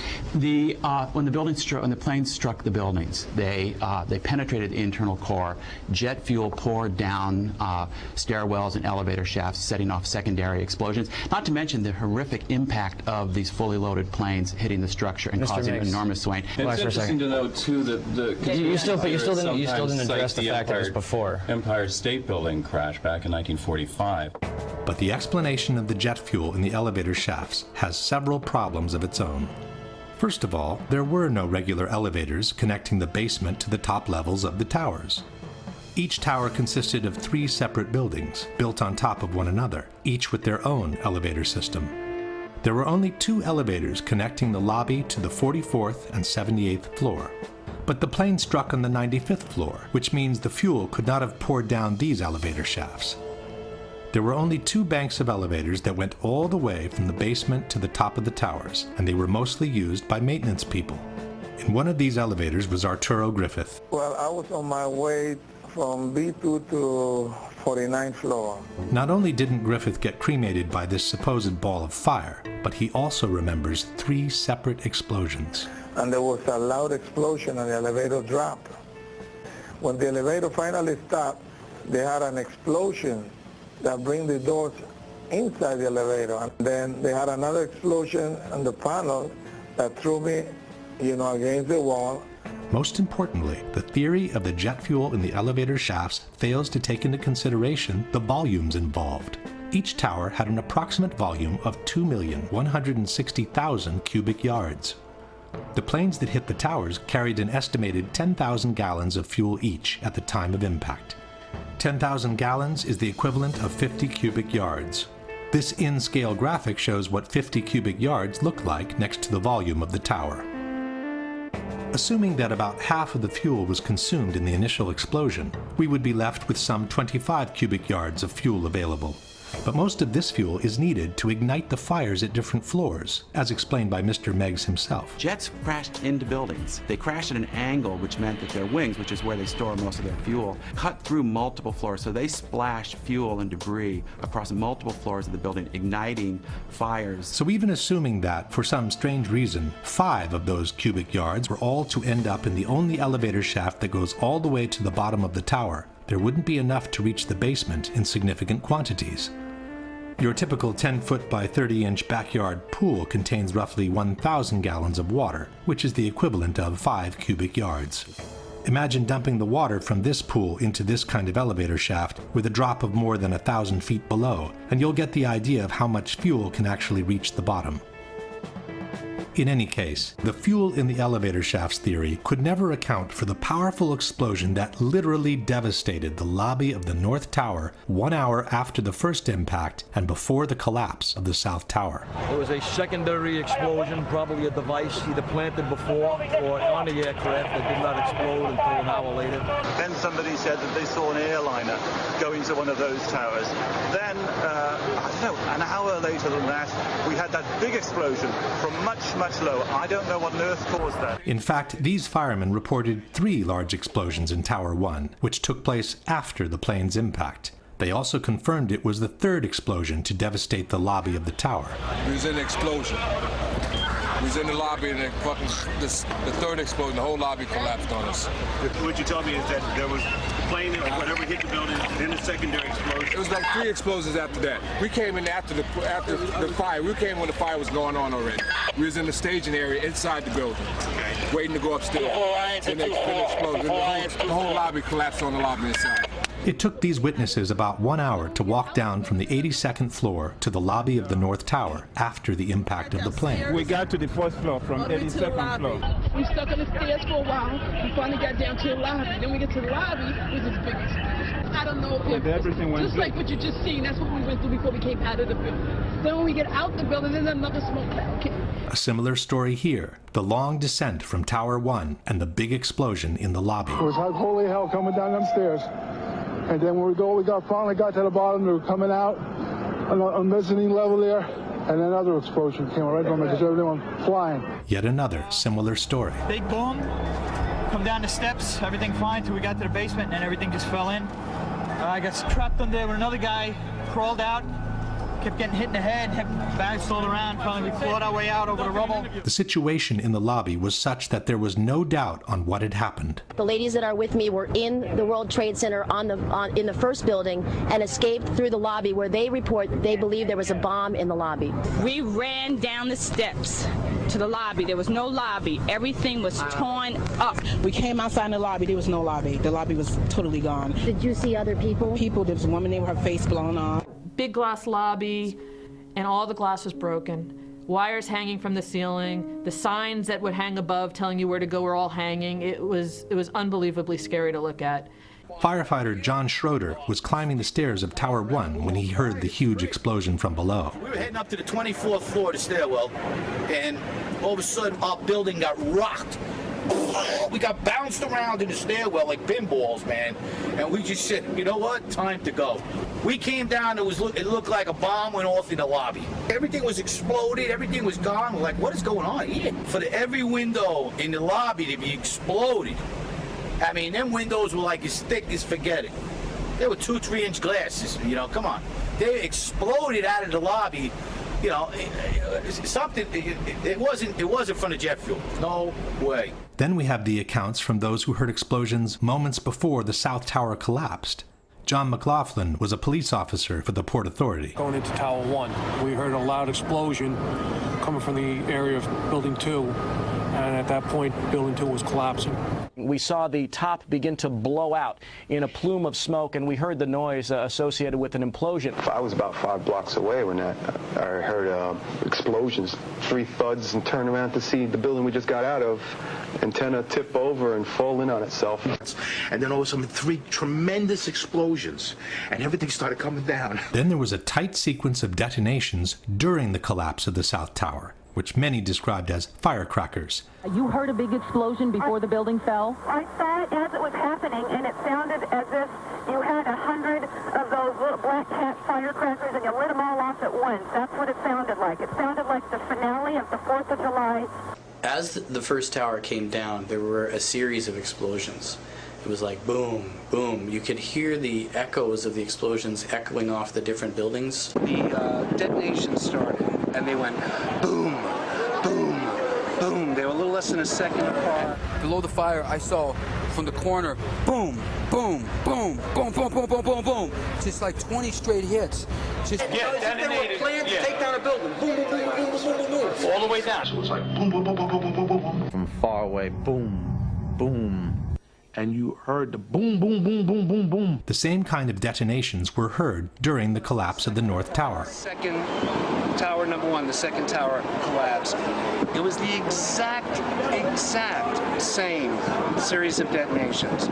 And then it started to sound like firecrackers. Crack, crack, crack, crack, crack. And we looked up, and the second tower was coming down. The debunkers doubt that there were explosions, they say, because no explosions were recorded in the videos from the collapses. Le demolizioni fanno rumore, fanno dei botti estremamente precisi, fortissimi come li avete sentiti. Come mai nelle immagini delle torri gemelle non ci sono le esplosioni, ma c'è un solo boato continuo? Lorsqu'il y a une explosion, on la ressent. On la ressent comme il faut. Ça se mesure, on l'enregistre. Aucune bande de son ne les enregistre. Aucune. First of all, the debunkers forget that most of the television shots were taken from a distance with long telephoto lenses, and they don't carry the actual sound from the towers. While in the videos shot by amateurs, the soundtrack is usually covered by the screams of those standing around the camera.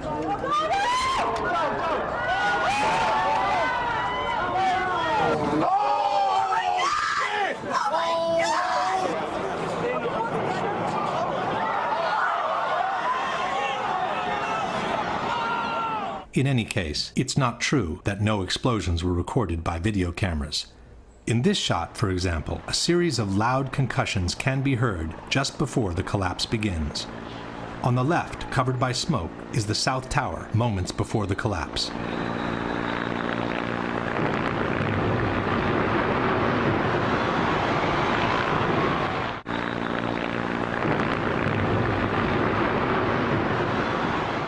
In this shot by ABC television, the initial explosion can also be heard.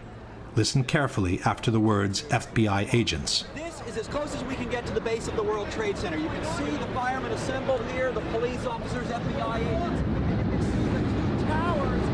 A huge explosion now raining debris on all of us. The explosion can be heard even better by separating the stereo track of the microphone from the one of the camera. Here, the police officers, FBI agents. Here, the police officers, FBI agents. The same explosion can be heard in the same clip used in a PBS documentary. But a key question remained. Did their ultimate failure?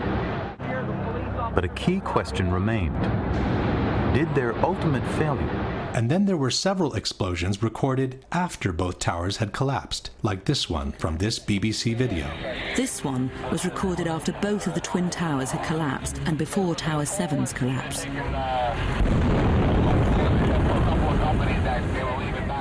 Amateurs also kept recording explosions after the collapse of both towers. It's now 11 o'clock. Still hear continuing explosions, but...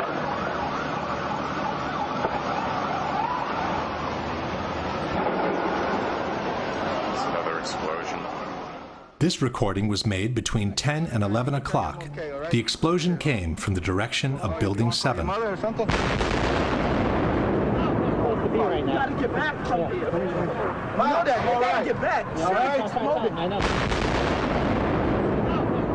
In fact, a big explosion in Building 7 was reported before either tower had collapsed. Sometime after 9 o'clock, Barry Jennings was descending the stairs of Building 7, trying to reach street level. Well, me and Mr. Hesh, the Corporation Counsel, were on the 23rd floor. I told him we got to get out of here. We started walking down the stairs. We made it to the 8th floor. Big explosion. Blew us back into the 8th floor. Jennings was trapped in the building for several hours, together with his colleague, Michael Hess. Mr. Hess! 8th floor, 7 World Trade. I pass the word! After they were rescued by the fire department, Mr. Hess confirmed the big explosion on the 8th floor. So, Mr. Hess, you were trapped in, I believe, 7 World Trade Center. Go ahead, sir. Yes, I was. I was up in the Emergency Management Center on the 23rd floor. Another gentleman and I walked down to the 8th floor where there was an explosion. In a later interview, Jennings has confirmed the explosion took place before either tower had collapsed. Both buildings were still standing. I was trapped in there for several hours. I was trapped in there when both buildings came down. While he was trapped, Jennings kept hearing more explosions. All this time, I'm hearing all types of explosions. In fact, explosions near Building 7 were recorded up to a few minutes before the building collapsed.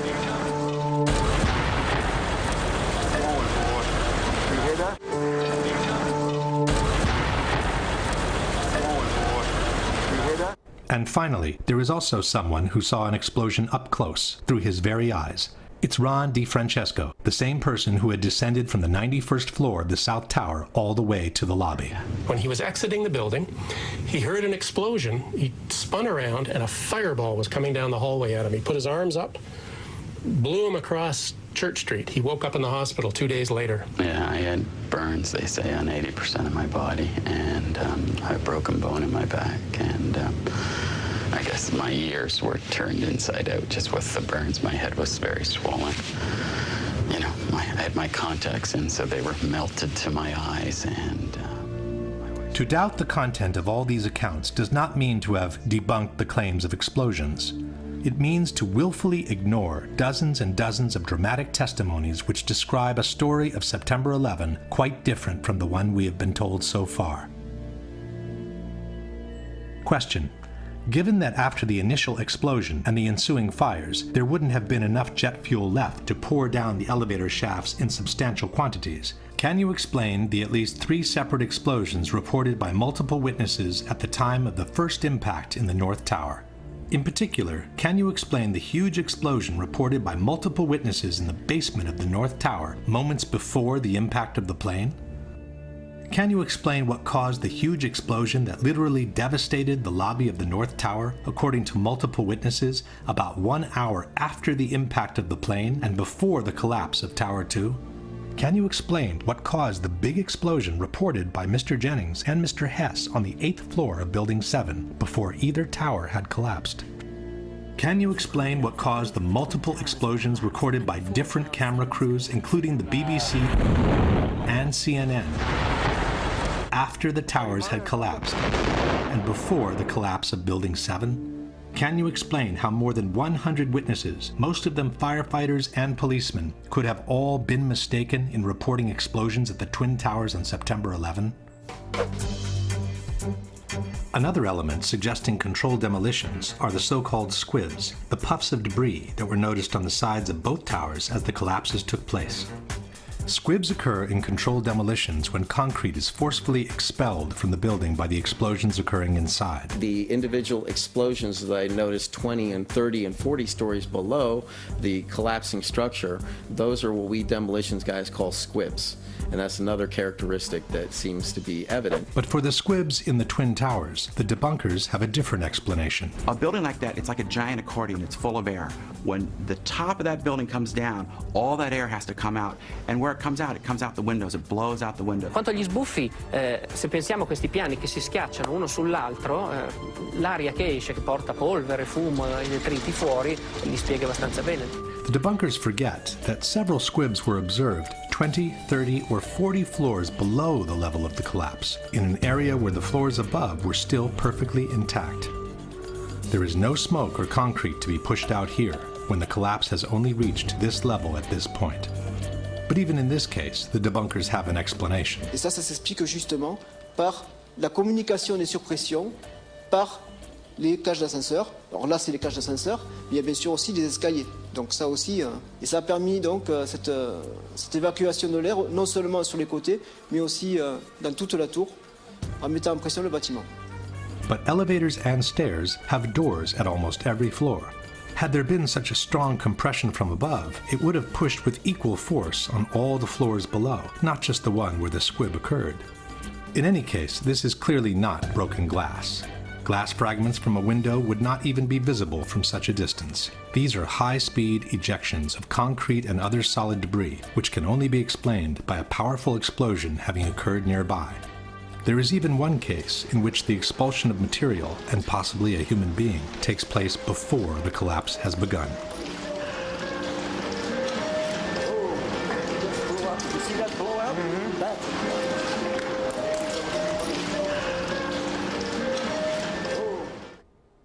Question. Given that what we see is clearly not glass from a broken window, but concrete and other debris, can you explain what caused the squibs observed 30 or 40 floors below the level of collapse? Technically speaking, squibs are just a particular case of explosions occurring below the level of collapse. But powerful ejections of concrete and other material have been observed throughout the entire collapse of both towers.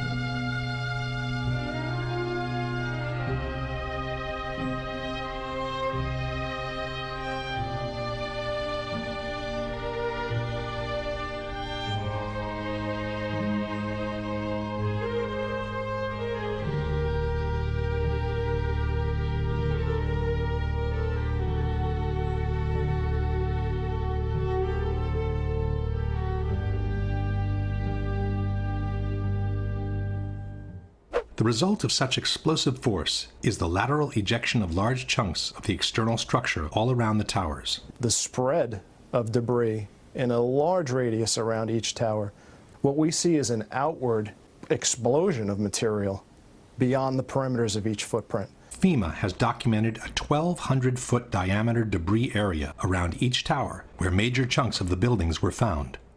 This means that parts of the structure were ejected laterally at a distance twice as large as the width of the tower itself. Large multi-ton beams were hurled hundreds of yards laterally.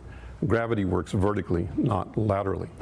The debunkers contend that the material ejected laterally was only the aluminum foil covering the structure, not the steel beams themselves. Ces éléments qui sont là, certains disent, vous vous rendez compte des poutres qui font plusieurs tonnes? Non, ça c'est pas des poutres qui font plusieurs tonnes, c'est tout simplement le parement qui était prévu sur les tours, qui étaient des plaques d'aluminium qui étaient collées sur les poutres en acier. Les poutres en acier, elles sont là et là. Ça, c'est juste des choses très légères qui ont volé, comme tout à l'heure ma touillette à café. Voilà. Voilà. Quirin is mistaken. The chunks of material being hurtled hundreds of feet away are not just aluminum covering. They are the same prefabricated blocks of steel structure used to build the two towers.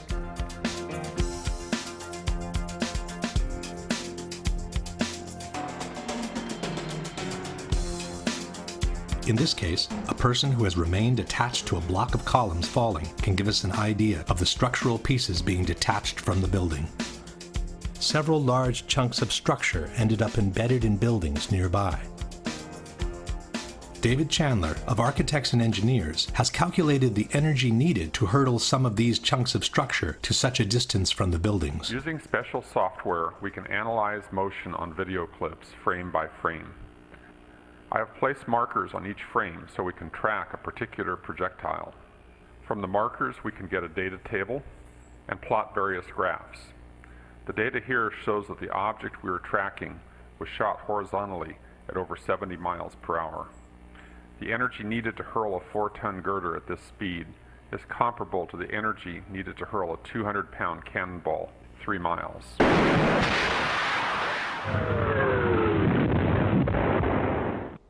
Question.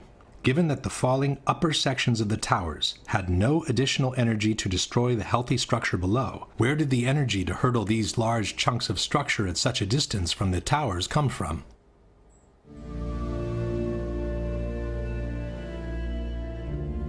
Once the smoke had settled and the recovery work commenced, more evidence pointing at controlled demolitions started to emerge. One example are the supporting columns cut at a 45-degree angle that were noticed sticking out of the ground.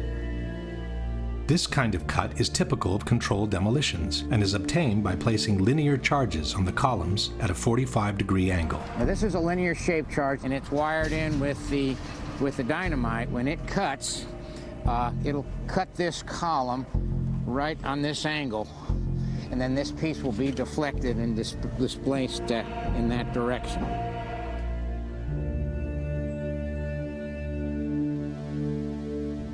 Some of those cuts on the larger chunks of the structure, called candlesticks, were made by iron workers during the removal operations.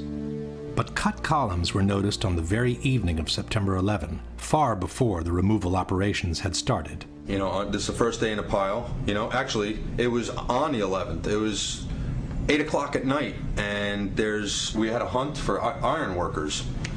But meanwhile, there was tons and tons of beams that were cut, with no acetylene to be had, nor iron workers to do the work. It's just physically not possible to cut that much steel in that amount of time, especially with no one to operate the equipment. It just didn't add up. When asked about the presence of columns cut at a 45-degree angle, Danilo Coppe, Italy's foremost expert in controlled demolitions, stated, "I'll confess, this is extremely curious from a technical point of view, as this is a very similar result to the one obtained with cutting charges." Another kind of cut commonly used in controlled demolitions is the so-called V-cut. This little V here gives it a place to slide off. That's all it does. And by putting them on at this diagonal, we're trying to fill this structure in this direction. A large V-cut is visible on this chunk of structure from Building 7. The same chunk exhibits also a 45-degree angle diagonal cut on the cross beam, with a lighter V-cut at the end of the other beam.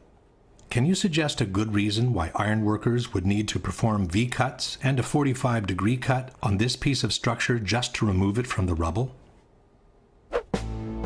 Another element suggesting the use of explosives is the complete disappearance of the hat trusses, the large steel structures that connected and bound the towers from above. The hat trusses covered an area of 1 acre in size and sat on the very top of each building. There was nothing above that could have crushed them except for the antenna on the north tower, which in fact was supported by the hat truss. If a simple gravitational collapse had occurred, one would expect to find the hat trusses sitting on top of the rubble, partially deformed maybe, but still recognizable. Instead, both steel structures, each 1 acre in size, seemed to have vanished into thin air. From the hundreds of pictures taken at Ground Zero, including the aerial shots, no recognizable section of the hat trusses seems to be visible. Curiously, the antenna from the north tower was found, deformed but still recognizable.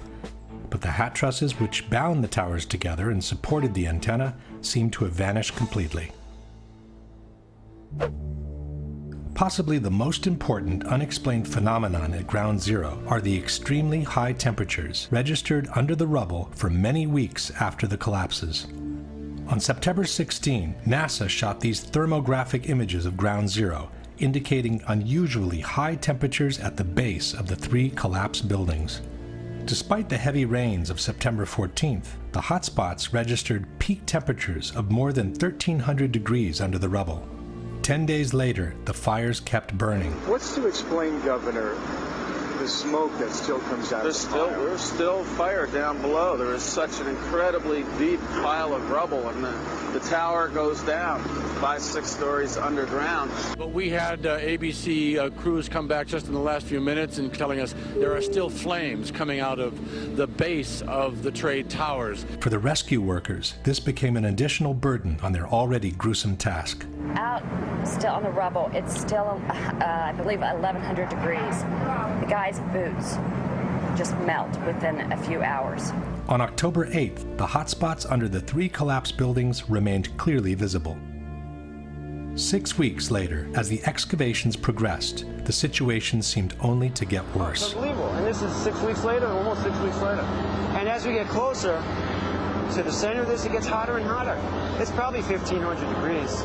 We've had some small windows into what we thought was a core at some point, and it looked like an oven. You know, it was just roaring inside. And it's just a bright reddish-orange color. The consequences of such extreme temperatures were quite visible on the steel that was being extracted from the rubble. Where the grapplers were pulling stuff out, big sections of iron that were literally on fire on the other end.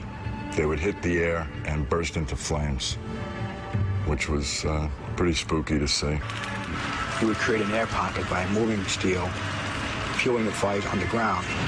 But, you know, these underground fires were just like the fires of hell. If you could make a video of what you perceive hell to look like, from fire shooting up at times, that's what would happen. You would be in the middle of what would look like steel, and then fire just would pop up. Firemen were coming out and ironworkers with their boots literally melted, and then the hose would come over and they would try to put that part out. I got there. Charlie Vichers was a supervisor of removal operations at Ground Zero. From PBS's America Rebuilds page, we read, Vichers' crew picked up 40 to 60-foot-long pieces of steel impaled in the pile, where the bottom 20 feet would be glowing red hot. Vichers said, trucks loaded with steel would pass by, and you could feel the back of your neck burning, standing 20 feet away. In an article called A Dangerous Worksite, the U.S. Department of Labor wrote, underground fires burned at temperatures of 2,000 degrees Fahrenheit. This was confirmed by Mayor Giuliani. There were fires of 2,000 degrees Fahrenheit below the ground. The Journal of the American Society of Safety Engineers wrote, thermal measurements taken by helicopter each day showed underground temperatures ranging from 400 to more than 2,800 degrees Fahrenheit. 8 weeks later, and the fires still had not subsided. You see how this debris is still smoking? That's from the fires that are still burning. 8 weeks later, we still got fires burning. So, I mean, these things are burning. At one point, I think they were about 2,800 degrees. 11 weeks later, and the fires kept burning. As recently as the end of November, it was still 1,100 degrees down underneath the rubble. As November turned into December, ice was noticed in the mornings above the ground, but the debris underneath was still smoldering. The weird thing was it was very cold when we were up there. I believe it was in the middle of the winter, but the ground wasn't frozen. The ground kind of like bubbled underneath your feet, which was kind of strange to me. It took until December 19, more than 3 months after the collapses, for the last underground fire to be extinguished. The debunkers have suggested different possibilities for this unexplained phenomenon. Per esempio, può essere il fatto che all'interno sotto c'erano i piani interrati, all'interno c'è un parcheggio con le automobili. I piani interrati sono i generatori delle torri gemelle. Quindi ci sono molti materiali combustibili. Neither of these, however, seems to be a valid answer. In regards to the gasoline, the American Society of Safety Engineers wrote, 3 underground floors had been used as a parking garage with a total capacity of 2,000 cars. The cars were eventually located and removed. Some had exploded and were completely burned out, while others were in pristine drivable condition. The gasoline in a car either explodes or it remains inside the tank. It does not leak out and go looking for fires to be fueled. In regards to the generator tank, the Society of Safety Engineers wrote 72,000 gallons of diesel fuel were stored in a tank on basement level 7. The tank was eventually located and inspected. Although slightly damaged, no leaks were found. The fuel was removed. Another proof of extremely high temperatures reached during the collapses are the twisted and mangled steel beams found at Ground Zero. Architects, engineers, people who work with steel, welders have just never seen the level of destruction and the level of deformation of this material in our lives. You saw steel, some of the thickest steel I've ever seen, bent like a pretzel. This 8-ton steel I-beam is 6 inches thick. It was selected to be preserved for future generations for the near-perfect horseshoe-like bend formed during the collapse. I found it hard to believe that it actually bent because of the size of it and how there's no cracks in the iron. It bent without almost a single crack in it. It takes thousands of degrees to bend steel like this. In fact, the temperature of 2,800 degrees mentioned before is not casual at all, as that's exactly the temperature at which steel melts. And molten steel was repeatedly found under the rubble at Ground Zero. Get down below and you'd see molten steel running down the channel rails. Like you're in a foundry. Yeah, like lava. Like it was lava from a volcano. The fires got very intense down there and actually melted beams where it was molten steel that was being dug out. Just like they did for the explosions, the debunkers simply doubt the testimonies on molten steel as a whole. NIST has also denied any knowledge of molten steel at Ground Zero. I'm curious about the pool of molten steel that was found in the bottom of the tower. I know of absolutely nobody, and no eyewitness who said so, nobody who's produced it. I was on the site, I was on the steel yards, so I don't know that that's so. It is true, Mr. Gross did visit the steel yards where the remnants of the towers had been collected. But he must have been in a big hurry, as he didn't even notice the high degree of deformation of massive steel beams sitting only a few feet away. In any case, there are several highly credible witnesses who have reported the presence of molten steel at Ground Zero. Rich Garlock, a structural engineer working at Ground Zero, said, "Going below, it was smoky and really hot. Here, World Trade Center 6 is over my head. The debris past the columns was red hot, molten, running." A supervisor from the National Environmental Health Association, Ron Berger, stated, "Feeling the heat, seeing the molten steel, the layers upon layers of ash, like lava, it reminded me of Mount St. Helens." William Langewiesche is the author of American Ground, a book containing detailed descriptions of the conditions at Ground Zero. One passage mentions streams of molten metal that leaked from the hot cores and flowed down broken walls inside the foundation hole. Greg Fushek, who provided the rescue workers with global positioning equipment, stated, "Sometimes when a worker would pull a steel beam from the wreckage, the end of the beam would be dripping molten steel." Peter Tully of Tully Construction said that he saw pools of literally molten steel at the World Trade Center. Marc Loiseau, president of Controlled Demolitions Inc., was told by contractors at Ground Zero about hot spots of molten steel in the basements at the bottoms of the elevator shafts of the main towers. Dr. Abolhassan Astane, a professor of civil engineering at Berkeley University, examined the remains of the Twin Towers. He said, "I saw melting of girders at World Trade Center. If you remember the Salvador Dali paintings with the clocks that are kind of melted, it's kind of like that. That could only happen if you get steel yellow hot or white hot, perhaps around 2,000 degrees.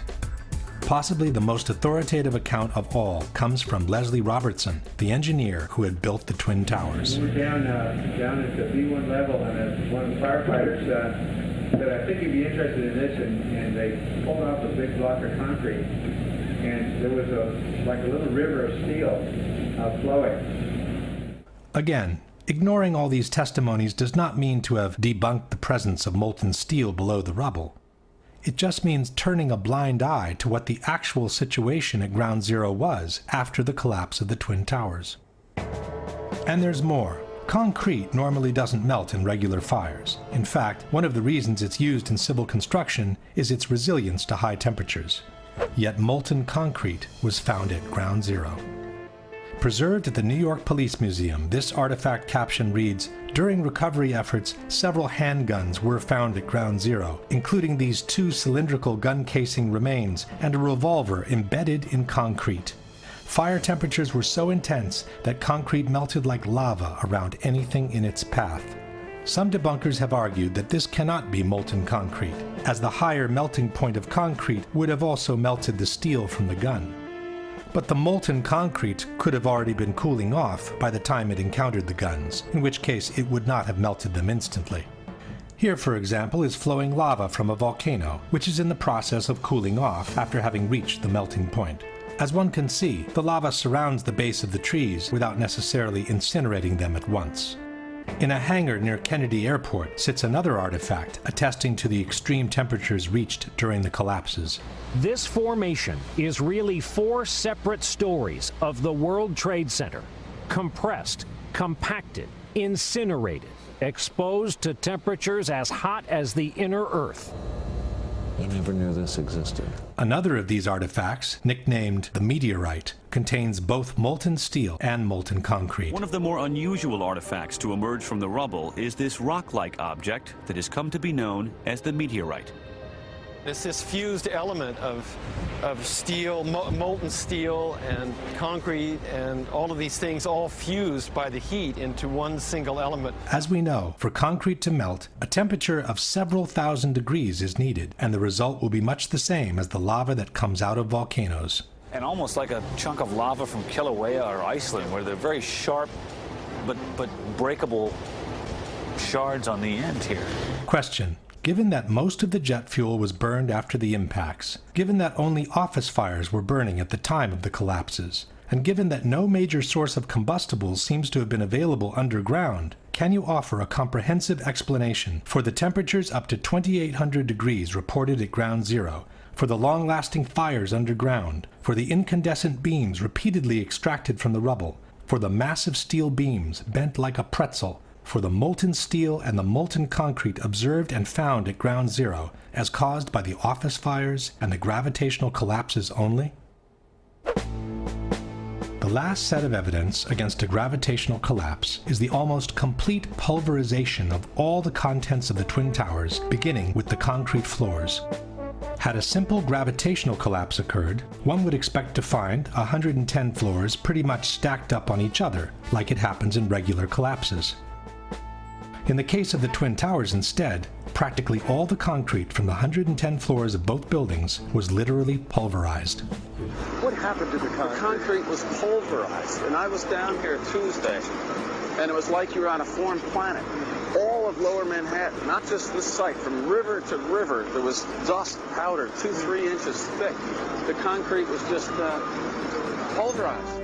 What do you think this is? I have no idea. What your guess is? Pulverized cement? The concrete. The concrete wasn't the only part of the buildings that was pulverized during the collapses. We're talking here about 43,600 windows, 600,000 square feet of glass, 200,000 tons of structural steel, 5 million square feet of gypsum, 6 acres of marble, and 425,000 cubic yards of concrete, turned in good part into a cloud. And then there were the contents of 110 floors of office space from each tower. It's hard to picture literally thousands of computers, desks, chairs, telephones, printers, and other office furnishings, floor over floor over floor, all enclosed in one building. This was one of the trading rooms of the World Trade Center.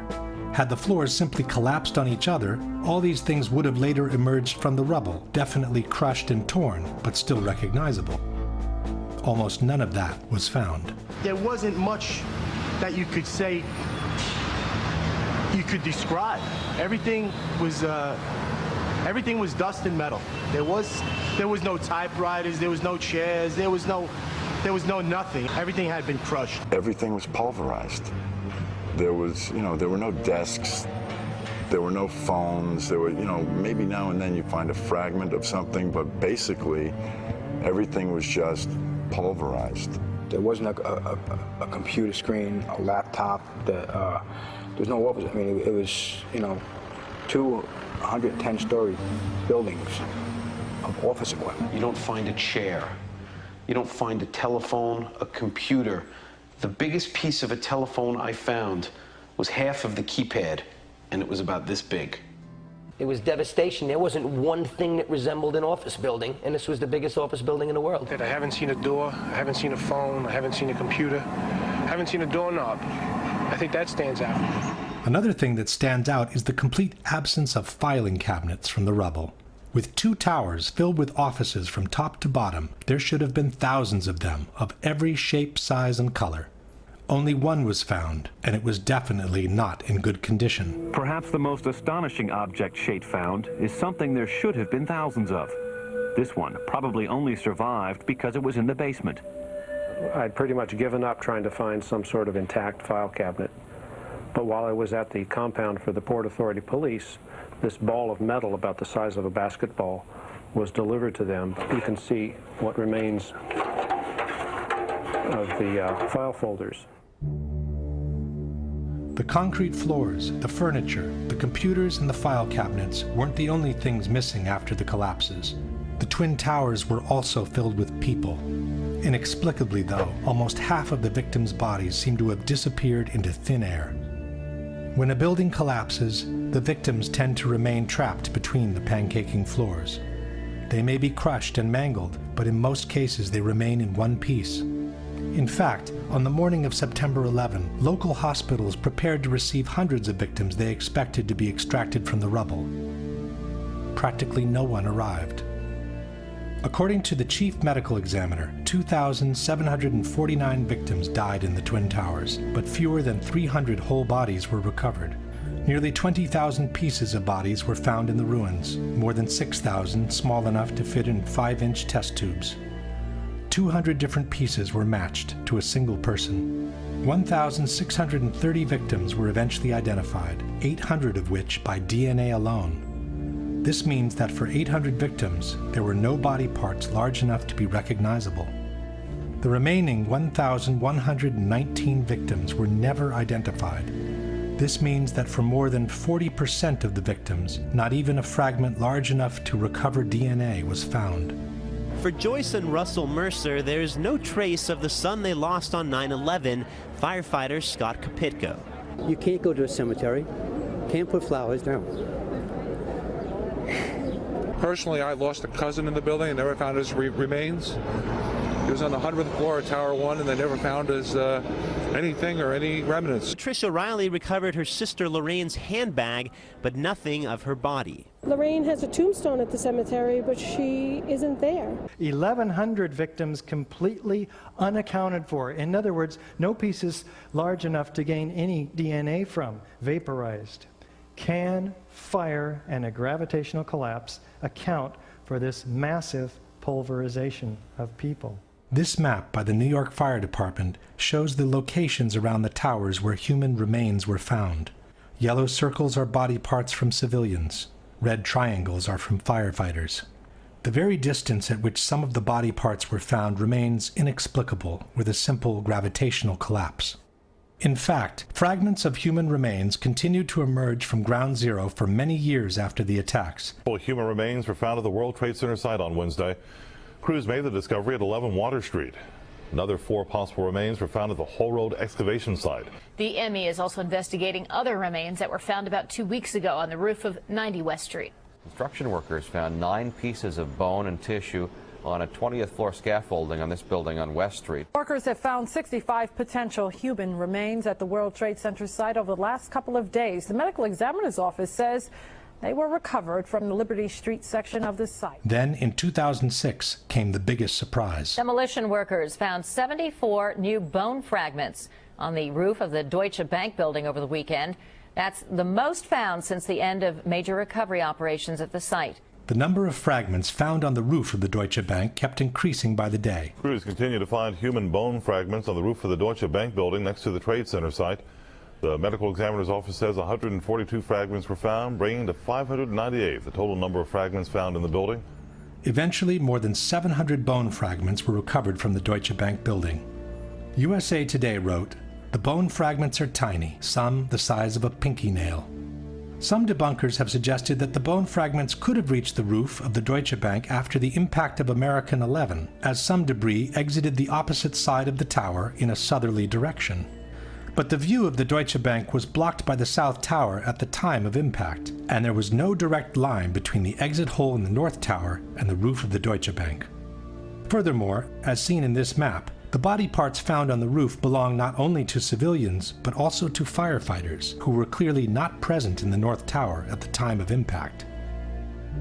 Question: can you explain how a simple gravitational collapse, where the bodies remain trapped between pancaking floors, could have produced more than 20,000 body parts out of 2,700 victims, while more than 1,100 bodies left no fragments large enough to extract a DNA sample? Can you explain how a simple gravitational collapse could have produced the bone fragments and body parts from civilians and firefighters that were recovered from the roof of the Deutsche Bank building? At this point, we can summarize the evidence for a gravitational collapse and compare it with the one for controlled demolitions. The official explanation for the initial collapse, or sagging trusses theory, is fundamentally flawed for at least 3 reasons. There is no evidence that the fireproofing was widely dislodged from the steel trusses, no evidence for temperatures high enough to seriously weaken the steel, and no valid explanation on how the trusses could have pulled and broken the external structure on their own. At the same time, the initial collapse is fully compatible with a controlled demolition. The official explanation for the total collapse of the Twin Towers does not exist, nor was a scientific calculation ever attempted by NIST, as they have repeatedly acknowledged. At the same time, the full collapse of the buildings is fully compatible with a controlled demolition. The vertical acceleration of the upper sections to near free-fall speed makes it impossible to explain the collapses by gravitation only, without violating at least 2 fundamental laws of physics. At the same time, the near free-fall acceleration achieved by the collapsing towers is fully compatible with a controlled demolition. The amount of witnesses who reported powerful explosions and the ensuing devastation in the Twin Towers is overwhelming. Such explosions cannot be explained by jet fuel alone, while they are fully compatible with a controlled demolition. The squibs observed 30 and 40 floors below the level of collapse cannot be explained by the air pressure in a gravitational collapse. At the same time, squibs are the typical signature of controlled demolitions. Not all the diagonal cuts and V-cuts observed on the columns at Ground Zero can be explained by the removal operations. At the same time, these kind of cuts are another typical signature of controlled demolitions. The large area of debris around the towers, with the lateral ejection of elements weighing several tons, cannot be explained by a gravitational collapse. At the same time, these ejections are fully compatible with the use of powerful explosives.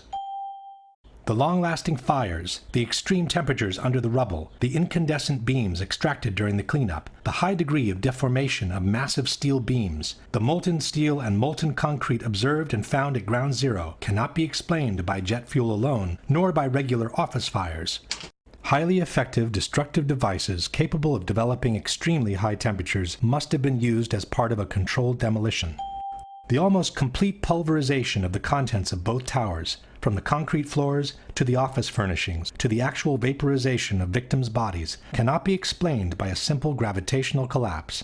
At the same time, these results are fully compatible with the presence of powerful explosives, such as those used in controlled demolitions.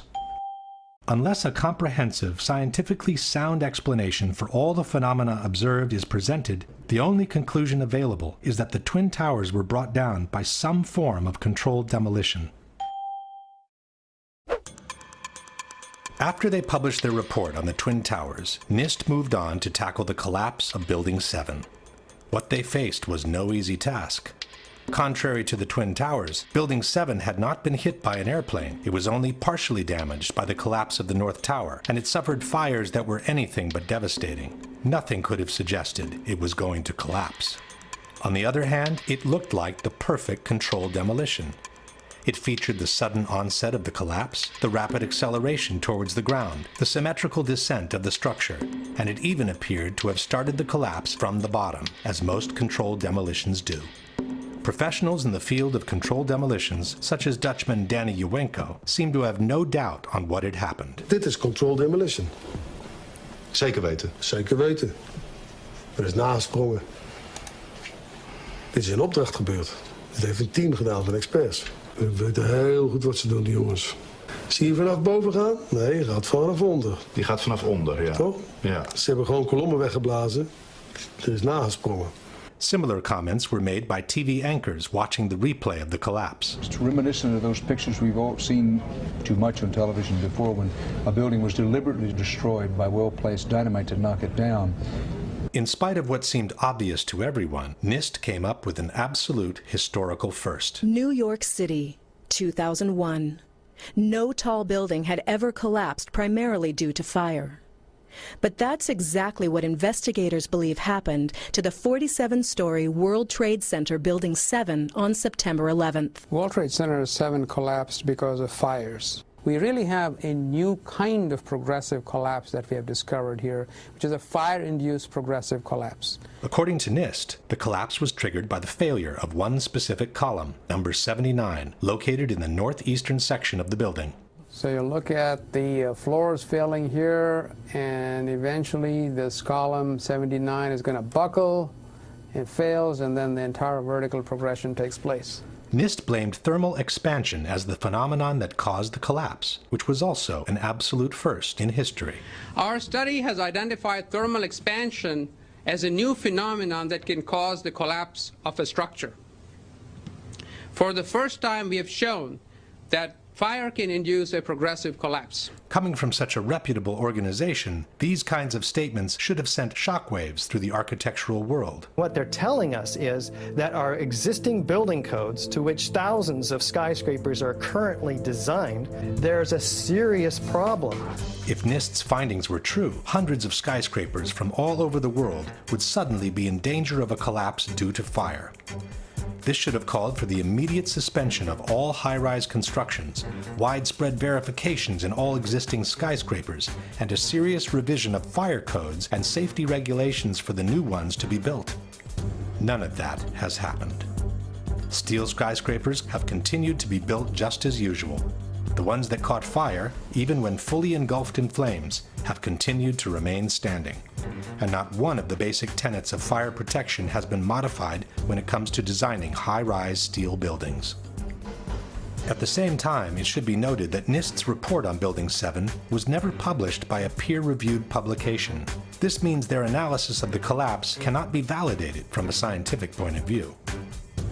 Even though this was an unprecedented event in history, we are being asked by NIST to take their word for the soundness of their conclusions. It's based on sound science, and it is consistent with all the observations we have. But it has never happened before, right? But the physics is consistent, it's sound, it's been analyzed, and we have the results. And we are very comfortable with our findings. They might have been comfortable, But the scientific community of architects and engineers was not. Science is never secret when it's done right. Science isn't science unless it's published, unless it's openly published and made available for criticism. Architects and Engineers has asked NIST to at least verify the computer model on which they've based their theory of the collapse. But also in this case, NIST has refused to make their data public. Structural engineers rail against NIST because they refuse to show the visualization. It's a black box. You cannot download any of this data. This means that also for the accuracy of their computer model, we have to take NIST's word for it. Here's our structural model showing the building collapsing, which matches quite well with the video of the event. This is the video of the event. On the right is one of the two animations released by NIST on the collapse of Building 7. When you observe the footage of how the building failed, and when you look at the animation of the failure, and compare that to what you actually observe in reality, I think they disproved their own theories. It is impossible for it to fail the way they said. The second animation released by NIST is even more inconsistent with the real event. While the animation shows a pronounced inward bending of the top of the structure, the video footage shows the entire top section of the building maintaining its shape all the way through the visible part of the collapse. This can be verified by different angles. If this is what NIST calls matching quite well, one can imagine what the reliability of their entire report can be. A similar problem is presented by the computer model NIST has used to simulate the progression of the fires in the building. This computer model was developed by NIST, and no one has been allowed to verify it. Again, we are being asked by NIST to trust them on its validity. We used a well-validated computer program developed at NIST for studying the growth and spread of fires to calculate temperatures throughout the building. On the right in this slide, for example, you see a detailed fire simulation showing the temperature of fires as they grew and spread on floor 12. The graphic shows the temperatures in floor 12 rising after 1 p.m. and peaking around 4 p.m. on the northeastern side of the building. But the same picture NIST has published in their report, which was taken between 3:49 and 3:54 p.m., shows that the fires have already died off across the entire eastern section of the 12th floor. A similar picture, taken between 3:53 and 4:02 p.m., confirms that the fires on the eastern side of the 12th floor had already died off. NIST itself has stated in the same page that there is no indication of fires burning on the east side of the 12th floor at this time. In other words, the accuracy of NIST's computer model doesn't even need to be verified, as it's disproven by the very pictures and statements NIST has published in their own report. In order to justify the first and only collapse in the history of a steel skyscraper due to fire, the debunkers have maintained that Building 7 was weaker than the average steel structure because it had been built over an existing electrical substation.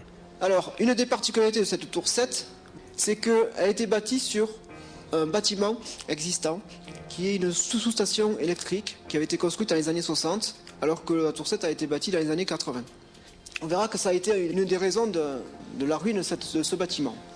The building was extremely unconventional. It had this giant Con Ed substation with enormous trusses carrying extraordinarily high loads, very vulnerable to fire and other kinds of damage. But NIST itself has refuted this possibility. From the final report we read, the transfer elements such as trusses, girders, and cantilever overhangs that were used to support the office building over the Con Edison substation did not play a significant role in the collapse of World Trade Center 7. In fact, it was the opposite. After it was completed, Larry Silverstein had the building reinforced beyond its requirements in order to accommodate the needs of its main tenant, Salomon Brothers. From this 1989 New York Times article we read, Salomon Brothers intends to spend nearly 2 years and more than $200 million cutting out floors, adding elevators, reinforcing steel girders, upgrading power supplies, and making other improvements in its million square feet of space. We built in enough redundancy to allow entire portions of floors to be removed without affecting the building's structural integrity, said Larry Silverstein, president of the company. More than 375 tons of steel, requiring 12 miles of welding, will be installed to reinforce floors for Salomon's extra equipment. If there was one skyscraper in the world that should have never collapsed due to fire, it was Building 7. While NIST has been unable to come up with a valid explanation for a collapse due to fire, there are at least 3 good reasons why such a collapse could not have happened in any case. One is the widespread pre-knowledge of the event. As we have said before, the collapse of a steel structure due to fire is considered an absolute impossibility in the architectural world. Steel structural frame buildings, high-rise buildings, simply do not collapse due to fire. We've never had a steel-framed skyscraper collapse in the United States or internationally. No high-rise steel structure has ever been destroyed by a fire in the history of construction. Consequently, if Building 7 was truly brought down by fire, it would have been a totally unexpected event, which would have taken everyone by surprise. It turns out instead that dozens of policemen, firemen, and first responders had been warned that the building was going to come down as early as 5 hours before it happened. All I can attest to is that by noon or 1 o'clock, they told us we had to move from that triage site up to Pace University, a little further away, because Building 7 was going to come down or being brought down. Did they actually use the word brought down, and who was it that was telling you this? The fire department, and they did use the word, we're going to have to bring it down. Firemen also had been warned of the impending collapse. Fireman Hollowak, we were just hanging out until Tower 7 came down. Fireman Sweeney, we stood and waited for World Trade Center 7 to come down. By 4 p.m., CNN had already picked up the rumor and was spreading it around the world. We are getting information now that one of the other buildings, Building 7 in the World Trade Center complex, is on fire and has either collapsed or is collapsing. At 5 o'clock, the BBC announced that the building had already collapsed, even though it was still standing in the background. Jane Stanley. Jane, what more can you tell us about the Salomon Brothers building and its collapse? As you can see behind me... At 5 o'clock, Building 7 can clearly be seen on the right of the picture. But the BBC correspondent, who was obviously unfamiliar with the landscape, didn't recognize it. This has fueled ludicrous conspiracy theories, which accuse the mainstream media of having been informed in advance of what was going to happen on September 11. In truth, this incident only confirms that the information on the impending collapse had been circulating long enough in downtown Manhattan to have already reached the BBC even before it happened. At about the same time, when CNN recorded the explosions near Building 7, they also captured the police clearing the area and announcing the collapse.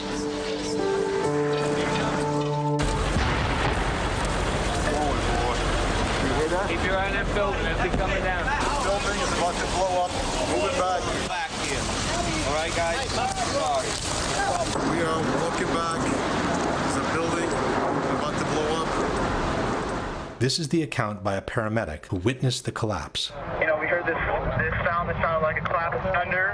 Turned around, we were shocked to see that the building was, well, it looked like there was a shock wave ripping through the building, and the windows all busted out. And, you know, it was horrifying.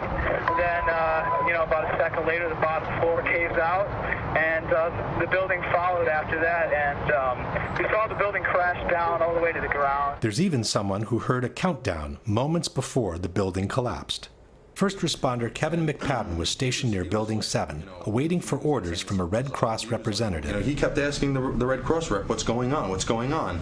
And all the time he had his hand over the radio while he was getting a countdown. And then he's just like, at the last 3 seconds, he takes his hand off and you hear 3, 2, 1, and he had this like heartbroken face. He's just like, just run for your life.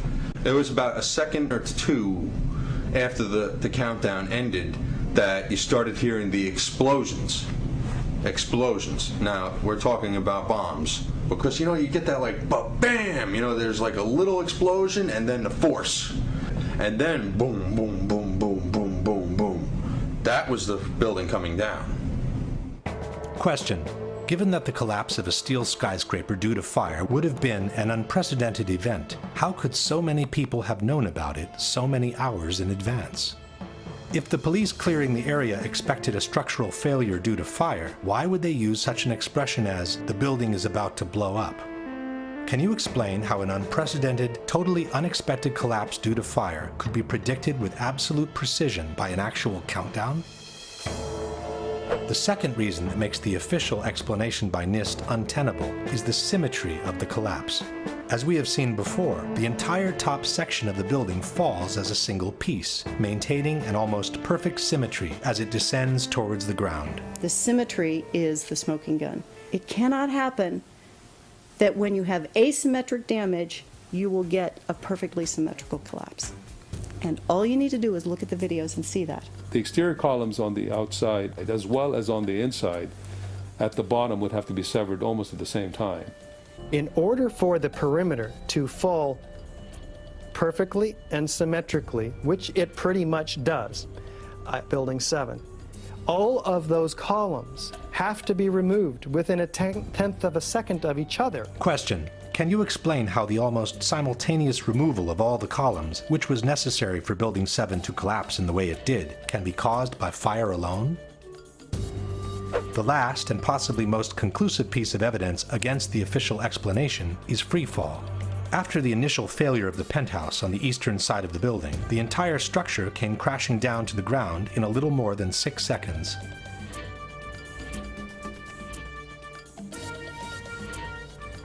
David Chandler of Architects and Engineers has measured the downwards acceleration of the building from the start of the global collapse. We can measure the acceleration of Building 7 by video analysis.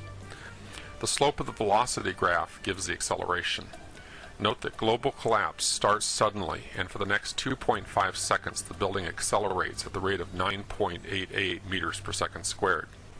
In other words, the rate of collapse of World Trade Center Building 7 over the first 2.5 seconds is literally indistinguishable from free fall in a vacuum. When Architects and Engineers presented NIST with these calculations, they forced them to correct their preliminary report and acknowledge the free fall of the building for the first 8 stories of the collapse. From NIST's final report we read, a more detailed analysis of the descent of the north face found 3 stages. The first was a slow descent with acceleration less than that of gravity that corresponded to the buckling of the exterior columns at the lower floors. The second stage was a free fall descent over approximately 8 stories at gravitational acceleration for approximately 2.25 seconds. 2.25 seconds is more than 1/3 of the global collapse. Once NIST had admitted the free fall for 1/3 of the collapse, the outcome of the debate was sealed. Building 7, NIST reports admits fell at the rate of gravity for the first 100 feet. Well, that's impossible unless there's nothing resisting it. NIST has always acknowledged this. Free fall time would be an object that has no structural components below it. And, as we have seen before, the almost simultaneous removal of the supporting structure can only be obtained with a controlled demolition. The building didn't disappear so the building can fall for 100 feet at free fall speed. That's impossible. That evidence alone would indicate that the official story doesn't hold water. Question: can you explain how free fall, which requires the almost simultaneous removal of the supporting structure, can be achieved without a controlled demolition? This very question was posed to Senator John McCain by a 9/11 researcher in April 2013 during a C-SPAN broadcast. Senator McCain, the National Institute of Standards and Technology asserts that the collapse of Building 7 was caused by fire, yet they acknowledge that the first 100 feet of that collapse took place at free fall acceleration. Now, engineers will tell you that fire cannot do this, and that the only method by which it can be accomplished is the use of pre-planted explosives. Your question is what? Well, how do you explain this discrepancy of 100 feet of free fall without the use of explosives? To tell you the truth, this is an area that I am not very familiar, and if you would drop me a note and mention that we talked on C-SPAN, I'd be glad to get you a more complete answer, but It is unfortunate that Senator McCain could not answer, as he is the person who wrote the foreword to the popular mechanics book, Debunking 9/11 Myths. In the foreword, McCain stated, "Any explanation for 9/11 must start and end with the facts. The evidence must be gathered and analyzed. Then, only then, can conclusions be drawn." But now that the evidence has been gathered and conclusions can be drawn, he claims ignorance on the whole matter. This brings us to the last question, which is not only for the debunkers, but for anyone who cares about freedom, democracy, and an honest government. If you were aware of solid evidence disproving the official version and suggesting the involvement of some rogue elements of the government in the terrorist attacks, Would it be more unpatriotic and anti-American to ask for a new investigation, or to turn a blind eye to it and pretend such evidence doesn't exist? Given that the people's trust in institutions is of paramount importance for a nation's well-being, would that trust be better served by denying the evidence of a conspiracy, or by bringing those suspected to accountability in a court of law? We leave the last word to the first responders, who have been dying by the dozens after having inhaled the poisonous air from Ground Zero in the total silence of the media. I want to tell you tonight about the people we call heroes and are still in growing numbers living in terrible physical and economic circumstances as they struggle with the carcinogenic effects of the toxic chemical soup Ground Zero became. Can this side of the room, everybody stand up? Everybody on this side, if you're all rescue workers, will be dead in 4 years. Thank you. You'd all be dead in 4 years. That's our statistics. That's what's happening. In 7 years, it doubles. And every time popular mechanics calls the people of this movement nuts, these propagandists, professional liars and tools who cannot, even by any stretch of the imagination, be considered journalists, strike another nail into the coffin of another rescue worker. I don't think we're crazy. Conspiracies are only evidence the courts won't hear. We who are still dying from 9/11, who went into the towers and into that pile, now live with those buildings in our lungs and digestive systems and our blood. For myself and far too many of us, research and the effective treatment is going to arrive far too late. I have double metastasizations in both lungs. That's just a reality. We were also killed on 9/11. Avenge us.